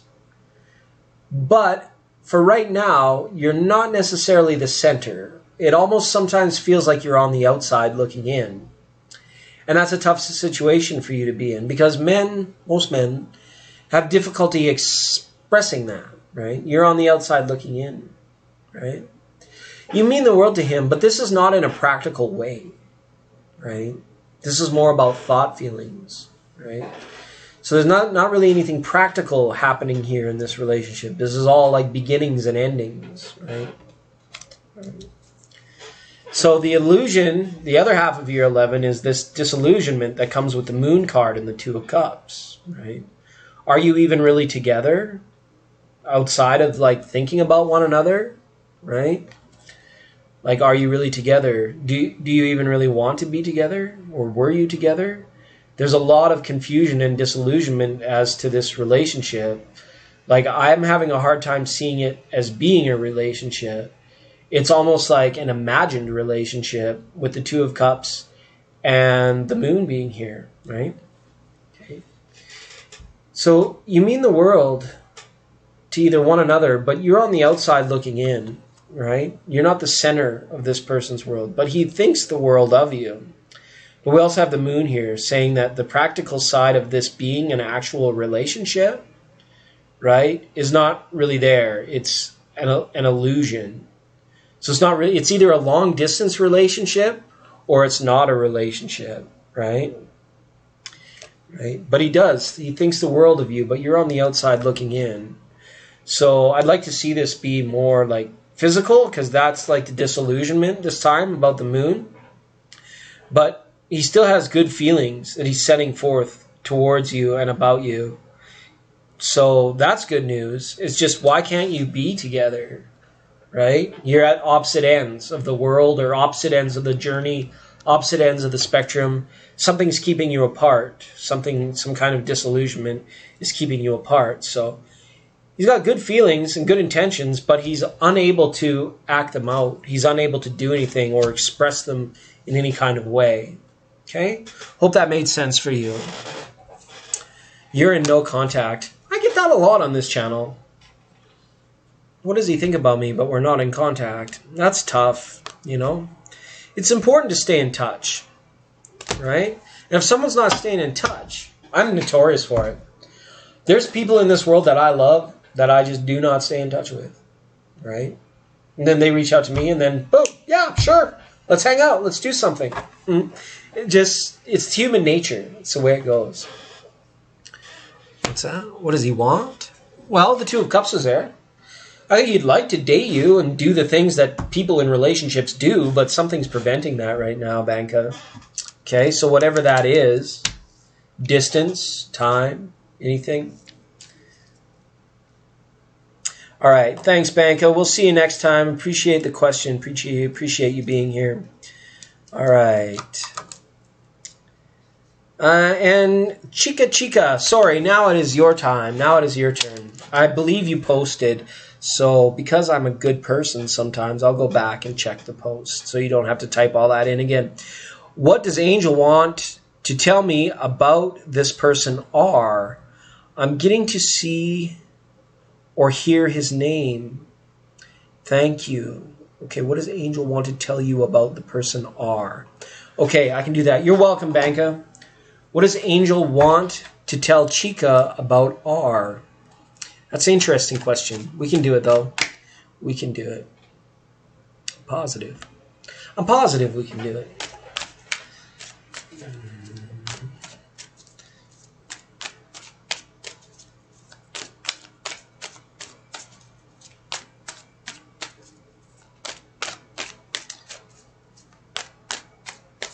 All right, Monica. That was amazing. All right, Chica. Chica. Oh, you posted again anyways. That's good. All right, what does Angel want to tell me about this person R? I'm getting to see her or hear his name. Okay. What does an angel want to tell you about this person R? Let's have a look, Chica. Cards are ready. So am I.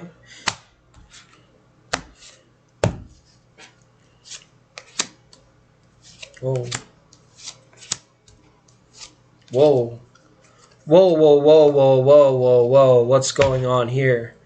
I haven't seen the likes of this in quite some time. This has confession written all over it.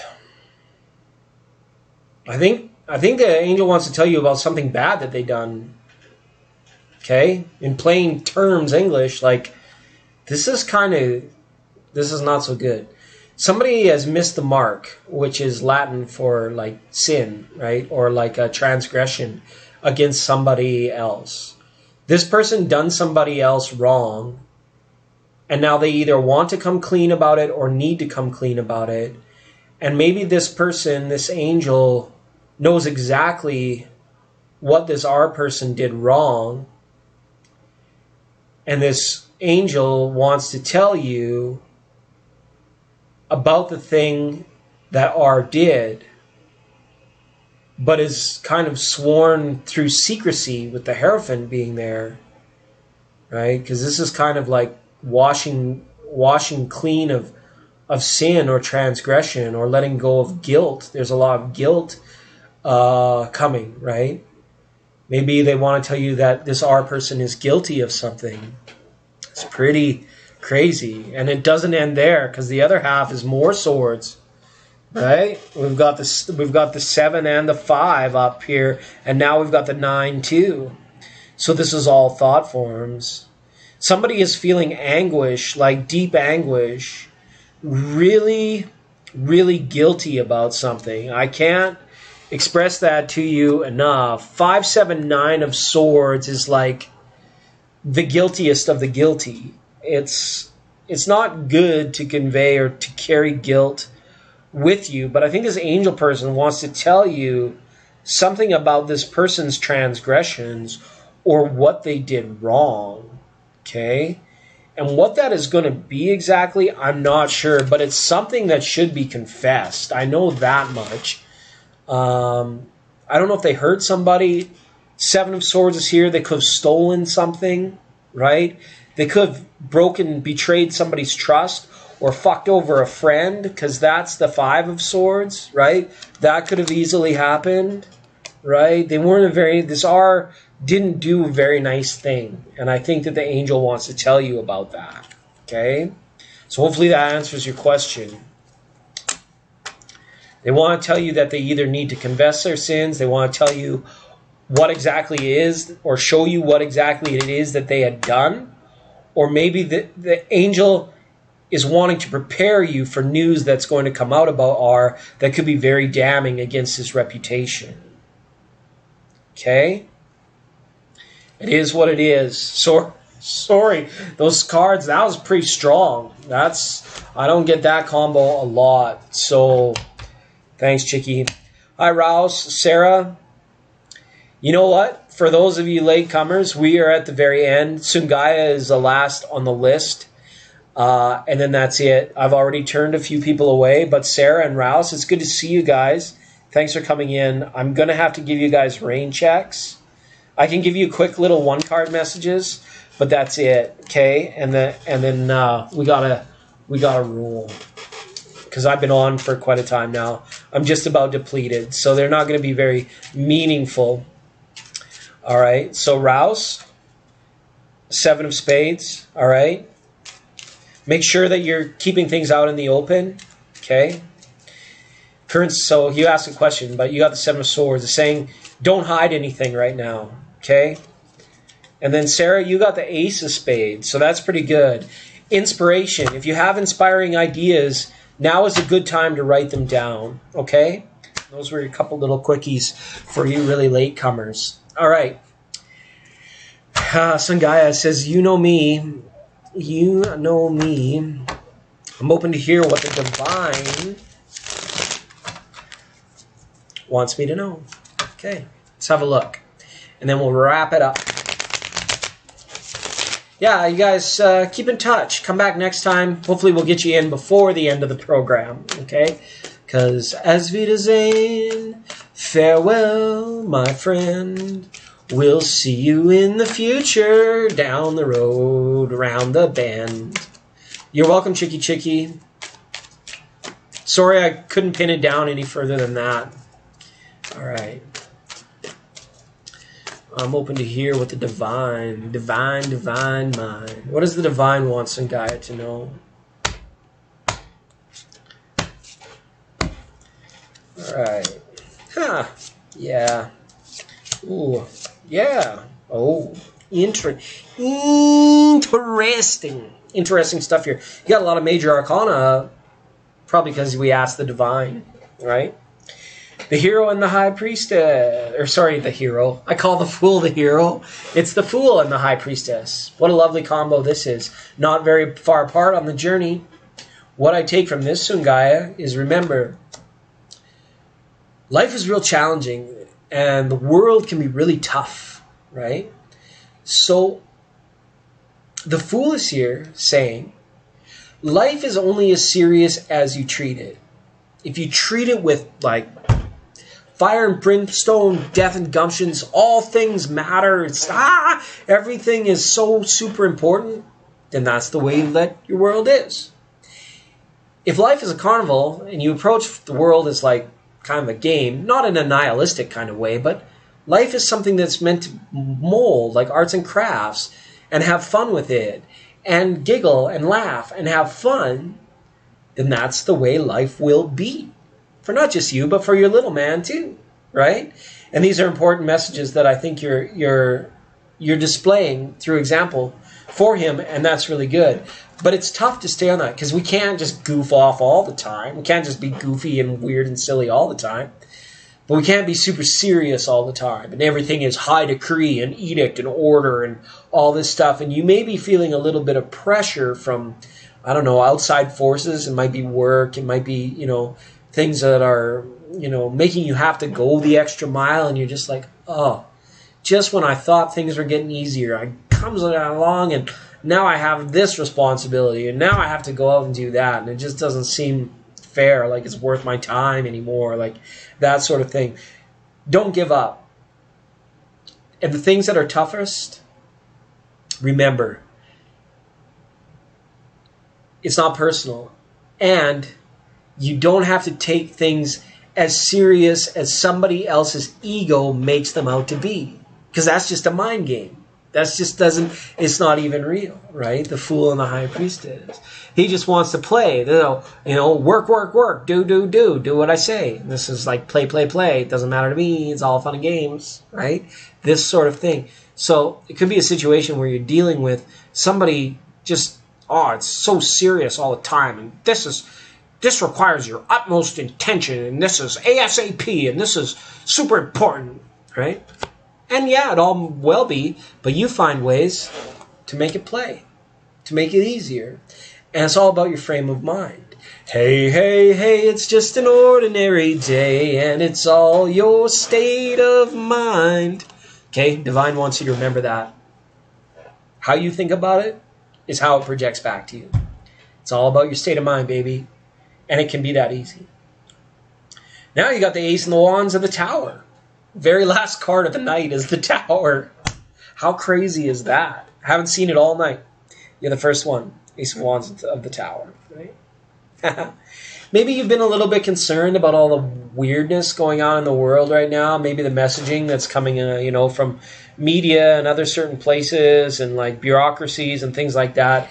It might give you a little bit of feeling of uncertainty or insecurity, like, oh my God, the world is crumbling. And of course the world's crumbling. We're waking up to the next level. So of course all of the old institutions in the world has got to fall away. It's got to fall behind. So the Tower is not necessarily a bad thing because you hold the Ace of Wands here. You're the one commanding it. The more aware and alive and awake you become, the more and more the world is going to seem to fall apart and to decay. It can be scary, but it doesn't have to be as long as you treat it as such. Treat it as play. So whether it's like all of the issues of the day, from coronavirus to geopolitical tensions, why it seems like the world is all fucked up all the time, and that's what you read about or you see about, the reason it's happening is because you're going above and beyond the world. Your inspiration and the power of your spirit is lifting you above this world. So it's allowed to crumble. It's fine for it to crumble, right? They call it the Armageddon or apocalypse or whatever, how Western religion defines it. But really what it is it's us waking up to things that are more important than this shitty social engineering that's been going on and the world being this super important place, right? And they want you to take it all so seriously, but right, without you, Sangaya, the world doesn't even exist. So who gives a rat's fat ass? Let it burn, right? Just take that in context. Let it crumble away, right? Those things don't even serve you. And it seems like everything's going to derail and everything, all the monsters that are in places of power and all those bureaucracies and stuff, the more and more they try and scare you into staying, on Earth and reincarnating time and time again. You don't have to buy their bullshit. You don't have to buy what they're selling. You really don't. It's always a choice. And I think that people like you, and a lot of the people that come here, myself, they hate us because we're waking up. We've been shadow banned, and it's been really good because we know we're on the right path, because there's nothing that we really need other than, something to eat and a warm place to sleep. And that's easy for us. We know how to do that already. So don't be worried about how serious everyone is making things out to be right now. Treat it as a play and play your way through it like a stage actor. Okay? And there's nothing to worry about. There's nothing to fear. Fear is the absolute enemy of the soul and of awakening. Okay? And as long as we recognize fear when it tries to present and insert itself into our life, if you recognize it, then you can call it out for what it is, and then you can dismantle it. You can disperse it. You can get right through it. No problems, no question asked, right? So I think that's the message with the tower there from the divine that I wanted you to know. Okay? All right. There was a list, Beth, but we are all done for the night. That was the last. I'll give you one card. I'll give you one quick little message, but that was the last reading for the night. Thanks for checking in. Be sure to hit the subscribe button, because you never know when we'll be back. We are like this weird, like interstellar tribe that hides in your computer in the Matrix, and we only come out once in a while. If you get a reading from me, it's pretty rare, and it's quality, because we don't just spam the thing with doing it all the time anymore, right? All right. Thanks, Rouse, for all the love. Beth is life. Look at that. You cut the Ace of Hearts. That's good. Ace of Cups. New love. Falling in love with something new. That should be great for you. I'm really excited for that. Check back with me next time, Beth, and we can read deeper into that, see what that's all about. But the quick card for you was Ace of Hearts. Damn, that's good. That's really good. All right, everybody. Thanks for tuning in, as always. It's been a pleasure to read your cards. Thanks, everybody, for all the birthday wishes, all the super chats, all that cool shenanigans that you guys get up to while I'm busy reading cards over there in the chat column. It was a right pace. It was the right amount of people tonight. It was just perfect. So thank you so much. And I'll see you when I see you. I don't know if it'll be December, January, maybe February. Hopefully before then. But keep tuned to the channel, because I do post other fun stuff and wacky stuff. All right? And baby, if you've ever wondered whatever became of me, I'm living on the air in Cincinnati. WKRP in Cincinnati. That's right. WKRP in Cincinnati. All right, we're just winding it down now. Let's see what we got here.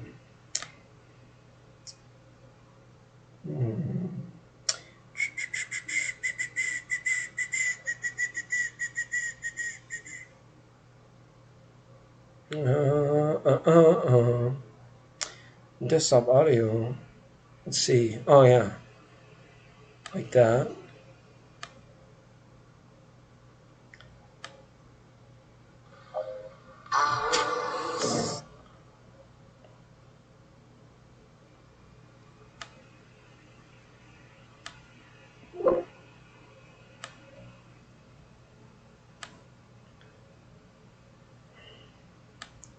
Claiming all the love. All right, Rouse, Beth, Sungaya, thanks so much for being here. It's a pleasure having you. I'm outro for the night. It was good to see you.